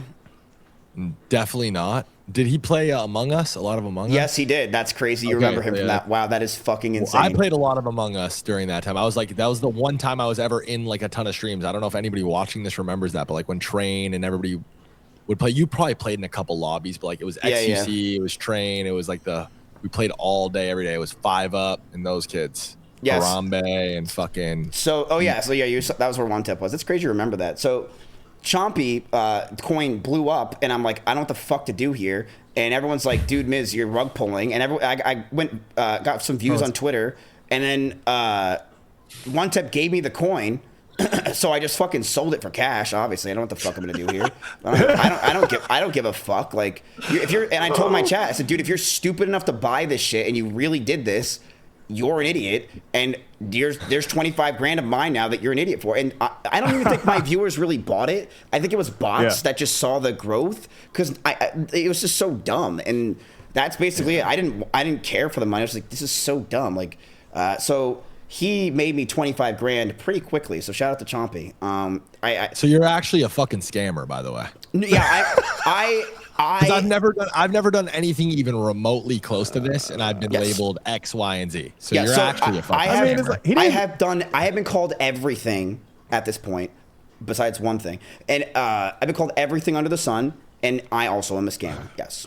What's the one thing that you haven't been called? It begins with a P. Oh man, you're really baiting them in. Yes, I have never been called pretty, which sucks because I actually take my finesse right every day. Oh, you're gorgeous. Your eyebrows. Show the eyebrows off real quick. Get nice and close.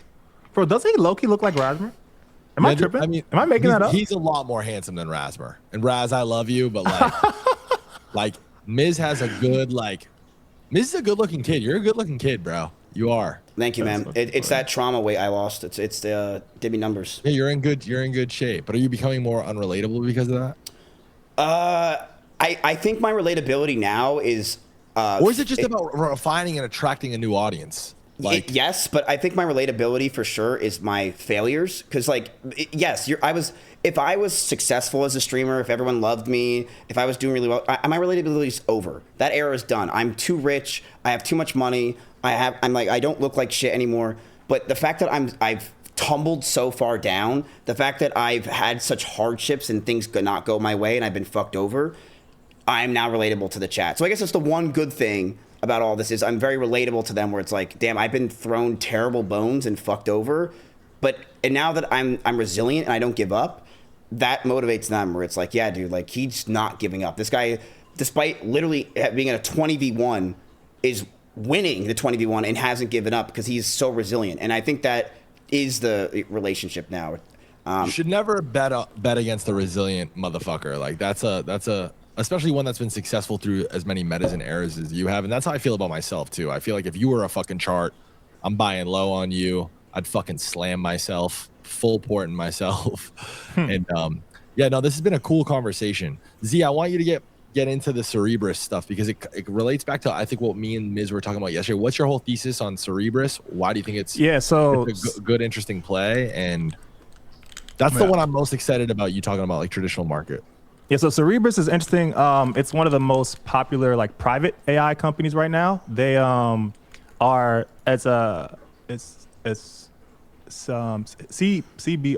is the I got it. It's not live yet on the thing, but so they are a company like one of the most popular private AI companies right now. The reason they're one of the most popular AI companies right now is so there's training for AI, which is like when you're training the new models, teaching them things and actually building the models, and then there's inference.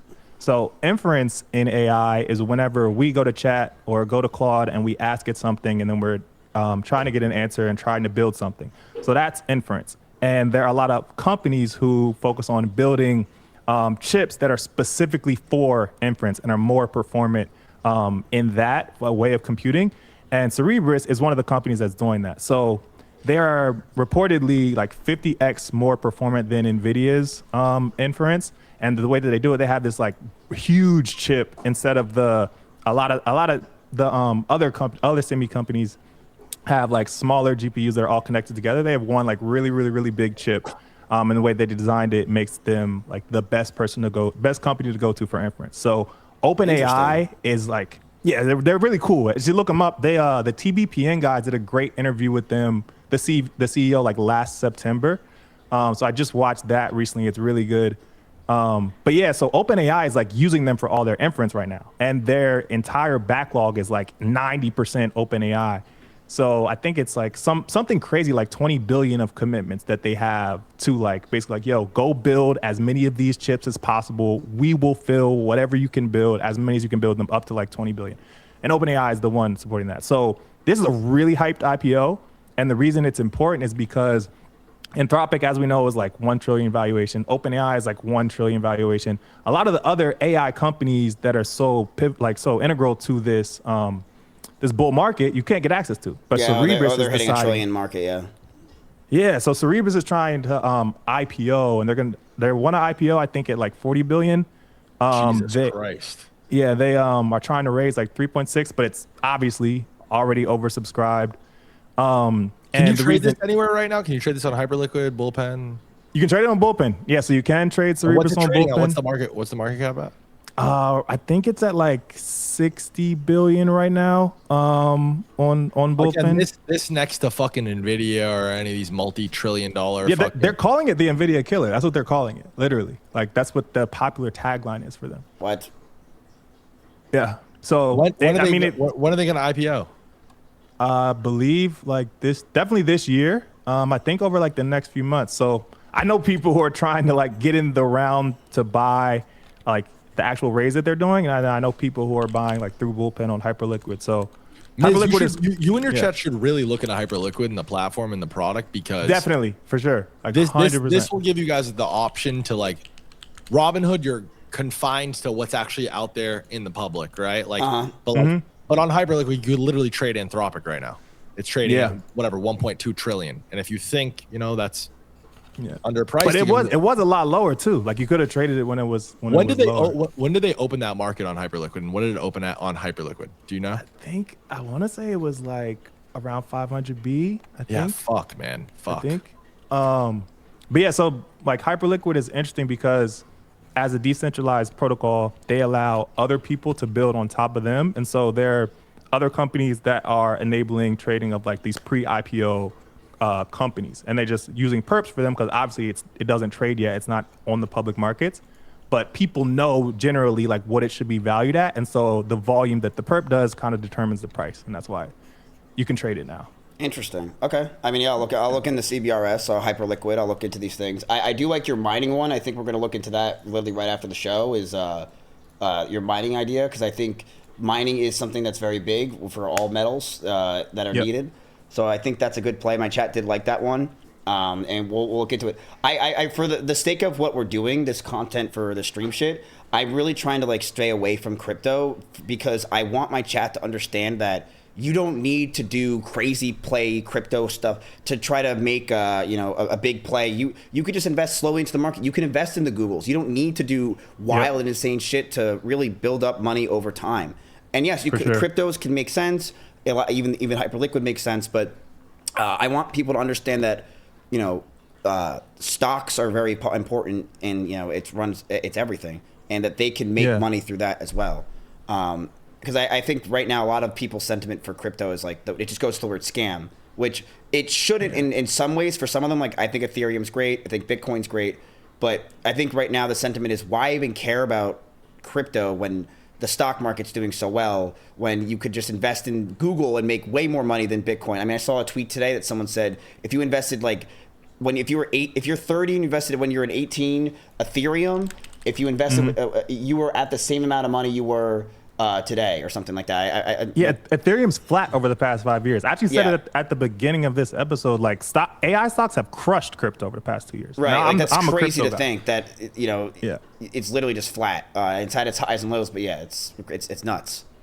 Yeah, I know. I agree with you. I think the way that people should think about investing is it's like you have your high risk plays. For some people, that's crypto. For some people, that's like low cap stocks. For some people, that's options. And then you have your like core long-term plays, which is, as you said, like Google, Nvidia, Meta, Microsoft, companies like that. I definitely agree. It's like you have to separate your portfolio into different buckets and just like divvy up whatever extra income that you have and kind of deploy it the proper way. But I agree with you. You definitely should be preaching what you are preaching to them. It's very accurate. Yeah, because I think a lot of viewers who are in their early 20s or 30s, whatever, they've just been told crypto. They've been told, these gambling and stuff like that, like really risky things to try to make money quick. They see social media and they're like, holy shit, how do I become rich like this guy? How does this guy make so money so much fast? And a lot of times it's just lies, right? It's pump and dumps, it's lies, it's bullshit. It's things that they can, they don't own that house. A lot of times I've seen these guys who have these things that like, I have this, crypto to get into. I have this thing, I make billions of dollars. They rent an Airbnb for a day and pretend it's their house, right? They lie. And because of that, these people viewers make TikToks on fake jets and shit. Like, exactly. And because of that, these viewers feel like they're falling so far behind and that they need to do rich money quick shit. So they go to the, crazy gambles that fail. And I want them to understand that, like, you don't need to do that. You can invest slowly over time. It's just so unfortunate, though, man. We talked about this earlier, Ansem. We even made we touched on this, Miz, and I think we could probably wrap on this because it kind of sums up the entire thing, like this entire collab, the show, etc. It's unfortunately in like these mainstream communities, and like I use mainstream loosely, like in these streaming communities, even, which aren't, these are people that live on the internet. You know what I mean? They are on the internet for a lot longer than the average person even. And even these people have kind of came to the conclusion that crypto equals scam, right? And it's like, it's unfortunate because there are great products in crypto like Hyperliquid. There are great opportunities. Like your chat yesterday, we brought up Hyperliquid, we brought up Zcash, and to watch them scam.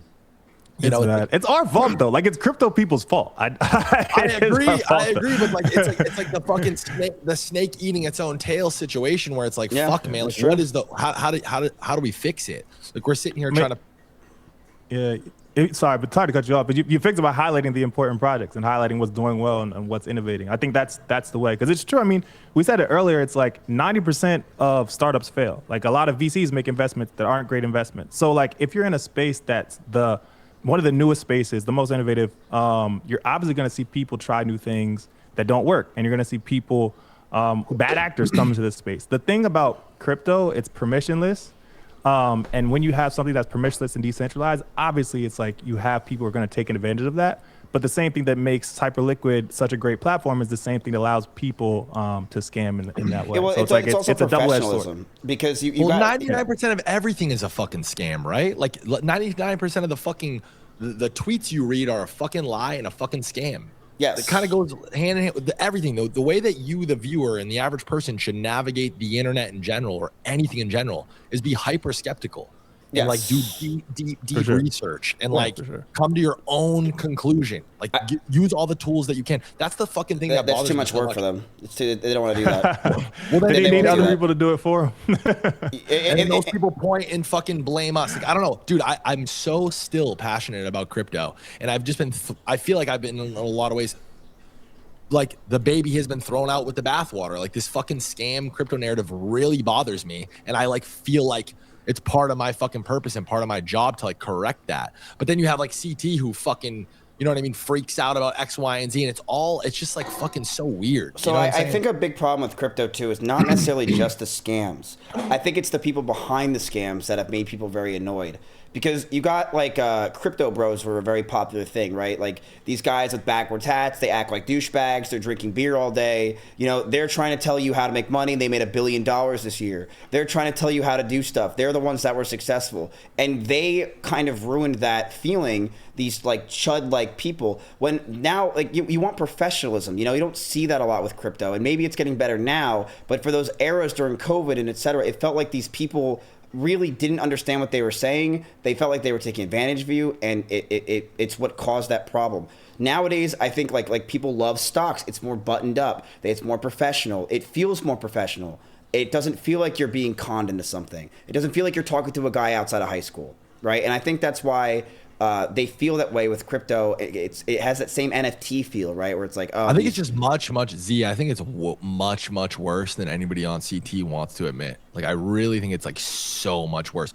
Here we are with somebody who's chronically online, Mizkif. He understands the nuances of streaming, attention, whatever, his chat, whatever. He's dedicated the next 30 days of to his platform, his content, to investing $300,000 into making as much money as possible for his chat. Hyperliquid is obviously a tool that him and his chat could use to success. For sure. Like it's absolutely something you should understand and be using. the fact that there's any sort of resistance there, and the fact that the door is kind of shut immediately and it's chalked up as we want to stay away from crypto. And this is a chat of 6,000 people and a fucking streamer, you know, with an audience of a lot more than that. It's like that's really fucking bad. It's like the fucking I don't know. Just like, give it time. You know, if crypto's really not going away for a while, give it a few more years and it'll be okay. But the thing is, right now, it's like you got, you know, crypto people. It's seen as like an ex-girlfriend that, you know, went crazy. Now you're trying to get back together with her. She's like, oh, well, you were nuts. You got to show over time that you're not as crazy, you know, and then maybe they'll come back. That's actually how I personally feel about my relationship with crypto. It's crazy that you could say that because it's like a really good metaphor. Who do you think of when you think of crypto, Miz? I'm actually interested. Like, who do you? My ex. What's your like? No, but actually, like thought leaders and people who like, are, if you're like crypto, who's like the most famous crypto person that you think you would like? Who do you think of when I think of crypto? I think of Michael. Yeah, I'm curious. I think of like Andrew Tate. like just that era. So funny. Anson, Bro, can we please pull up the fucking? Back Okay. and Like forth another we have? example Yeah, of someone please. is Coffeezilla. Like I think Coffeezilla. I think Logan Paul really with the whole crypto zoo thing really fucked up crypto. That one was one that was really big. Dang, he deleted them. Fuck. Oh, he did? He deleted. Share your But screen, though. Share your screen. It's funny you say, bro, it's funny you say Andrew Tate because there was a point like last cycle when all the meme shit was. You broke mulatto fuck. I've never seen that. This is insane. Bro, this is a legendary clapback, by the way. This is yeah, this is me. It was me and him. We're going back and forth. So when the meme coin shit was popping off, Andrew Tate was one of the people. Obviously, was like, "Yo, I can make money doing this. I'm gonna do this and get involved with this." And so, like, his team launched a bunch of coins. He supported a bunch of coins, and he was going back and forth with me because at the time I was like the Solana meme coin whatever person. She was like, "Oh, I'm gonna stir up shit with him. If I get like attention from all his followers, I'm gonna get more people to buy my coin, X, Y, and Z." So we had a back and forth. I've never met this person, by the way. I didn't know him at the time. Never talked to him before any of this. But we had a period we were going back and forth, like talking shit to each other online. And I was basically telling him like your coin's going to zero, X, Y, and Z. And he deleted the post. I wish I had what this shit said because it was really fun. I had to reply to it because we were just like arguing. But at the time he was getting on me for boxing because I did some like celebrity boxing, got my ass beat bad, like publicly in front of a lot of people. And he was like saying I can't fight and all this other shit. But yeah, we've had our back and forth. So it's funny that you say Andrew Tate. At the time it was like CT was on my side and they were like, fuck him. We don't want anything to do with his coins. Miz Ansem for a while was like interesting. the fucking main character of crypto. And Yeah. he was like the fucking connector and the point of contact and like the bridge in for all these celebrities. Like I witnessed this live happen, by the way. Me and Z have been friends for years. Wait, who's the most famous person you know then? Way before the show. I mean, in CT, maybe. For sure. Wait, you say who's the most? Who's the most famous person I know? Like yeah. Kanye. I know that I've met. Yeah, I have met Kanye. I did talk to Kanye. I was just about to bring this up. I witnessed this live, Miz. We're on Rodeo. I think you're still dating the same girl at the time, right? This is like the first day that you were ever with her. This was a fucking Same pretty girl. pivotal, crazy, weird day. We're on Rodeo. We're in one of the stores, and everyone starts spamming like our phones and stuff, and Twitter's blowing up, CT's blowing up, and it's like, yo, Kanye just tweeted about you. And Kanye's like live tweeting, like, yo, Ansem, hit me up. Like, yo, Ansem, pull up on me. Like, shit like that. Like, and everyone's like, what the fuck? Like, and you did. You pulled up on him. You linked him.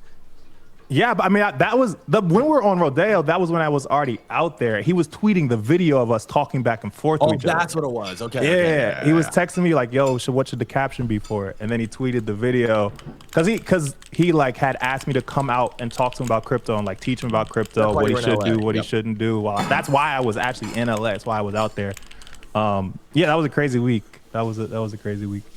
Unfortunately, he did not listen to what the advice that I gave him, but that's another story. But yeah, I mean, fucking 2024 was weird for me. Yeah, I'm a big Kanye fan. Yeah, he's great. I mean, super us too. talented. I think he's one of the greatest artists of all time.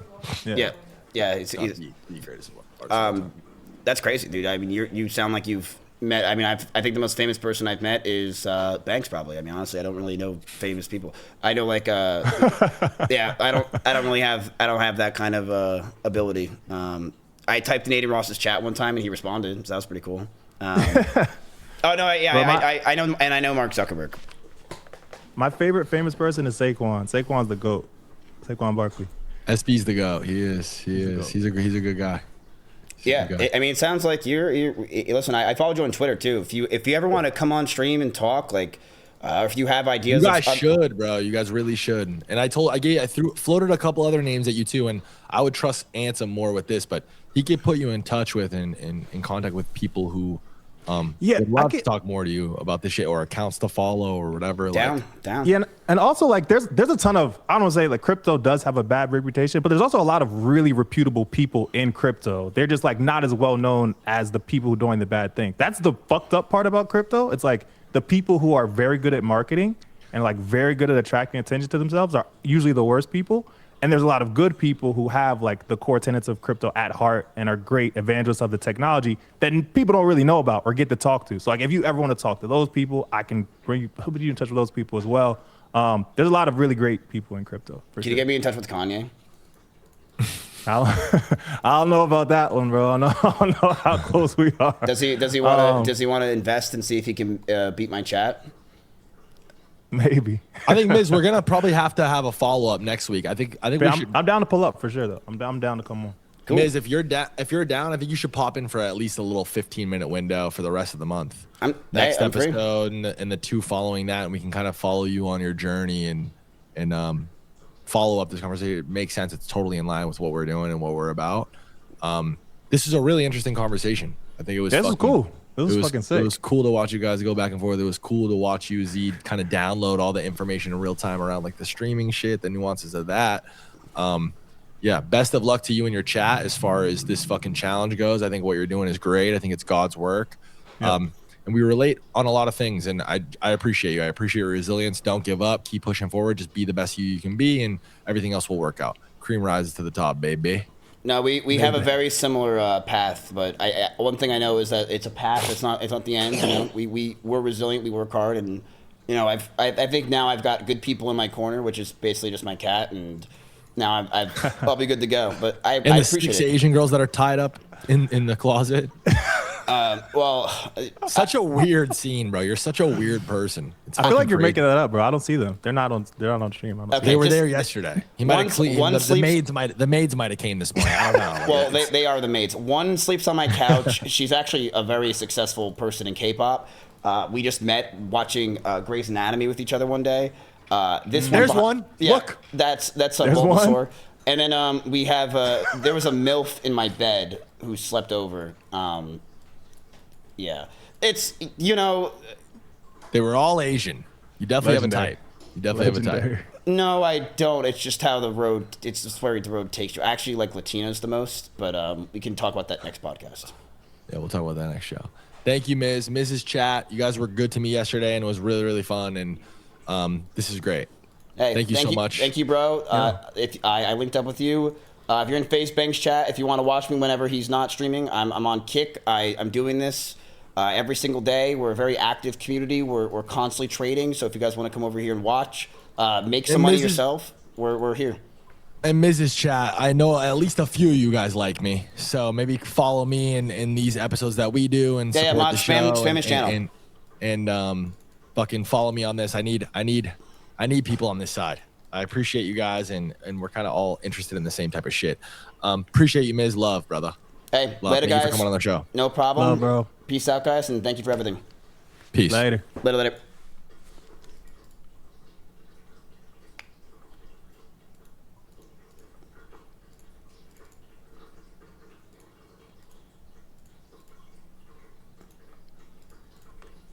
All right.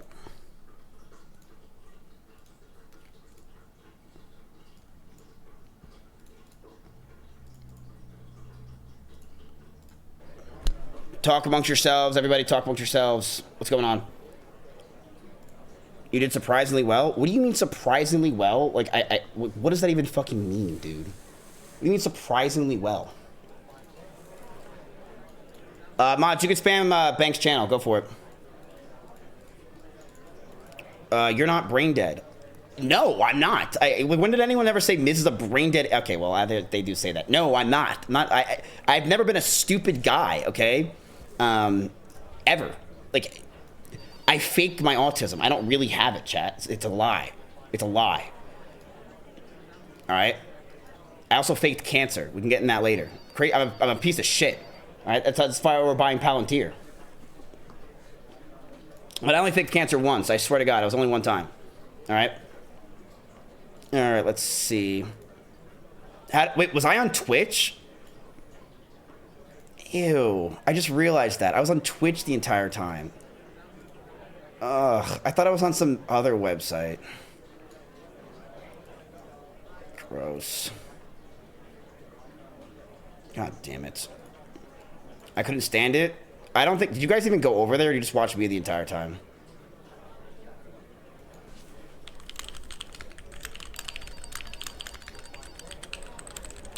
They want to talk about GTA. I'm down for that, but right now we got to talk shop. All right, we got 40 more minutes to buy anything if we want to buy anything. I think, chat. By the way, that guy's pretty smart. I don't think all crypto bros are retarded. By the way, I mean they made a shit ton of money. Right, and that's the name of the game. They're not all retarded. It's just the people at the top are fucking retarded. I think MP Materials is a great buy. We could do more research into it later, but it's the mineral company that he was talking about. They are the ones that are finding the rare minerals that make the products itself. I think that's a great buy in my opinion. It's down 5% today, but it's up the past month 40%. We can look into their earnings. You guys want to do that real quick and see what it's like? It's mining shit. I think this is a great buy. I think it was a really good call by him. Answer Banks? What do you mean answer him? Oh, no, he's not calling. It's someone else's number. Let's see.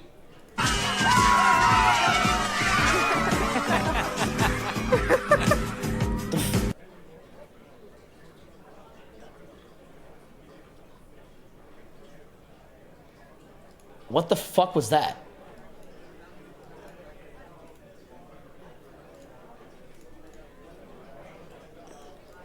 Okay, so it just like told me to click on something and I did, and look. Why is the recording of this, is it Tears and Fears is being played for the fiscal quarter? That's a pretty cool thing to do for the quarter one earnings, chat. Oh, it's the intro. Okay, they're going live.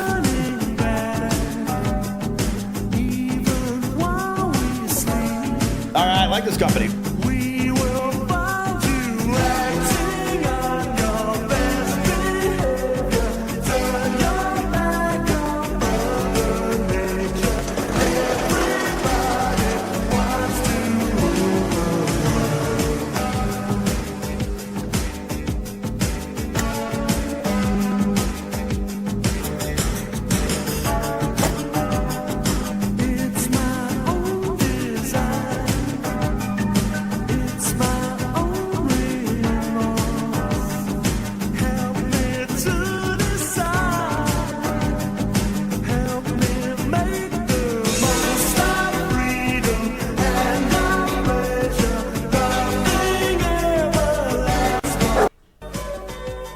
It really was their intro. That's crazy. And that's crazy because I love Tears and Fears.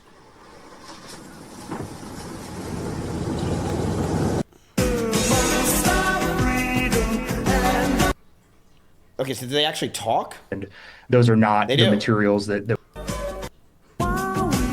Be a consequential year. Bro, they did a 15-minute intro? With policy tailwinds and continued urgency around onshoring and supply chain security, we are advancing our platform with momentum, executing with discipline, and delivering durable financial performance. With that, Okay, so just to stay on this real quick,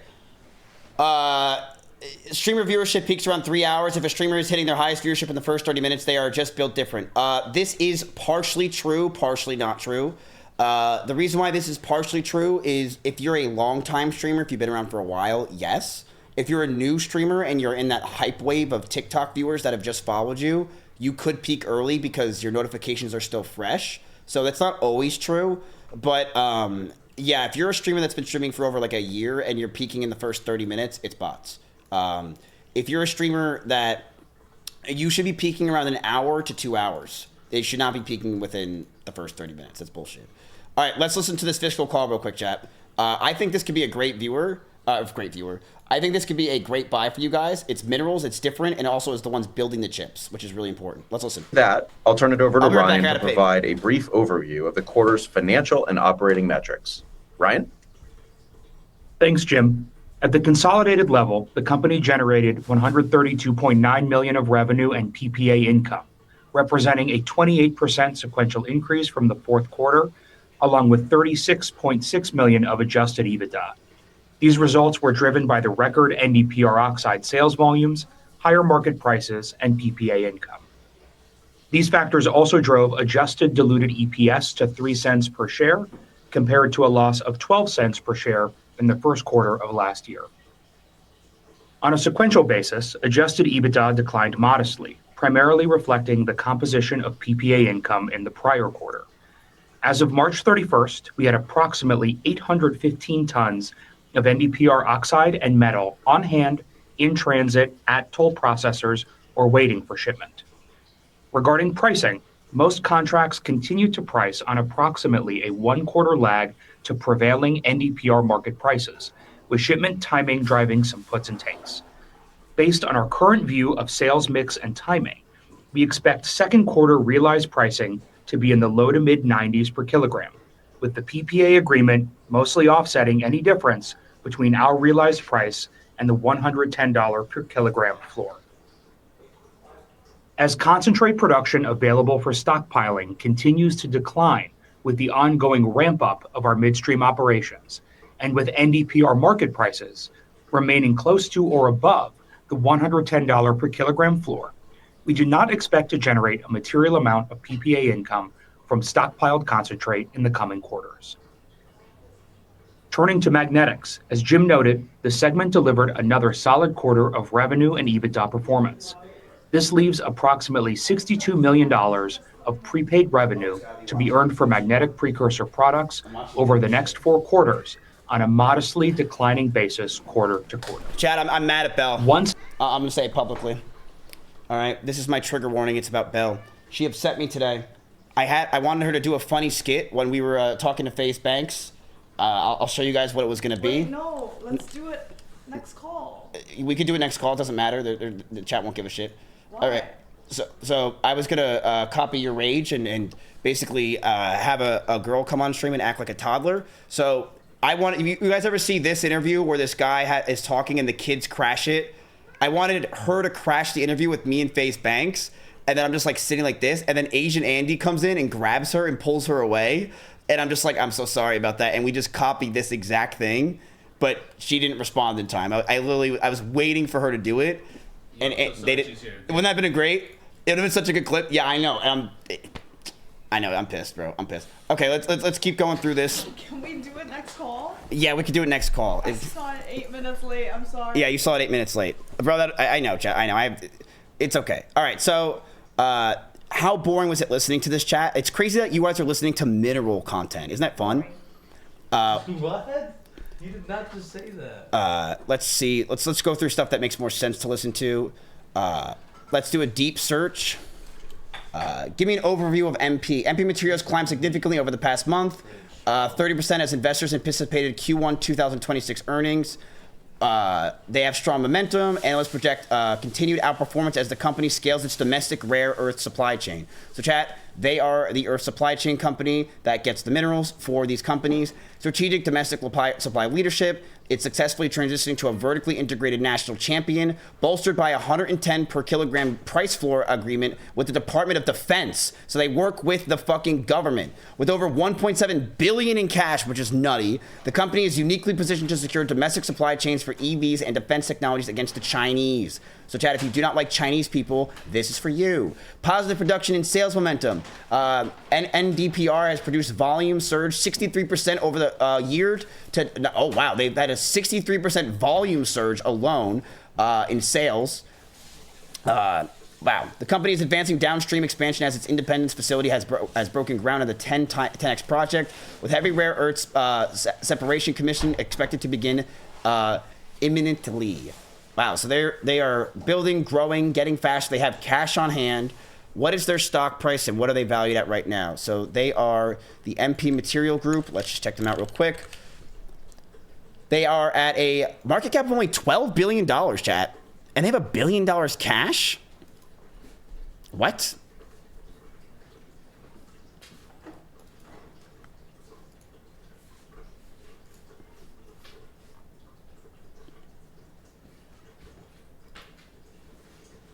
What's the downsides? What is the downsides of this company? There's got to be some kind of downside, right? They're the ones doing the materials for this. Their market share is very little. 1990s, Mountain Pass fell victim to economics and to environmental regulators after radioactive water leaked in and revived the business. James Litinsky was running a Chicago hedge fund looking for value in distressed companies. When Molycorp filed for bankruptcy in 2015, Litinsky glimpsed opportunity. Bro, that's not what anyone's desk looks like, okay? Jesus Christ. Are we really trying to pretend that his desk looks like this? Bullshit. Where's the Adderall? Where's the anything? Where's a picture of your fucking secretary in nudes? This is not what anyone's desk looked like. He cleaned this shit up. Molycorp filed for bankruptcy in 2015. Litinsky glimpsed opportunity. You can't trust a guy using a computer with a suit? Yes, you can, only if they're white. This is basic finance 101. Yes, you can, as long as they're white. You could trust a white guy in a suit, as long if they're at a desk. That makes complete sense. When you're running a hedge fund, there's not much tangible to it. You're moving numbers on a screen. And then I made the mistake of going out and looking at the site actually and seeing the what assets. your investment looked like. Yes. And I was just blown away by the scale of the assets. The assets? Whoa. This massive open pit, these concentric circles, a mine 3,000 feet across, 600 feet deep, with one of the world's richest deposits. Litinsky turned to Michael Rosenthal, then working for a New York hedge fund. The two were close friends growing up, and they decided to partner. You appreciate the absurdity of the story. For sure. Two hedge fund guys buy a mine. What could go wrong? For a while, plenty. When they bought the mine in 2017, it was underwater, financially and literally. 30 million gallons had puddled at the bottom. There were only 8 employees. They called their new company MP Materials and got the mine back up and running. Blasting earth, then crushing rocks into gravel, then milling it into fine powder. Litinsky took over the business as CEO, while Rosenthal spent long days on site becoming an expert on rare earth mining and refining. How do you characterize the division of labor here? I get dirty and Jim explains what we're doing. Today, so 2 white guys run this, chat. Mountain Pass employs more than 700. Rosenthal manages the operation. I cannot get over how extensive and intensive all of this process is once you're done with the actual mining. Yeah, the mining is really the easiest part. The hard part? Separating the rare earths from the rock and then each other. 2 years ago, MP reached a milestone. After investing hundreds of millions of dollars, it was able to refine neodymium and praseodymium to 99.9% purity. This is the refined product. This is the money room. This is it. This is it. Each bag was worth around $120,000. There were 300 bags, roughly $36 million in inventory when we visited. So this fine powder could end up in your pocket. Could end up in my iPhone. Yeah. MP needed one last link to bypass China and reclaim the supply chain, making the final product, those high-powered rare earth magnets. So in Fort Worth, Texas, MP built this facility, where pure rare earth powder from Mountain Pass gets melted, cooled, compressed, diced, and eventually turned into, well, these. In a matter of months, millions will be going into GM cars and into Apple products starting next year. MP was fulfilling its business plan, taking rare earths from mine to magnets. Then, last spring, it alchemized from a vertically integrated business to a pivotal player in our national security. We will supercharge our domestic industrial base. Last April, President Trump unveiled his global tariffs plan, so-called Liberation Day. China retaliated to devastating effect, choking off rare earths to the U.S. Ford Motors, for one, suddenly without magnets, had to temporarily stop making Explorer SUVs. After a series of trade truces between the U.S. and China, the rare earth spigot came back on. Litinsky says few realize how close we were to economic catastrophe. There were major manufacturers that didn't even realize the extent of the rare earth magnets that they had in their supply chain. We were seeing the economy on the verge of shutdown. With markets reeling, senior Trump administration officials summoned Litinsky and Rosenthal to Washington. We got called into the Pentagon, and it was clear that there was a directive from the president to solve this problem as quickly as possible. What did the government want from you? What does it mean? So, I mean, if you don't understand what that means, is basically the Chinese were just like, hey, look, we are going to stop all of the precious materials that we are giving America from now on, which basically would have caused an economic collapse because it would have destroyed all the products going to America and fucking up America in general, which that didn't happen, right? Because they had that spigot or whatever it was called.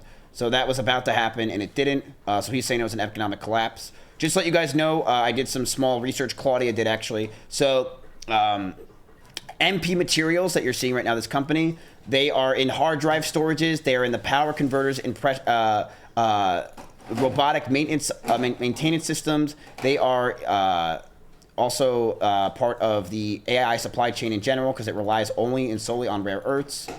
So it's all over the place. The magnets that are involved, they're pretty big. Who's Claudia? She's my assistant. She works for me full-time, 24/7. She's great. I'm telling you, Chad, and she's fucking hot as fuck. She's a very hot woman. Pentagon wanted a Manhattan-style I'm gonna bring her on stream one day to accelerate the entire supply chain of rare earth magnetics in the country. That's the analogy. Those exact words were used, Manhattan Project or Operation Warp Speed. We've got to work to scale up everything that you're doing as quickly as we possibly can. A Manhattan Project for rare earths resulted in an unusual deal. The Pentagon agreed to inject $400 million into MP Materials and took a 15% ownership stake. So we Americans are all in the rare earth business now.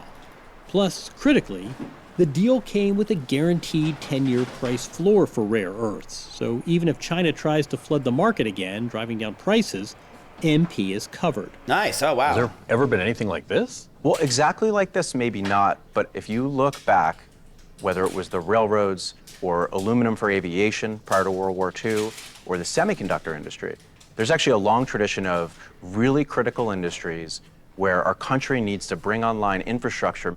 And I think this is one of those industries. And the government had one more stipulation for MP: ramp up rare earth magnet production tenfold.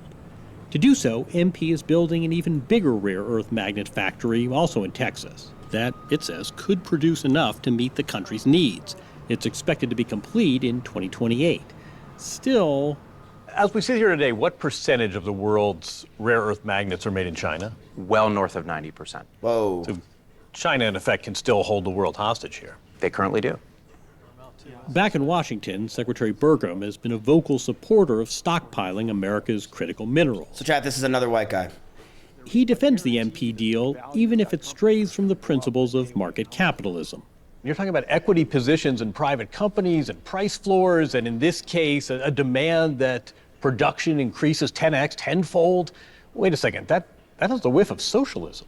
I wouldn't call it socialism. I'd certainly call it pragmatism because free markets work, but they don't work if you have an adversary that controls a monopoly that control the price. You're talking China. I'm talking about China. There's no market setting the price. It's China setting the price. To get this industry started again, we have to do some things to kickstart the private capital. This kind of industrial policy you're talking about, does this happen but for China's retaliation to last? So if we're investing in this thing, chat, you know what we're investing in? America. We're not going to let them take 90% anymore. We are going to stand up for this country, for MP, and we are going to take our land. We are going to get our supply, so we don't need to rely on the Chinese. April? I think it was a catalyst. Frankly, we probably needed a crisis to wake up. Oh, yeah, some of you are European. And so I think if there's a silver lining in the sense, what happened last year was a big time crisis that we needed. I'm struck by how quickly the economics bleed into geopolitics. If China says, listen, we're going to go invade Taiwan, and if you... all right, let's do a vote, because it's obviously MP. We're going to decide on whether we're not buying or not, or what position. Chat, I think you guys have seen enough. Their earnings are great. The company's great. Everything's great, really. They have a lot of cash on hand. They are backed by the government. Even if the Chinese take over, they're backed by the government. They have a 10-year plan with the government. They have a lot of, they get the raw minerals and the minerals for a lot of these companies. Apple has a thing that's working with them in the next year. They are expanding and growing very fast. Their company and stock is up over the past year, 192%. Is there room for more? Remember, we're looking for like 10 to 15% swings. I'm not really sure, but this is a good way to diversify yourself out of just databases. And this is minerals in general, so it's a very structurally good thing to get outside of your typical run-of-the-mill shit. So let's go ahead and do a vote, chat. I think you guys have seen enough. Let's do a vote.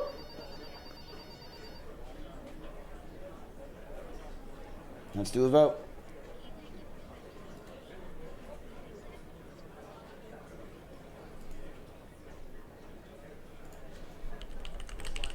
You guys can talk amongst yourselves as well. Remember, keep in mind, people are sheep mentality. They'll listen to you if you speak. If you guys want to know your portfolio right now, I can show it to you right here. You are currently at $299,000. You are down $3,000 today. Again, a lot of that is this CoreWeave play. But CoreWeave is going back up a little bit. It was at 116 at the during the call, 115. Now it's at 119. So it could definitely pump back up. I'm not really worried about this stock at all, to be honest with you. CoreWeave is a very popular stock. I honestly might off-stream buy some of this. I'm not worried. So this is an MP chat. If you guys want to know your current investments that you have, and I'll show you right here. You have $116,000 cash still. So you still have a lot of cash. You have 33% plus like 35% cash. Let's see what your play is. Every vote matters, chat. If you want to make money on this, you got to vote. You got to vote. No, Shell was never filled. Shell was never filled.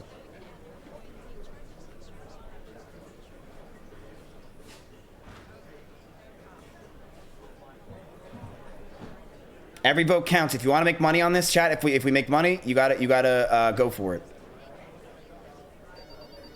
You gotta vote. Voting is a big thing.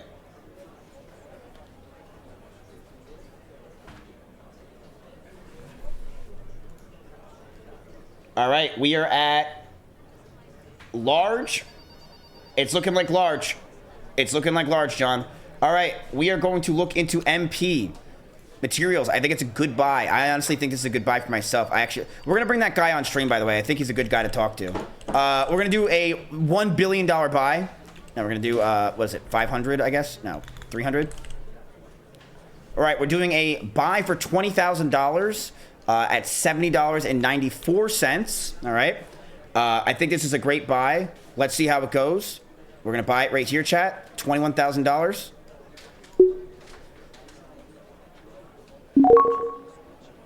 It got filled. It got filled right on the number, right on the money. You are in just before the future market closes. 4:41. We have 19 minutes left. Boom, you're in right there and then. Nice job, chat. I think that's a really good. I think your positions, chat, in my opinion, are great now. I think they're really fucking good. I think you have a very good group of funds right now. So I would give yourselves a clap in chat for that. I really do. I think that you have a very good positions in general. Whoa, whoa, whoa, whoa, whoa. Whoa, whoa, whoa, whoa, whoa. All right, let's bring that up. Okay. All right, there's your positions there, chat. Let's make this look, okay, don't leave me. All right, you have $94,000 available. Are we thinking we're done for the day, chat? You guys did spend a lot of money, so maybe you want to be done.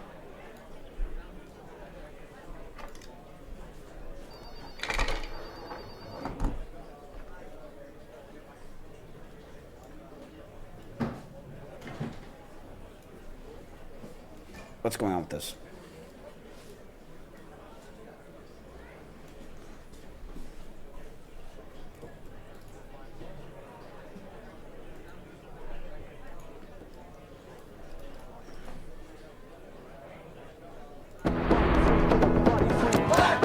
Dude, I want to talk to you guys about something that's truly fucking disgusting, in my opinion. I don't know if you guys saw this company. Okay. This is disgusting.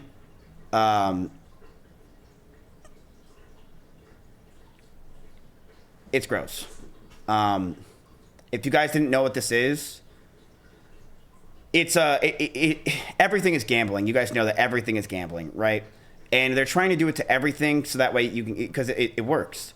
And what is this doing? This is a buy now, pay maybe bullshit, where basically you buy something and it's a gamble on whether or not you don't have to pay for it. So usually, if you guys don't understand how credit cards work where you buy something, you get a 3% cash back, right? So you get like 2%, 3% cash back, so that way you use their card. Their goal and how credit cards make money is you don't pay it back, and now you have to pay a giant interest rate. You get fucked, and then it goes to collections, and you owe them thousands of dollars when you just bought a burger, right? That's what they want. That's how they make their money, is on people not paying. Yes, right? This company is doing it differently. So what they want to do is give you a card where you have a chance to not pay. So now it's not you're getting 3% cash back. You're not getting, rewards for your flight. It's you don't have to pay potentially.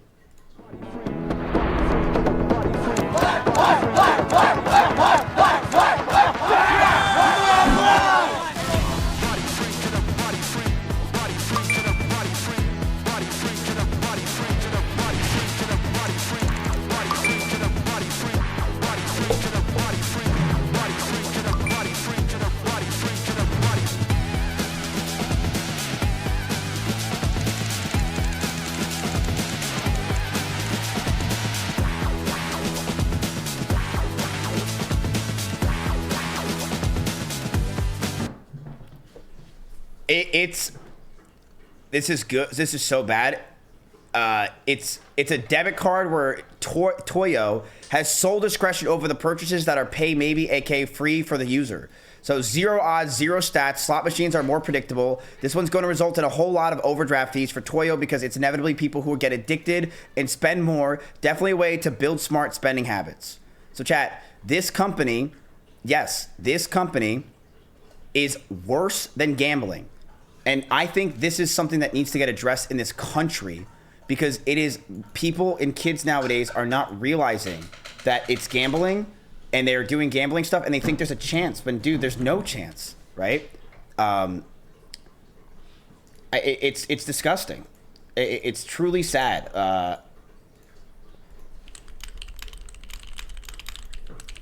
I think it should be banned, but I mean, dude, did you not guys not hear what Trump said recently? Trump said the world has become some sort of gambling company. It's like some kind of quote he said.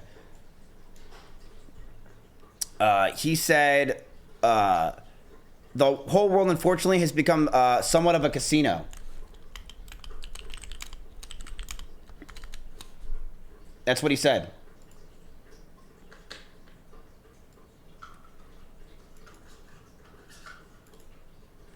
It's like, that's the truth, and it's sad. How is this even legal? Because they haven't addressed all this yet. This should be illegal. I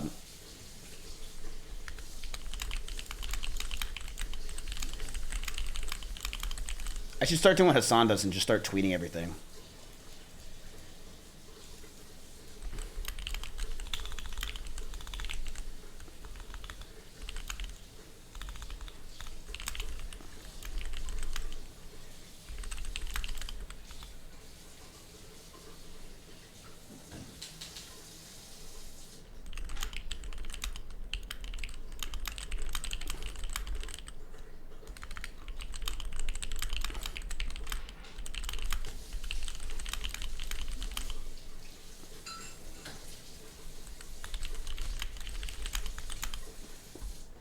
Trey might make a tweet about you? Oh, shit.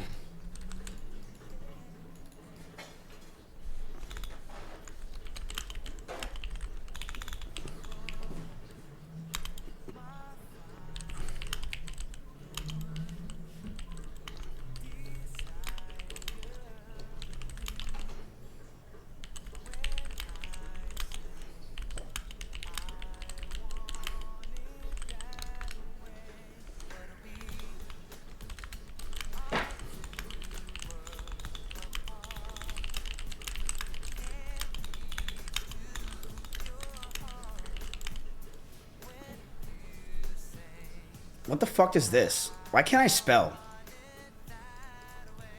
This is such bad spelling that you don't even, like, it doesn't even know what I'm possibly trying to say.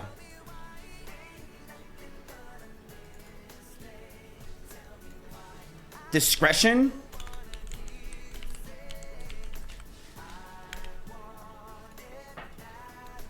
I'm gonna give this to my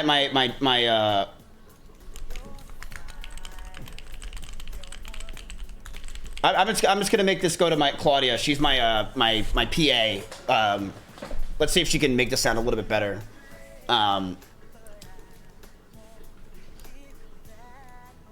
Yeah.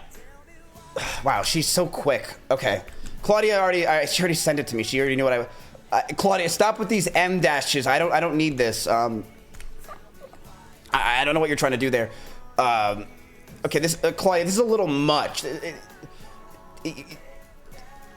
Donald Trump recently remarked that the whole world has unfortunately become somewhat of a casino, and this product seems to embody exactly that. Can you make this a little shorter for me? Can you make this a little shorter for me? You know, chat, like, it's a little bit much. A little bit much. Yeah, okay, she already did it, chat. She already knew what I wanted. But fucking dude, she's fast. No, I copied the wrong thing. Wait, what? Stop copying everything. There we go. I don't know why she does these M dashes. Trump has said the whole world has unfortunately become somewhat of a casino. In this world, I'm going to put that in quotes, Claudia. Don't do these dash things. And this card proves his point. Toyo holds complete discretion over which purchases are covered with no transparency to the consumer. This conditions young viewers to spend money with the hopes of not paying a psychological, It's a psychological trap that could drive a generation to long-term debt. At least in a casino, the odds are posted. This is rigged game without no rule book. What do you guys think? This last sentence is a little bit too much, right? You know, honestly, I kind of like my whole thing I said first before.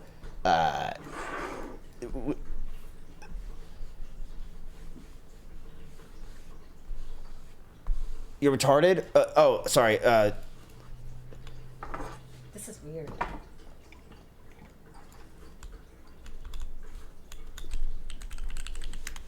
Yeah, like... She's eating? Already? I think this is pretty much what I said. What time do you usually do? I should just not feed her. This sounds like AI slop. This is literally basically what I said. Sorry. It's I'll okay. stop. It's okay. No, it's okay. It's okay.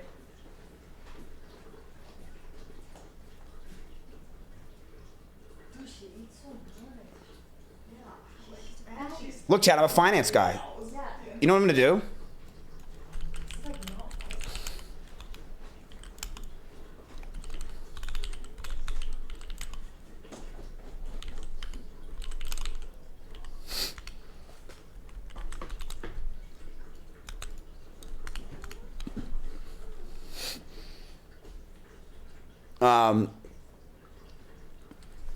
What do you guys think?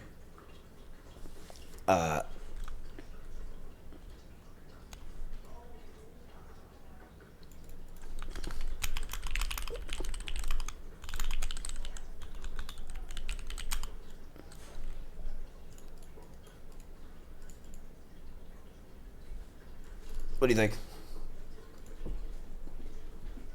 We should probably change my background too, right? If I'm a finance creator now, what do people like? Money? Or like hot women and shit? We could do like an image like this.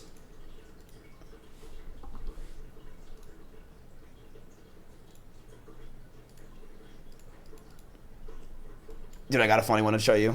I got one.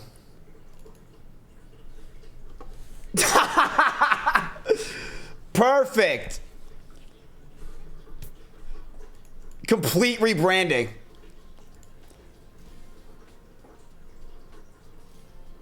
Complete rebranding. Wait, why didn't that go through?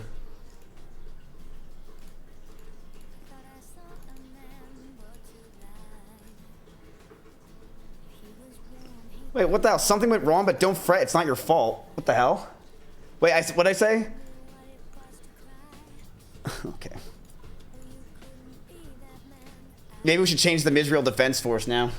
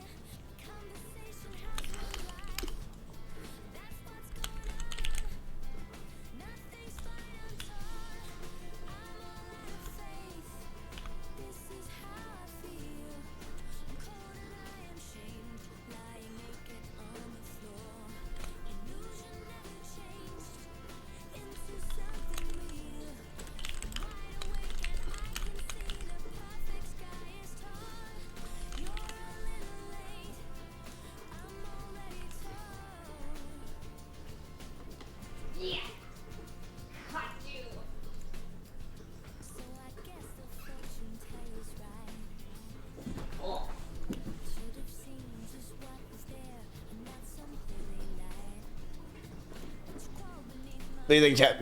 Mizrael? Nah.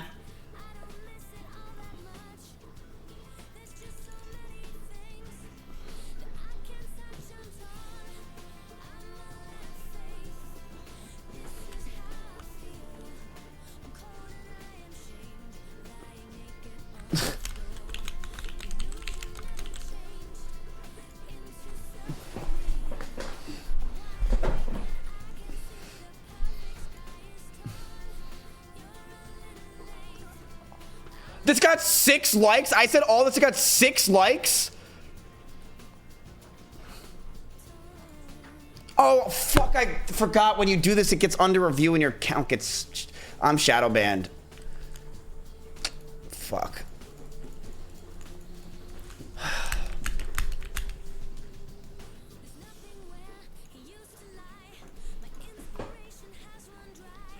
God damn it. Can you guys like my tweet, though? What is she doing? What are you doing?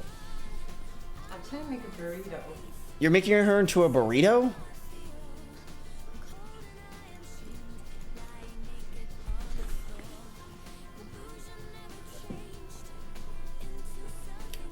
Yeah, we are done with the stock trading today, chat. By the way, just to let you know, we are done and finished. If you guys were here for the finance stuff, we are done for the day. I believe we have traded enough. That was a lot of trading. We did a lot of trading, by the way. You guys have, we can go through it real quick just to let you guys know. The closing bell is in 4 minutes anyway for this, so I think you guys did good. Now let's just go through the overview of everything today, just to make sure. Chat, by the way, if you want to make money, all right, let's tell you real quick. If you want to make money with me in my community, please join the community. Okay, join the community, and you need to you need to type here, post here, join the Discord. Okay, if you want to start learning more about finance things or anything, they talk about literally everything over there. My Discord's very active nowadays. Join the Discord. If you guys want to make money clipping me, I could really use a lot of clippers. Clippers are very popular right now. Some clippers in my community make thousands of dollars a month, which you can use to invest money, right? It's literally a part-time job. That's the clipping Discord, the one I'm spamming. If you're banned from the Discord, message one of my mods. I don't know if that's going to happen. And yeah, that's basically it. So get involved. Thoughts on Bitcoin? I'm skeptical. I'm very skeptical about that stuff. I think I'm very skeptical. Cousin told me about this group of like. Why are you guys trying to make her into a burrito? You guys. Wait, are you trying to do it to Chompy? Gamer YouTuber guys, and again, this is relayed information, so don't like take it with a grain of salt. But she told me that basically everybody in the group had an allegation against them except the 2 married guys. Yeah, exactly. It's just not worth it. Like, you know, it's just not worth it because it takes one girl that possibly says something that like, or like one incident that went wrong, or just like different stories, and my whole career is fucked. It takes one girl to just say, hey, this happened, and this is my way of saying it. It doesn't even matter if she's right or wrong. My reputation will be tarnished forever. The only fucking sponsors I'm gonna get are exclamation point steak, and I'll be ruined.